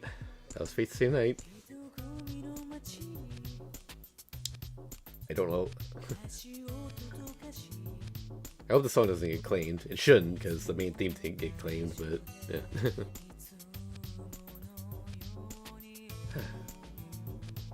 So, what was your favorite ending? Man, it's kind of conflicting. I'm kind of into the ending where he ends up with both Saber and Rin, but at the same time, I don't like that one because Ilya goes poof in a horrible way. So I gotta go with the true end in that case. How about you? Yeah, I mean, this one definitely feels the most final out of all of them. Oh, wait, I just remembered. There's actually one more ending. There's something really? Yep, there's one more, like, epilogue that comes after this, once you get all the endings. Yeah, so we're not quite done yet. And then there's a Tiger Dojo thingy. Yeah. Yeah, I guess I'll explain that while we're watching the credits here. So this extra ending, this was not in the original release of the game. It was added in Rialto Nua. From what I've heard, Takeuchi, the character designer, actually begged Nasu to write it because it's actually an epilogue for the Fate route. Because Sabero's the only one that didn't get a happy ending. So it's actually a continuation of that story.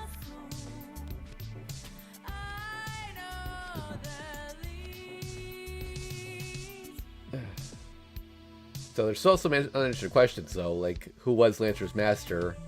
Where's the Anger Manyu that we know from FGO? And I mainly want to know Lancer's master because he just got killed off first thing. Yep. He got killed off off-screen too, which is the worst part. She, remember, they did say she was a girl. Oh yeah, that's just sad. Yep. Well, that's what Fate Hollow Attraction is for. It's a sequel, but it also reveals some things that happened during this story, behind the scenes. Ooh.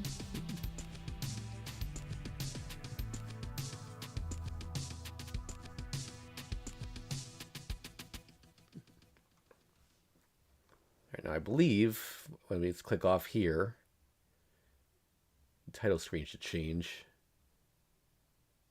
Fiend.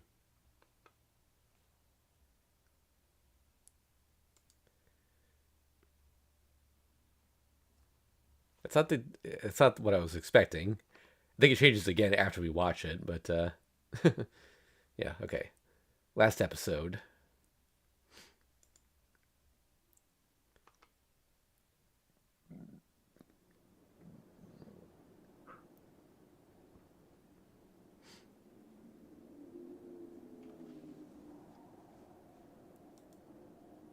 Clang, a beautiful sound. That light, only that sound is something I'll never forget all my life. The sound of the bell that announces the commencement of the battle.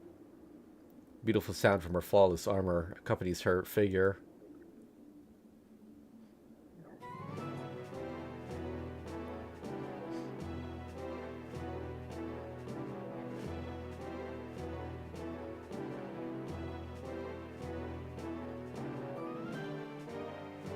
I ask of you, are you my master? That voice is so clear.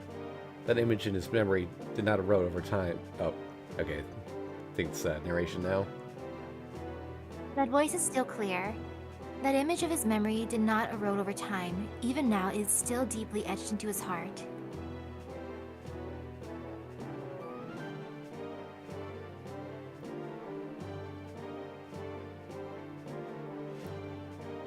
I, Servant Saber, have come forth in response to your summons.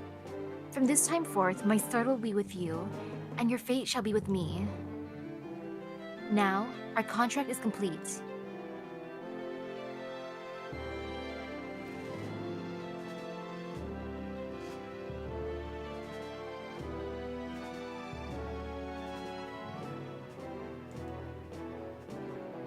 Yes, the contract is complete.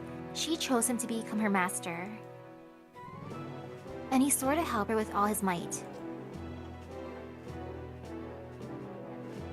The moonlight illuminated the darkness. The knight's figure appeared in the shed as if to reclaim silence. As he thought to himself, that familiar name slipped out of his mouth.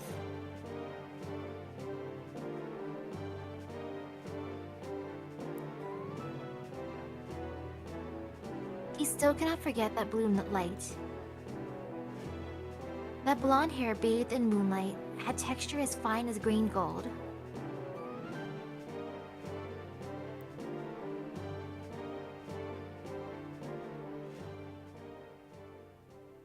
Fate.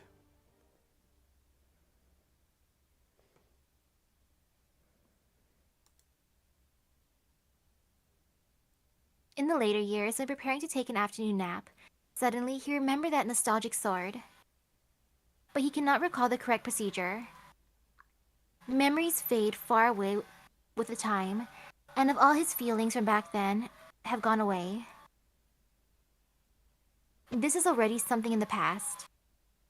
Meeting the Grail, there was only 15 days that he belonged in his and her story.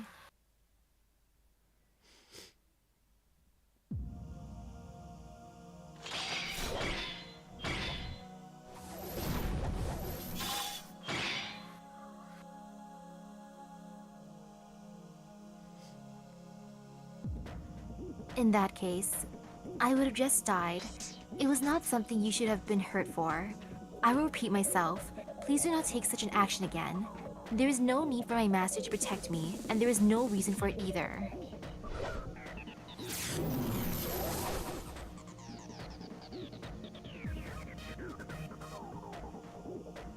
So, if someone like that exists, they would be lacking something. If he continued with that missing thing, only tragedy would await.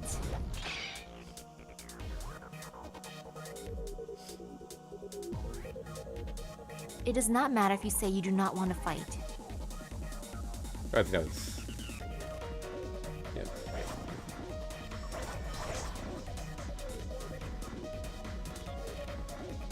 You're wrong, Saber. Shido isn't insulting the servants. I'm interrupting because the conversation won't go anywhere if you misunderstand that.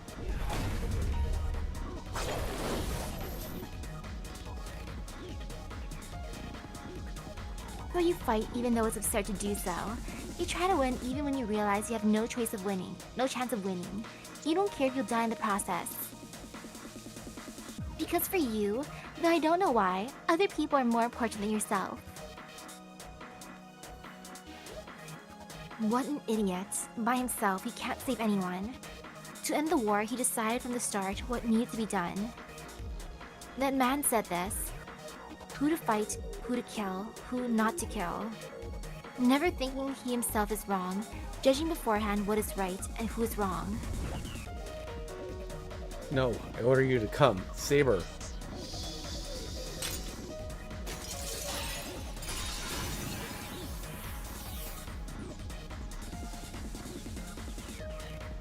With faint consciousness, he reached out for no reason. He wasn't reaching out to seek help. He just thought the sky was a long way away. In his last moments, that is what he thought.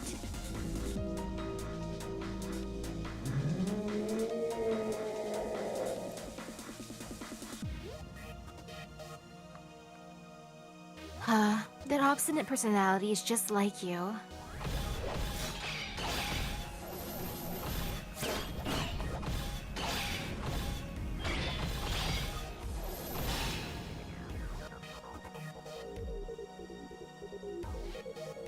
Honestly, there is no need to answer now. I am your sword. Who else but me can become your strength, Shiro?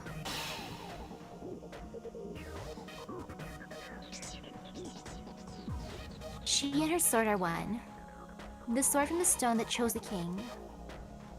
The brilliance of the sword that selected her fate is also her brilliance.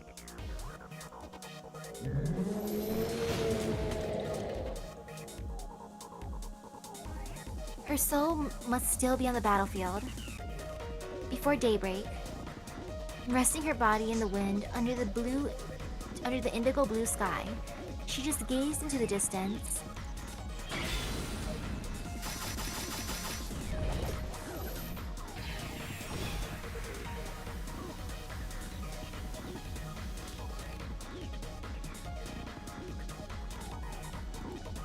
King is not human. One cannot protect the people with human emotions. Look. Oh wait, I think that's Rin. Look, Saber, a date is basically a rendezvous. Shiro said he's going to play, but it's a chance for a man to appeal to a woman he likes.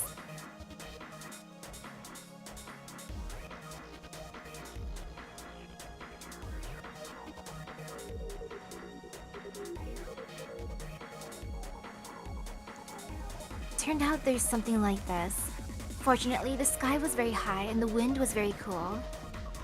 Even now, these clear blue memories live inside my heart.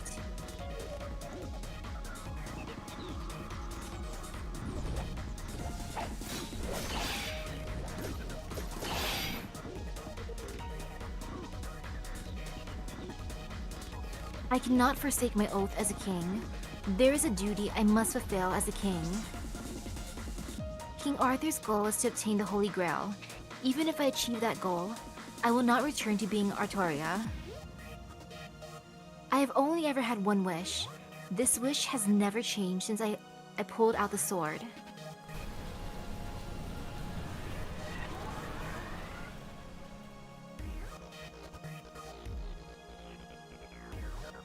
I thought you would understand, Shiro. That was a scene from many years ago. You should think You things. should think things through. That's Merlin. You should think things through before you grab that. No. She nodded firmly, even when shown her future. Are you really okay with that? The Magus asked.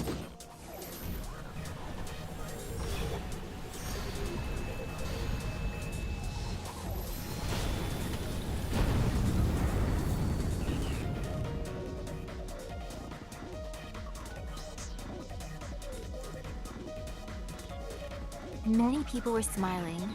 I do not believe it will be a mistake.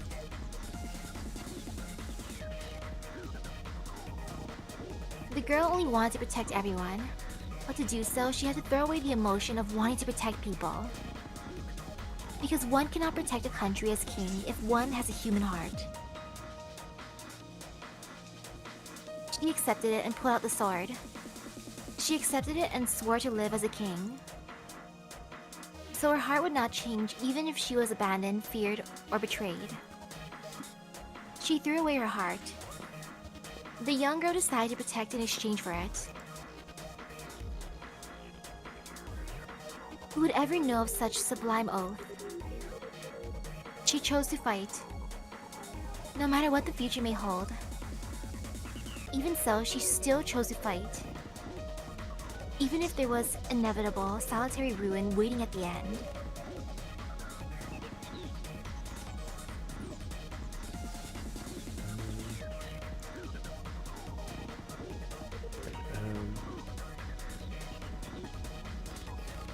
I don't know who's speaking here.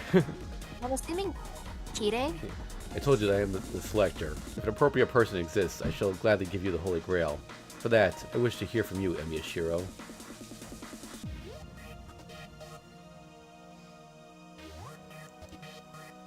Yes, the catacomb, so it must be him. Yeah. it is, a living hell that's somehow familiar.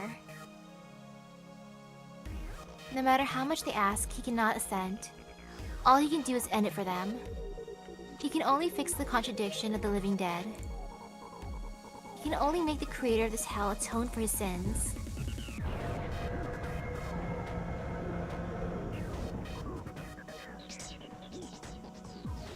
The priest said this.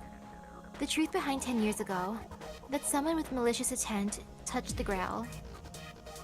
That is, the cruel reality that nobody could be saved. Sad events, miserable deaths, a disaster that has already occurred. Those things cannot be taken back. A superhero only exists to straighten out what has already happened.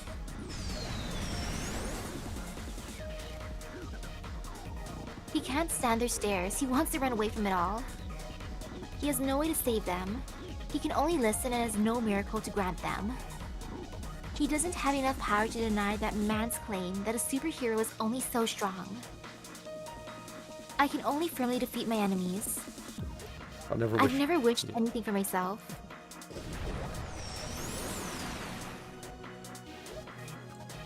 Then if I had a miracle that could save them, would I use it?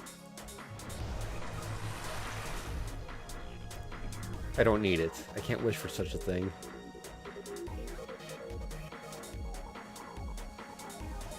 He stares straight at the dead corpses, and clenching his teeth rejects them.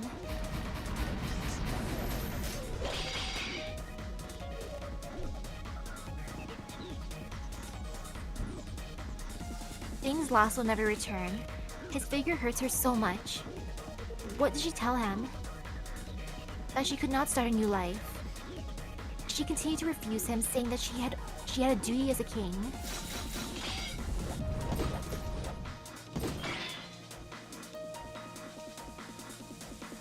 Yes, she remembers the oath that she took a long time ago. Something she has kept to herself. She decided to fight, even if it meant losing everything and fighting everything.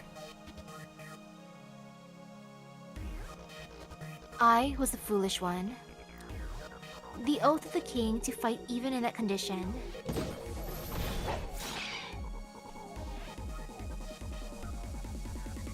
I do not wish it if it will dirty me. I already have everything I wanted.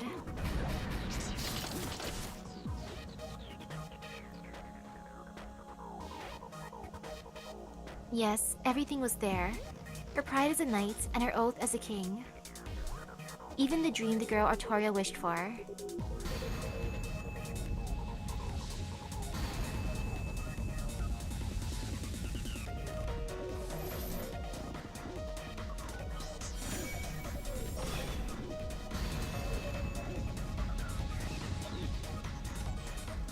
X. Save her! That face, though. Yeah.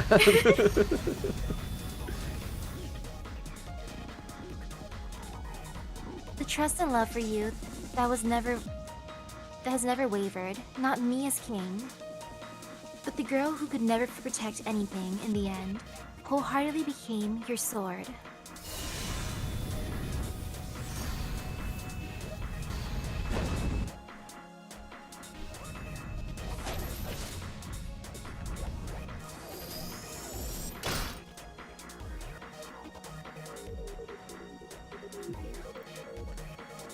Last.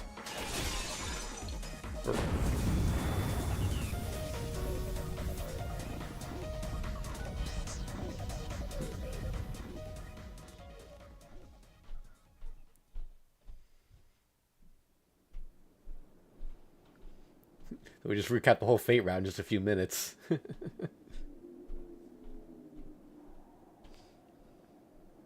The morning sun rises. The halted wind begins again. A goal that seems to last forever. In the end, there's one thing I must tell you. She says in a voice filled with determination. What is it? I reply like always, with my best bluff.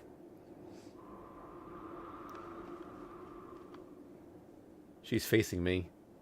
She looks straight at me in a voice without regret.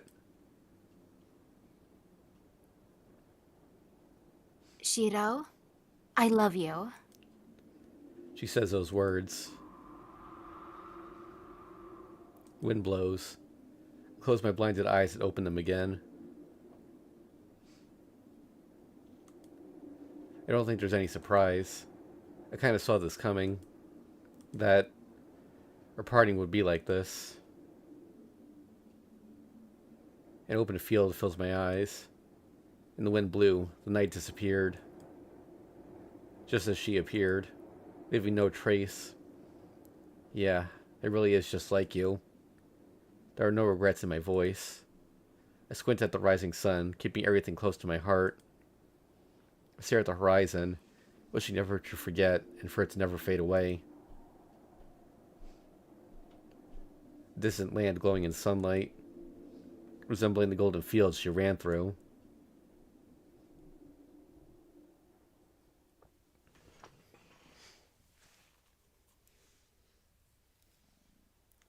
Ryota Nua.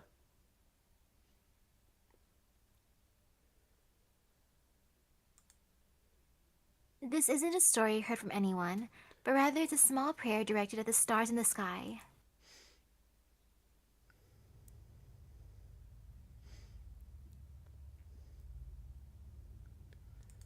What a long journey, the time spent, the ideals pursued, the life where possibilities became realities, all sorts of trouble. No matter which path he takes, he will never retreat. Struggling, giving up, confusion, they are all forced onto those eyes. He has walked for a very, very long time on that long road. His journey has never contained a finish line, and has never yielded any results. Actually, the reason is very simple. Where should he go? What should he do in order to stop his footsteps? The answer was said to be the finish line since the start. Anyways, he must be filled with scars.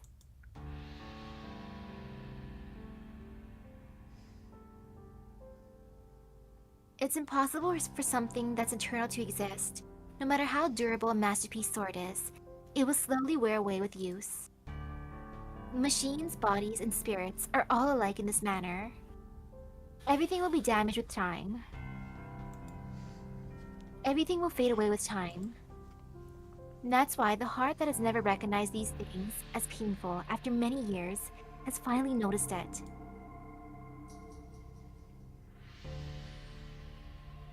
Even if your actions are meaningful, you yourself all the way until the end are worthless.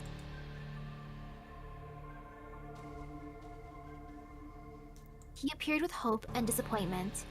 The noble ideal became a tiring duty, and at last, even dedication was distorted.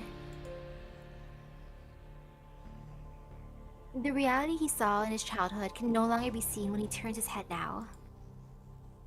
This is a normal mentality for anyone that's human. But he's not correct to go on like this.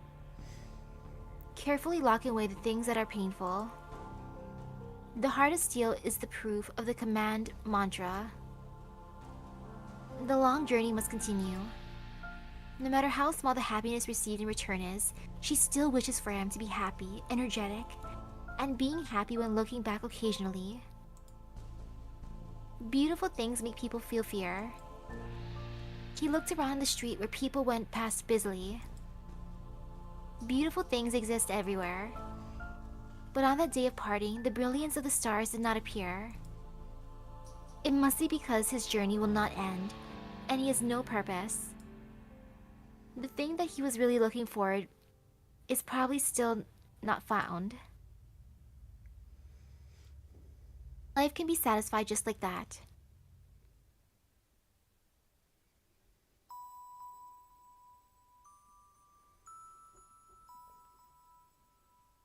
It's already become an eternal dream. The curse of fate, the ideals being embraced, the remaining result, they all become a heavy burden. No matter how long the slumber has been, the moment of awakening still hasn't arrived. Moving, stopping, looking up, and then calming down after a deep breath. slumbering in an eternal dream. The duty of the king has not ended yet. In order to fulfill his prophecy, even if the life of the king ended, that sword cannot return back to how it was before. Time passes, countries rise and fall, and people change. Even if she prayed to the great king, this oath would still continue. Because she assumed these obligations without recompensation, and because of that, many lives can survive. But being caught in the stream in a crack is sad. That scenery seen from the abyss of eternal slumber. My heart cannot reach him who's far away right now, walking alone on that road. Fading away like a human and repeating the same things over and over like a machine. Even if nobody could notice that kind of pain. I am here. I know your strength. But that eternal oath still exists. Even if the past cannot be changed, and the present will never change. Oath and determination will forever be affiliated with the king. There is no way for that sword to return to how it was before. But I want to see you. Even if I must continue in this never-ending slumber. I wanted to hear this voice.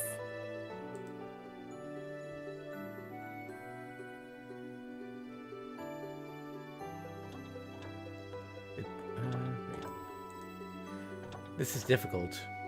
Your times are so far apart that the distance makes people despair. Said so.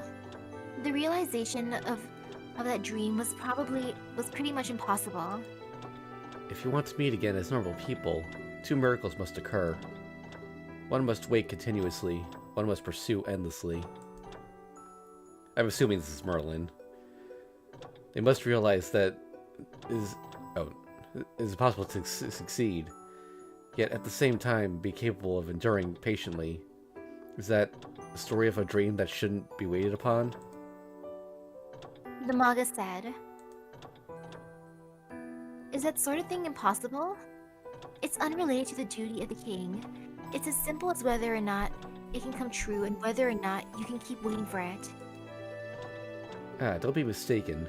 I didn't say to forsake the king's duty. Royal blood courses through your veins. If this pride was deprived, then there would be nothing left. It's best to keep yourself as you are. I'm really complimenting you. As a girl, you have the right for your happiness to survive. A sacrifice like this, I think you should understand. August said. Just like when the hand is gripping the sword. The moment is when I'm mocking the approaching perils.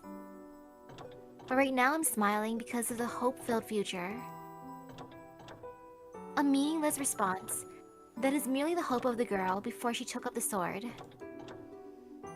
No matter what, if she doesn't have the power to make it come true. How is it any different than wishing for the stars? I mean, wishing to the stars. But whether this thing is right or wrong is another topic altogether. Altria, the era is changing alongside the people. The only ones who still like that time is you. The dream is only beautiful because it's dreamlike, but for you, you would probably be happier slumbering as if dead. Even so. Response, even if it's unsaid, only that wish will not disappear. In other words, that is probably best. Not finding anyone, not being pursued by anyone. Up until the day when the posture of the king disappeared from the imagination of people. With that warm, dreamlike wish, her future eternity can only be endured in this slumber. In the end, his way of life has not changed. As for repaying her, it did not happen. And then, to him and her, a long time has passed.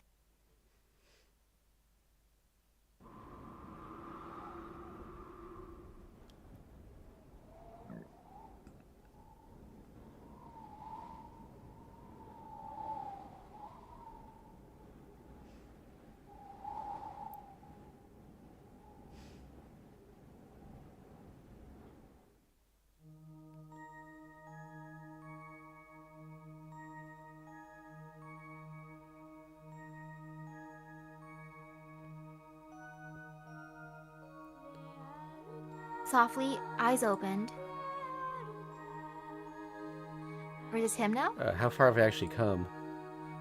I've clearly chosen the barren earth, yet I've penetrated the dense forest to stand in this grassland that makes me nostalgic. I cannot be certain of this place. How long has passed since then? How far have I traveled? It's still very blurry.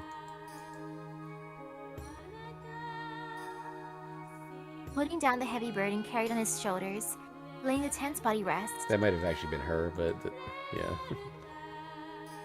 I thought this long journey would continue forever. It looks like the journey will end here. The field of vision is clear and broad. Those heavy shackles are removed and the grassland wavering into the blowing wind. My mood gradually and steadily returned to back then. Staring at the endless sky, thinking about the unstated agreement.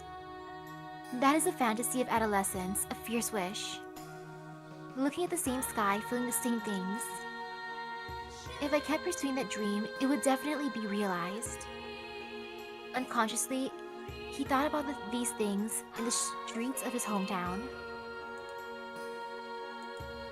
Then, her dream also began to awaken. Raising her head to look at the sky, harboring a wish. Knowing the change in the wind's direction, the tears that were forced back fell at last. She's praying desperately, awaiting that familiar shadow.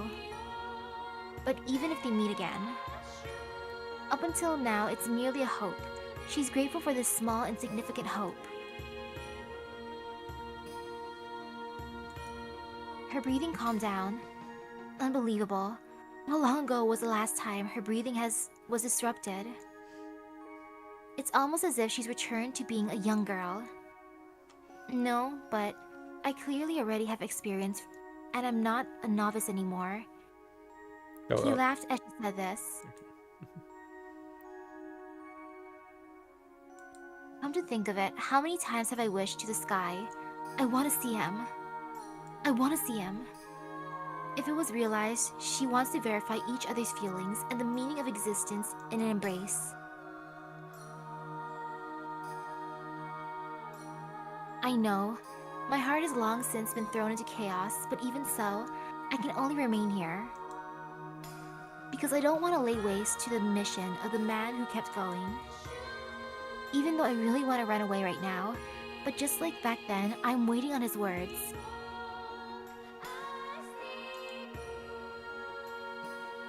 Why is it going back between the fonts? Yeah, I'm not sure. I think it might be like it's just all narration, but it's switching their perspectives, I guess. Yeah. There's still some unrest. This wish, this miracle, can it really occur? He's no longer him from back then, body and soul. Neither needed her worry anymore. There's no reason to miss the scenery so much. Oh wait.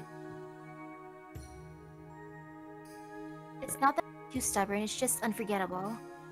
She continued to embrace that gradually fading past.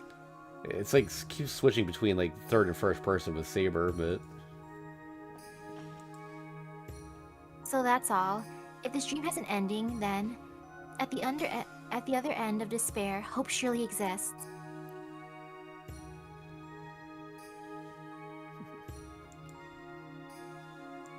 No, enough. This deceit should end here. The thing that's only sensitive to words woke up brightly. The thing that had stopped once again starts to move.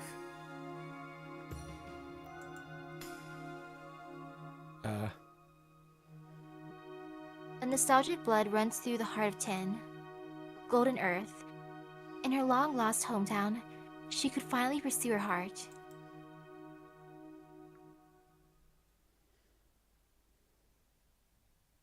The feelings gushing forth are like thousands of words, but only one line choked out of his throat. How much she wanted to see him, how long he made her wait. At this moment, it's no longer important. Yes. In the end, his way of life has not changed. Similarly, it's impossible to repay her with anything. But things had met after they were protected until the end. Losing their lives, what's left is something that's the most precious.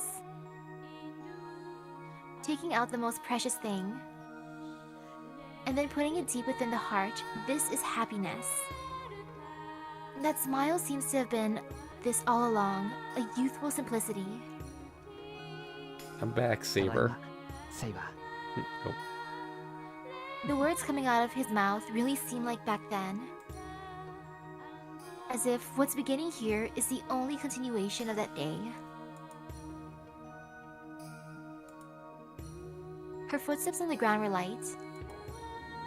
The girl with the slightly quivering body was smiling.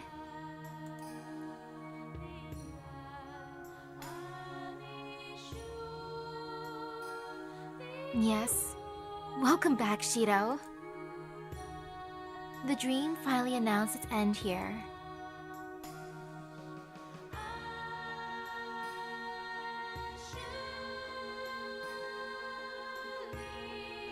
So in this ending, they were journeying across the land? Yeah, I think this might have been explained more clearly in supplementary material, but... Pursuing stars as spinning stars. Walking onwards and continuing to see somebody off. Lost many things, birthed many things. What exists at the end is incomparable to the huge amount of time spent, merely a tiny, tiny fragment. Why it's so dazzling. Looking at the small fragments carefully kept in the small palm, it's a light that's so bright it almost burns the eyes.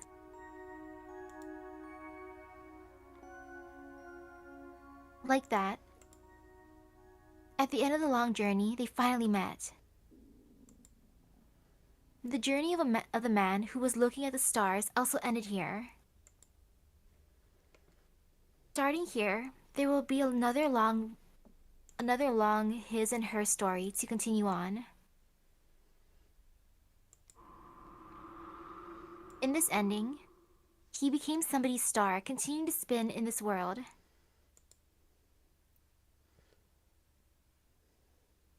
Even if the author is silenced, the performance is stopped, the story will not end. Whether it's a comedy or a tragedy, if there is cheering, the story will continue on. Just like the many lives. For us, or the us who are still in it, and still in the journey, send warm blessings. We will continue to walk down this path until eternity. Fiend. Okay, I just looked it up, yeah. So what happened there was Saber went to Avalon after she died and waited for several centuries for Shiro again. Get there. Yeah.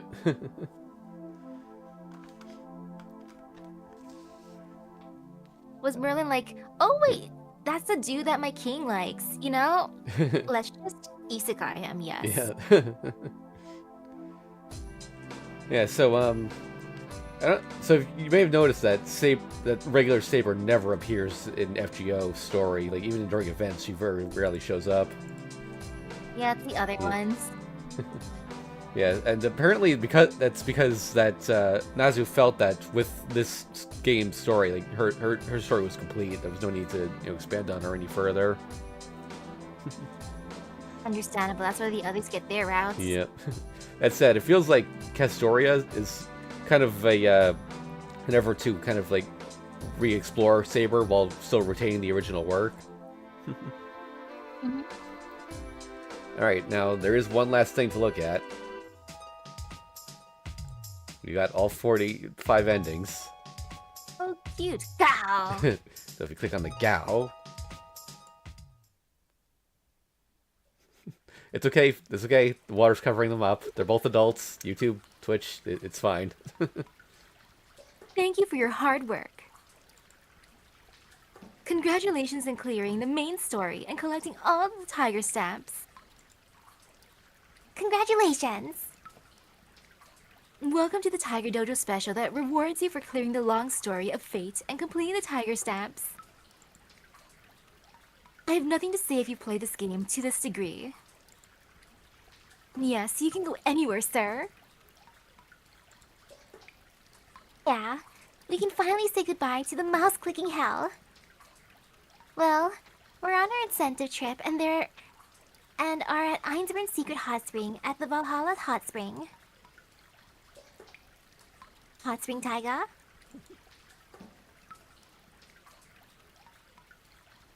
It's great. It's really relaxing. I feel like I'll go to heaven if I relax a little too much. Right. The benefits of this hot spring include relieving fatigue and sending souls to heaven. You won't be able to come back if you drop your guard. Huh? I think I saw a Butterfield. That was close. I shouldn't sleep in the bath. Well, this is the grand finale of the Tiger Dojo. We will now hold a review meeting to wrap up Fate. Hey, it's boring to be scolded until the very end. We're at a hot spring, so let's just stick to talking about what happened. Huh? I'm being expostulated by an underage loli girl? But you're right. The hot spring feels good. Review meetings are what lions do. Yeah, I contemplate my actions. Let's look back at what's happened without thinking about anything. So, what was your favorite part of the main story? Me? I'll say the part where I got killed in Rain's route. There wasn't a CG there, but they added one later on. Oh, the one where you get your heart ripped out? Yeah, my heart skipped on that scene. Why don't you just die like that? I'm talking about the CG of me and Berserker. By the way, the one you're talking about is a mysterious CG that was the top of candidate to be dumped, but was completed and inserted before everyone realized it. I see. That's weird. So they kept such a nasty CG and dumped the one where I transform using the god of Babylonia's power to fight one-on-one against Angra Mainyu? I want to see that. Hey, Taiga. It doesn't matter. But it's Jaguar man that transforms using the god of Babylonia's power. It's not Tiger. Oh, wait, what? Oh, okay. So they actually mentioned... Foreshadowing. Yeah. No way. But that tiger with the mantle has these really cute whiskers. If having whiskers makes you a tiger, then even beep Mobile suits. suits will be tigers. Shock. It's as shocking as finding out Oshiruko and Zenzai are two different kinds of food. I've been wondering, but why are you concerned about tigers? Being called Tiger, but the clothes you wear have tiger patterns. Do you like them or not? I love them and detest it at the same time. Well, okay. People have their taste, so I won't pursue that question. So, what part of the main story is your favorite? I like the opening movie. Especially the part where Fujimura Taiga shows up. I guess it was stupid of me to ask. Yeah, I guess it was stupid of me to ask. We won't make any progress like this, so let's go in order. Start out with the first part, Saber Route. It's the route that represents the game Fate, just like the route named Fate indicates. I have no complaints about this route because I have a big part and Taiga comes out in the ending. Yeah, I was one of the main heroines back then. Time sure is cruel. I should kill the guy who wrote the story.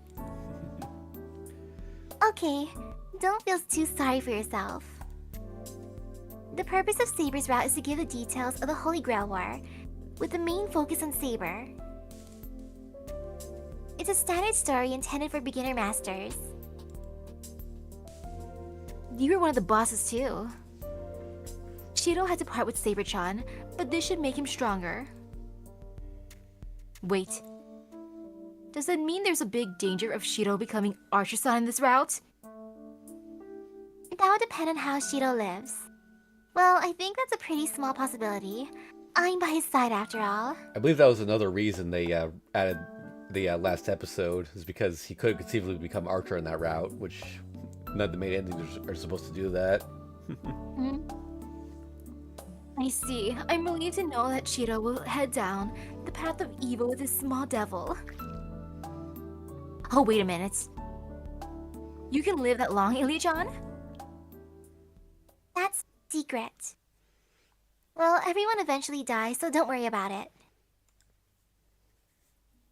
Next is the Reen route, Unlimited Blade Works. It follows many perspectives, and the story is more oriented towards the servants.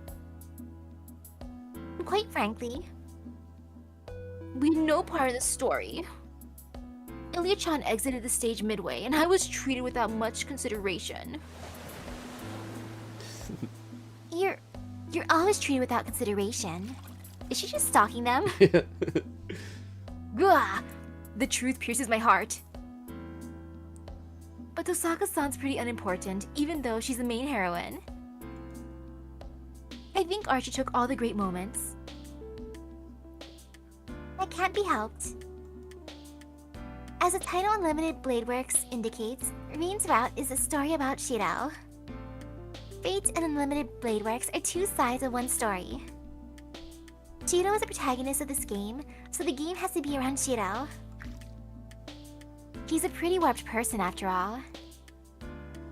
I see. So the first two routes completely covered all the themes.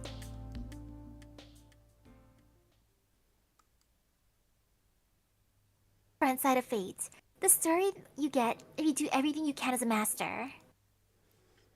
Next is Sakura's route, the backside of Fate. It's the Deadly Struggle chapter, where you fight from the beginning to the end of the Holy Grail War. Deadly Struggle chapter, huh? You're right, you died the most in Sakura-chan's route after all. I can't laugh at how the shortest route ended up being the longest. There would have been a route for me and Ilya-chan if this one had been shorter. Your route didn't exist in the plot stage.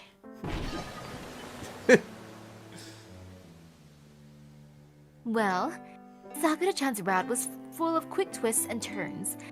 But what did you think, Ilya-chan? Can you call it a grand finale? Of course you can. Something ridiculous like the Great Holy Grail was destroyed and everyone's alive except me and Saber. You can't ask for more. Oh, but I guess there was a plan to have a ridiculous ending where Sakura-chan, Rider-san, and Saber-chan are alive. Is that heaven? It's more like hell than heaven. Well, life's fun because you can't have it your way. It's just right when some people are missing. Wow, your words are filled with dignity. As expected from a character that's both a younger sister and an older sister. So, would you say Shiro is your younger brother or your older brother? Secret. As they have both attributes, Shiro is also both. Oh, I understand. But it's interesting and sad at the same time, considering that he might end up like Archer-san if he matures in the wrong way. Well, it'll depend on how he grows up, so let's leave it to Rin and Sakura. I said it before, but fate is Shiro's story. The question of how Shiro should exist is presented in Saber and Rin's routes. One of the answers is Sakura's route, Heaven's Feel. We don't even need to say what the answer was. He lost many things, but he'll be accumulating new things from now on. That's why this is the grand finale. Everyone's going to be as happy as they can get. Oh, you're such a good girl. You don't learn how good you are until after you're dead.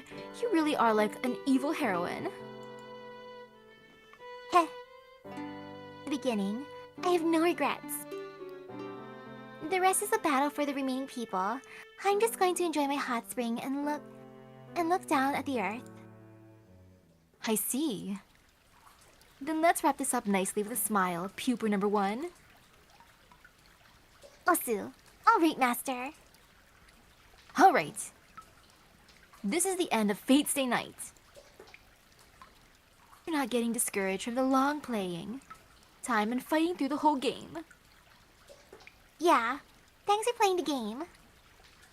We took part after every dead end, but our duties are over now. This is the real farewell, but let's meet again in the main story. Goodbye. Don't die again. Goodbye.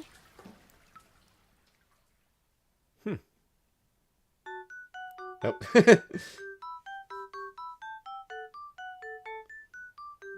These- Aw, they even get their own ending. Yeah.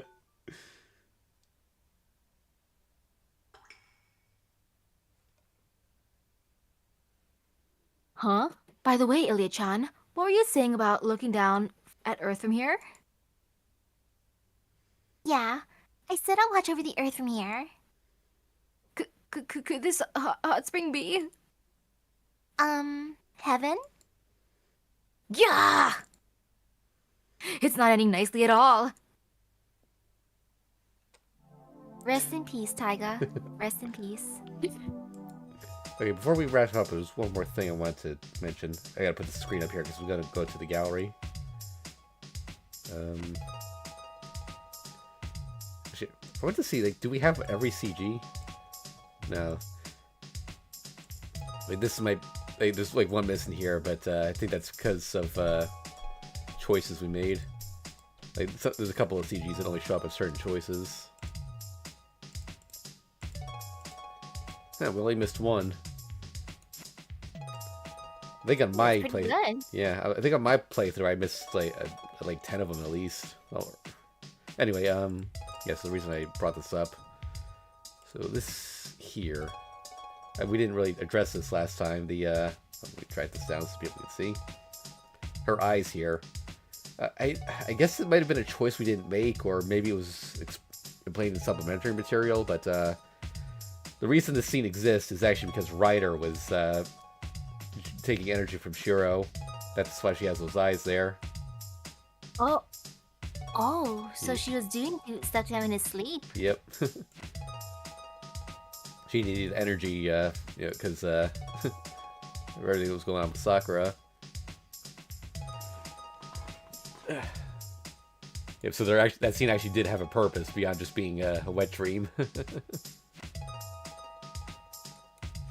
Ah, so that's how she gathers her magical energy instead of eating people's blood. Yep. Alright, I believe with that we are completely done with the game. I guess I can take the screen down now. Yep, everything's here. Yep. Was Oh there anything man, Ryder replenishing Reen's magical energy afterwards, though. yeah. Was there anything else you wanted to check out, or are we good? All good. Okay. Alright, yep, so that is it for Fate's Day Night. Thank you for joining me for this, Misaki. Ooh, that was a fun journey. Yep. Okay, so, and also thank everyone for watching. So, we're not going to be streaming next week. I want to make sure I have enough time to finish the current batch of Lost Belt 6 episodes. But on Sunday, I've mentioned this a few times in community posts, I'm going to be releasing a parody cover that I wrote the lyrics for, Misaki sang, and we commissioned someone to do the music for it. I'm going to reveal what song it is on Saturday, and then the video will finally go up on Sunday. Really excited for that. We spent a long time working on it. But yeah, after that, Everyone will love it. yeah, hope so. So yeah, in 2 weeks we will come back and start Fate Hollow Ataraxia, the lesser-known sequel to Fate's Day Night. So stay tuned for that. See ya.